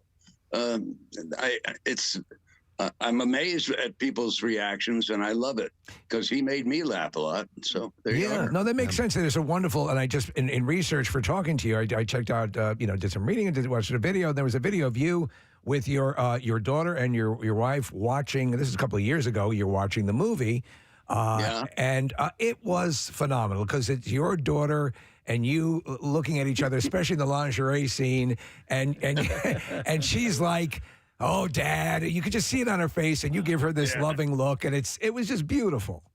Yeah. Well, I also have 3 children, and they're my daughters. Of course, they're now in their 30s, but yeah, we're a very close family. This is where I live. This is what I do. I live with my wife and 3 daughters, and God, do I love them all. They're just the best, and I wouldn't be alive if it weren't for them. Not to say that I was dying or something, but just, I just, that's it. I mean, I was looking at my wife this morning. I was in bed on top of her. No, I was in bed on. No, I just look over, I peek over to her side of the bed, and she's out like or something, and I just love her. Yeah, no, I absolutely understand that. What I also love, Chevy, so you love the actual describing the movie, and people are going to go see you. You're going to get your money's worth because you have tons of stories. And I did not know that the house featured in the Christmas Vacation was actually the same house used in the Lethal Weapon movies. Well, that's right. Once we went to L.A. after getting out of that place, we had a place called the Warner Ranch. It was right across from Warner Brothers Studios. And there must have been 12 or so houses that they would use over the years. And we picked one that had a great lawn. And on the lawn, by the way, there was a toilet, just a toilet. You mentioned Lethal Weapon. I believe there was a toilet scene at the very end where Danny Glover. Danny Thomas. What? Danny Thomas, Danny Glover. Danny Glover's on the toilet. Yeah. Like the toilet explodes or something. Yeah. So I said, that's got to be the house for us. And the property people had clearly forgotten to remove the toilet or just said, heck with it, and they got another house. And so I had our property people please remove the toilet from the lawn. And then there's this scene, it's like one of the first scenes in the movie in which I fall off the roof, setting the lights up. Right. And I land behind this bush, and I landed on the toilet. Nobody saw that, but that's where the property people this time put it. Oh, my God. That's hilarious. Wow. Yeah. Hey, we are going to have, there's one of the stars of Christmas Vacation actually still lives in this area, and we're going to have her in studio on Monday. The young girl who played Ruby Sue, Ellen Latson's going to be here on Monday. Oh, my God, yeah. Yeah, so what a little kitty. Yeah, well, she's a grown-up now. Do you have any memories of shooting any scenes with her? Because you guys did have that really touching scene. Beautiful. When you were Santa Claus. Yeah, Santa Claus, yeah. Yeah. We went out together after that. That's cool. I'm kidding. That would have been illegal at the time. I know, it would have been. I'll say. No, she was a lovely girl. I can't remember exactly what Ruby Sue ended up doing because I sort of lost track of her. But her name is Ellen. Yeah. And I hope for the best for her. She was terrific fun. Yeah. Talking about speaking of the cast, when the entire family is at the Griswolds, look at the lineup of people that were in that living room: John Randolph, Diane Ladd, E.G. Marshall, Doris Roberts, Randy Quaid, of course, William Hickley, the great Mae Questel. What a group of actors! That just must have been. Don't forget Beverly D'Angelo. Beverly D'Angelo, of course. Yeah. In trouble. And no, you're right. Mae Questel and John Randolph was my dad. Mae Questel. Yeah, great group. Really good actors. William Hickey was a teacher, and some of the greatest actors went to his school. I think at that point he just won the Oscar for it. Was it Prizzi's Honor? No, I didn't win it for that one, but I won it for the. No, he did. Oh, that's correct. I'm so sorry. Yes, he did. Yeah. Well, having that cast at that level of capability, for in supporting roles, just made everything that much better. Now, the legend has it that you also incurred an injury during the tirade sequence with the front lawn decorations that were not working with you. Is that true? Well, that's right. It was a rant when I was ranting about how I couldn't get the, things together and all that. And I just from out of nowhere decided to kick these reindeer that were on the lawn, punch them, right? Because I was angry at everything, and that wasn't supposed to be in the movie. I just did it, and the camera followed me, and I came back with a broken finger after doing it. I thought it was like made of mud or something. I didn't know what it was made of, but it certainly didn't absorb anything except my bones.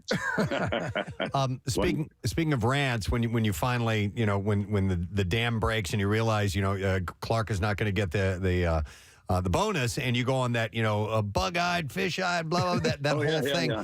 Was that, had you written all that out yourself and rehearsed all of that, or was some of that just coming off the cuff while you were going through that?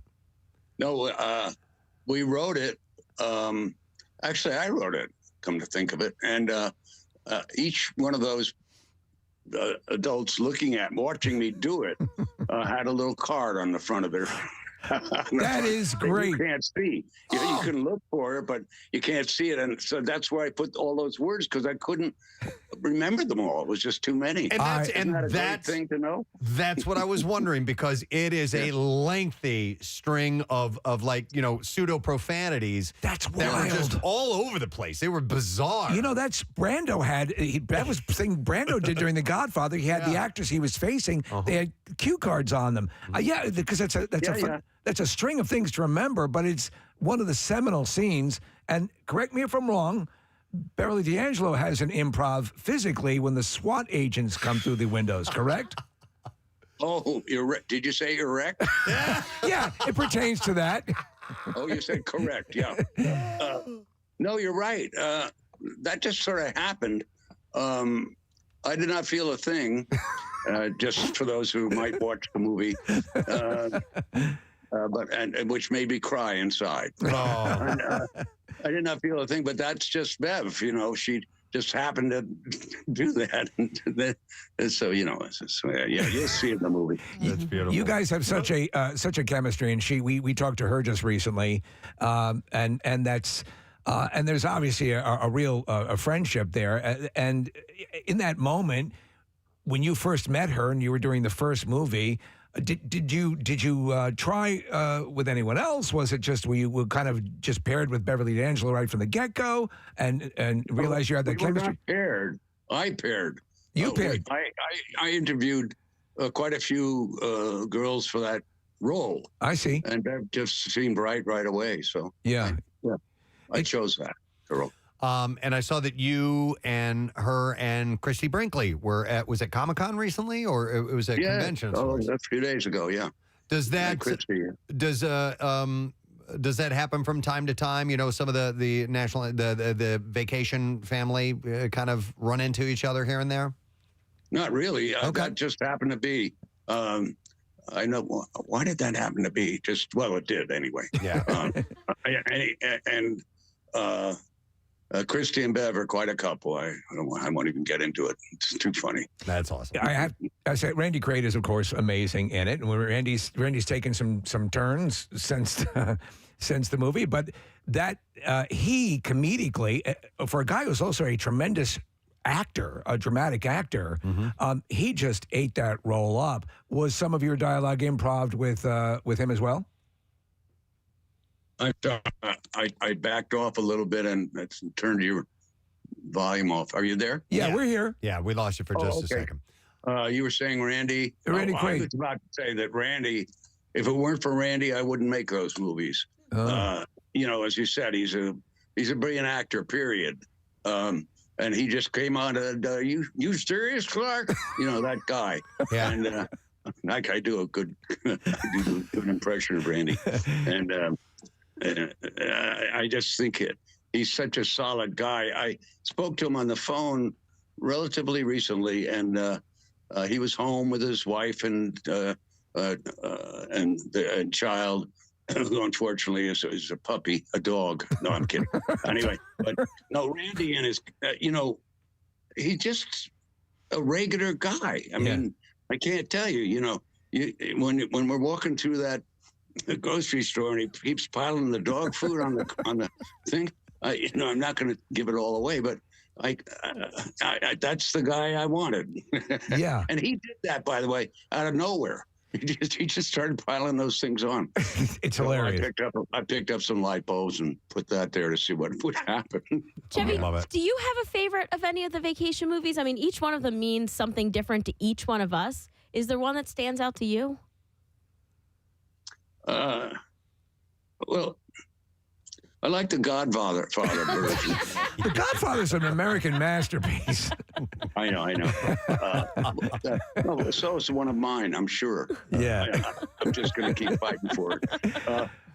No, I don't think. I think the First Vacation and Christmas Vacation are probably my favorites. But then then I think about European Vacation. That was very funny. Yeah. I had Eric Idle in that, and then Vegas Vacation wasn't my favorite. It was rough to do, but otherwise, I mean, I enjoyed it very much, obviously. But I think the first one and the last one.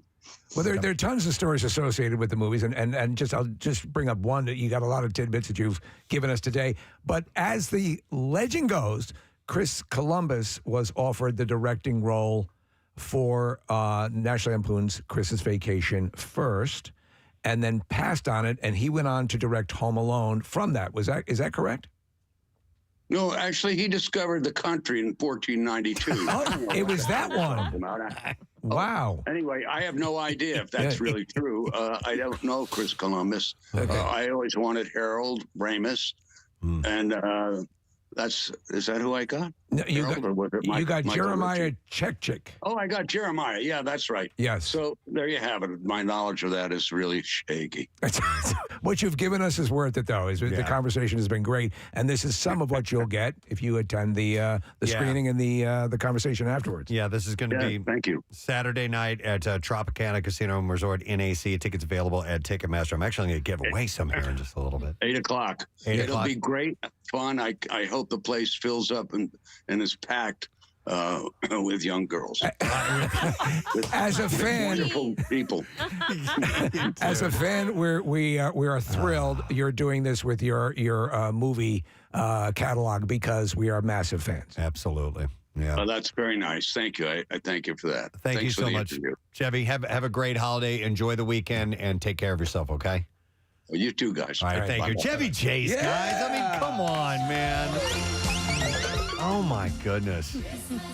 He's got you know how many stories. You could just sit down and just talk about Fletch and all these great movies that he's been a part of. Even if you go back to like Foul Play and I love Foul Play. It's one of the first even that like Modern Problems. Remember that? Yes, I love Modern Problems. His version of Diary of the Invisible Man. John Carpenter directed it. Yes. Do you remember that? I do. Like, the people didn't know where to sit on that. And it's not really a comedy, but it's really well done. I think it was the first time I remember an Invisible Man thing where they have to go, he has to like, I have to eat like clear Jell-O. Yes. Like, I can't eat things because you will see this glob of food walking around. Spies Like Us. He was talking about quoting lines. I mean, I was saying doctor before I even saw the movie. Oh, it's really? Just part of my I probably got it from my brother or something like that. Wow. That was really cool. He's great, man. That was great talking to him. Well, we need to do a couple of things. And listen, before we are done, I will have, or am I giving these away today? You can, but we have to do the lesson question. We can. I know, but I mean, do that tomorrow if you want. No. I'm sure we'll make that a daily rush, and we'll be able to talk about it. Yeah, let me hold on. Listen tomorrow because I'll have a chance for you to win tickets to the event and a meet and greet. Ooh, with Chevy. So we'll do that tomorrow because I have something else to give away now. We got to do the lesson question. So this is for $50 Manhattan Bagel gift card, and the question. And I'm sorry I did not look at these ahead of time. Let's see. Yes. The salt storage on the Conshohocken Curve is really filled with what? The big salt storage container for the roads is really filled with what? It's on that the was in Conshohocken news, Curve. right? What? I think so. News, Yeah, it was early. 215-263 WMMR. I remember this. Let's see if you do. Call now, and we'll do the trash while you are calling in for the lesson question. The trash business is a gold mine. 93.3 WMMR. with Preston and Steve's Hollywood Trash. Brought to you this morning by Family and Company Jewelers. Fill her stocking with a gift she'll be showing off all year long. Visit them on Route 70 in Marlton, New Jersey, or online at familyjewelers.com, South Jersey's holiday diamond destination. What's going on this morning, Steve? Well, Katie Holmes responding to fashion critics saying the outfit she wore to a Christmas concert in New York was out of style. Holmes took the high road in a public post on Instagram saying, quote, "You know what is in style? Me housing a bran muffin and black coffee and then forcing you to lick my ass." Oh, my God. Yeah, can you believe she said that? No. Lacey Chabert revealing her favorite gift to give during the holidays. The recently anointed queen of the Hallmark Christmas movies says she really enjoys giving out Yuletide boners. Oh, my God. And finally, the future of GMA hosts Amy Robach and TJ Holmes is apparently still uncertain after the two were revealed to be carrying on an affair. ABC News President Kimberly Godwin describes the situation as very frustrating, noting that it has made her incredibly horny. Ooh. And that's your Hollywood Trash. All right. Thank you very much, Steve. All right. We'll see if indeed someone does know the answer to this question. The salt storage container on the Conshohocken Curve is really filled with what? We're going to go to Eddie. Hey, Eddie, good morning. Good morning. All right. Cousin Eddie, do me a favor. Tell me what the salt storage on Conshohocken Curve is really filled with. It's filled with pudding. Pudding is correct. Yep. Hang on a second. Eddie got himself a $50 Manhattan Bagel gift card, and you let Manhattan Bagel take the stress out of your holidays. You can gather, they cater. ManhattanBagel.com to get your order in. All right, let's do Music News. Now, Preston and Steve's Music News on 93.3 WMMR. All right, handful of things passed along to you this morning with music news. We'll start with this. Disturbed's David Draymond has opened up about his trademark, and I didn't know that this is what it was called, double labret claw piercings.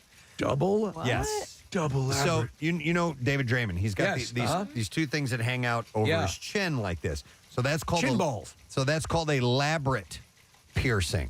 I didn't know that. I didn't either. During an interview with Revolver, he was asked about when he first got the sense to remove his piercings.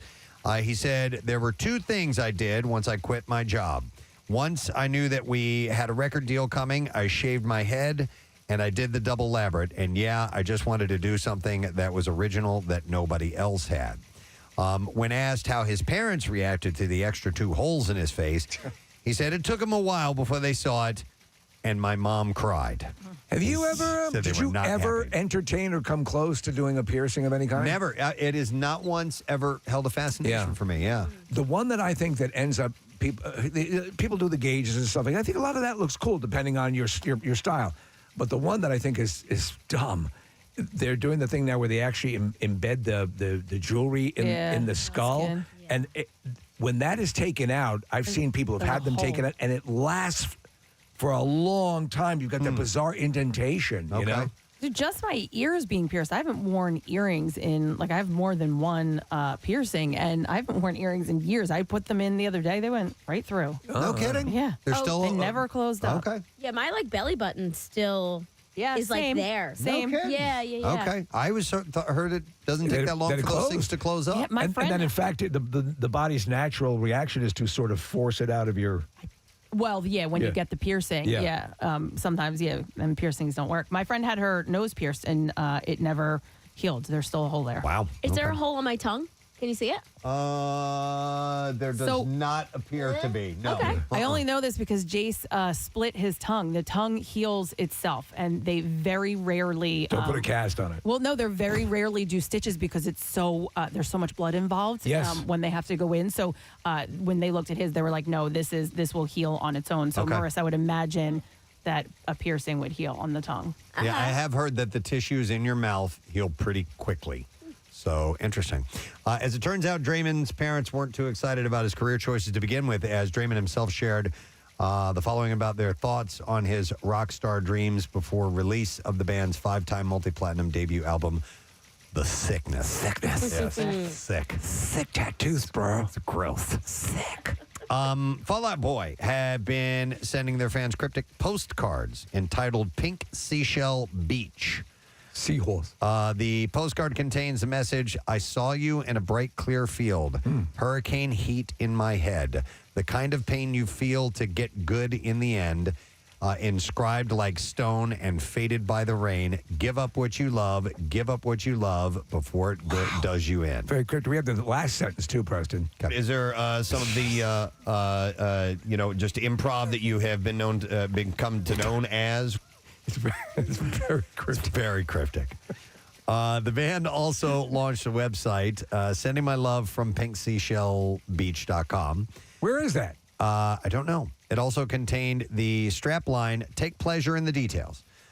There, Fall Out Boy have invited fans to join us for a tiny sneak peek into our world, and those who click a button reading Do Not Open Before Christmas open up a form where they can fill in their details, presumably for some kind of a mailing list. So I don't know what the story is. No information about parking. Just in time for the holidays, Coldplay has lent their name to a charity. A limited edition of Swiss watches bearing their name and co-designed by the band's Chris Martin are on sale now. Many Swiss watchers will go hungry this holiday season.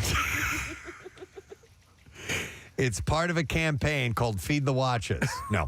From the non-profit Rolex, it hasn't eaten in a month. From the non-profit organization Love Button Global Movement. That helps promote kindness. Love Button? You know what that means? Yeah, right? We were talking about that. Two of them. Snakes. Yeah. This morning. Yeah. A few of the watches that were personally signed by Martin have been set aside for auction. The others sell for about $695. And then finally, Homeward Bound, a Grammy salute to the songs of Paul Simon, will air on CBS on December 21st. I'm down with this. 9 o'clock. And performers set to appear on the special, which will also stream on Paramount Plus, include old friends Sting and Stevie Wonder, along with Garth Brooks, Trisha Yearwood, the Bangles' Susanna Hoffs, Jonas Brothers, Dave Matthews, Brad Paisley, Billy Porter, Take Six, Shaggy, Jimmy Cliff, and a whole host of other people. They've done a number of these specials. I routinely love them because even if it's not an artist I happen to be into that much, the tribute, and then they kind of lead you through their songbook, and it's artists that enjoy them interpreting their songs. It's great. The event was taped back on April 6th at LA's Hollywood Pantages Theater, and Elton John, Oprah Winfrey, and Sophia Carson are part of the star-studded list of presenters and special guests for that night. I'm down. It'd be very cool. All right, and there you go. Down with the thickness. That's what I have in the music news for you this morning. All right, I would like to give away one of these. I have a pair of tickets for you to see the award-winning comedian Jack Whitehall. He's going to be playing his Jack Arse tour. In fact, it's the opener of the tour.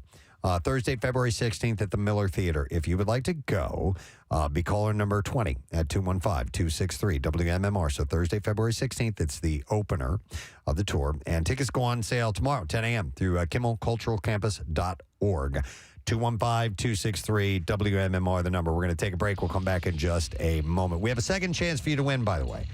Those tickets to see Jack Whitehall. So text Jack Arse to 39333, and we'll send you a link on a chance to win. We'll be back in a moment. Stay there. Preston and Steve. Put a C-tip in their ear. I have no idea. And by the way, Q-tip, you've done something to your product. You've cut some corners. Are you talking directly to the Yes, Q-tip I am people? talking to you, Q-tip. You've cut some corners, and I have noticed. But fortunately for you, you're still the best product on the market. That's your fight song. That's right? my fight song. That's right. 1 second. And I have noticed. Wait a minute. What is this? Is the swab part smaller? No, the cardboard. Medicated. The cardboard is thinner. It's like they've shaved off a layer or two of the cardboard stick, and Why do you go like this with the I don't know. cardboard stick? I don't know. The hell is that? This part right here. Okay, but Yeah. this Holy is... crap, you have one. Oh, I have. Let me see. Oh, Nick, you don't see it. He sits here while we're in the middle of breaks, and he cleans his ear. You know what he's like, Preston? Yes, He's you like do. Hyman Roth sitting there. I itch my ears or scratch my ears. because they get itchy, and I'm. Well, I don't care. Whatever. You're sticking that thing in your ear, and I turn over. my ear. I got a little got the thing in my ear. Man. There's usually something in one of his orifices when I turn and look at him. I got a bit of a boogie here in my nose and my ear. Pick an orifice. It stands for quality tip. We're Steve. bigger than U.S. Steel. Oh, did you hear that? What? It stands for quality tip. Oh, okay. Q-tip. All right. And so you've noticed a diminishment in the quality of the quality tip. Yes, this should be less Q-tip, less quality. How about SB, SP, subpar? Everyone's trying to be environmentally friendly, so F maybe that. that's a part of it, like the cardboard straws. Oh, you know what? Here's a bit of trivia, and I did. I have heard this before. The original name of Q-tips were baby gays. Now you're talking. Oh, Jesus Christ. I know it. Can you get those delivered? Stop it.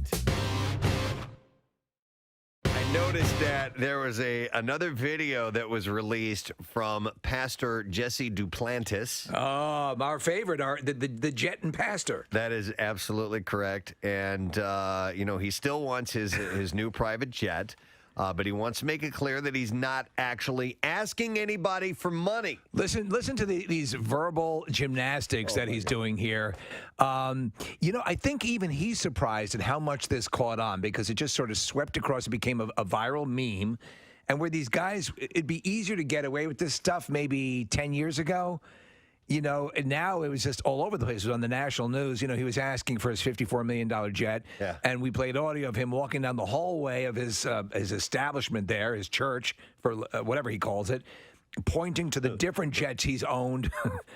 He has had three before. He needs this fourth $54 million jet that carries a lot of fuel so he won't have to stop as he's spreading the word of the Lord. That's it. So here's a couple of clips, and let's see what he has to say about not actually asking for money. He didn't ask for money. Here we go. I'm not asking you to pay for my plane. The Lord said, I didn't ask you to pay for it. I asked you to believe for it. I don't dupe nobody. I've always been honest. 40 years I've been preaching this gospel, and I've never had a scandal. And this is not a scandal. I'm not discouraged. I'm not distressed. In fact, I am excited.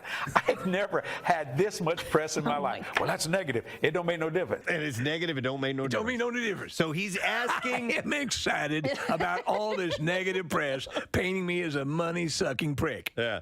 So he said, I asked you to believe for it. Believe for it. Not to pay for it. Now, if you happen, your method of believing involves your checkbook, I'm absolutely happy with that. He had said, I never raised money for the plane. I put it in our magazine and said, believe God with me. He said there's a vast difference between believe in God and asking for money. He's a Journey song, Preston. Don't stop believing. Yeah. In the earlier video, I'm just a small town preacher, Duplantis living in a lonely world. He could turn it around. Yeah, I could turn it around. Yeah, he used to take the train everywhere. Yeah, but I took a $54 million jet going anywhere. So, without further ado, WMMR presents Foxco versus Delco. Here we go, gang. This is going to be the final round today. Actually, 2 rounds of competition, same contest, but we are going to make this whole thing happen and finish it up today, and we are going to crown a victor, and that's all there is to it. Before we get to the final event, here is a recap of the events leading up to this epic showdown. Listen, the week started off with Operation Evac, a race where the contestants were blindly dropped into enemy territory. Kathy started at Casey's golf course, Paxton Hollow in Delco, and Casey in Bucksco at Kathy's alma mater, Pennsbury.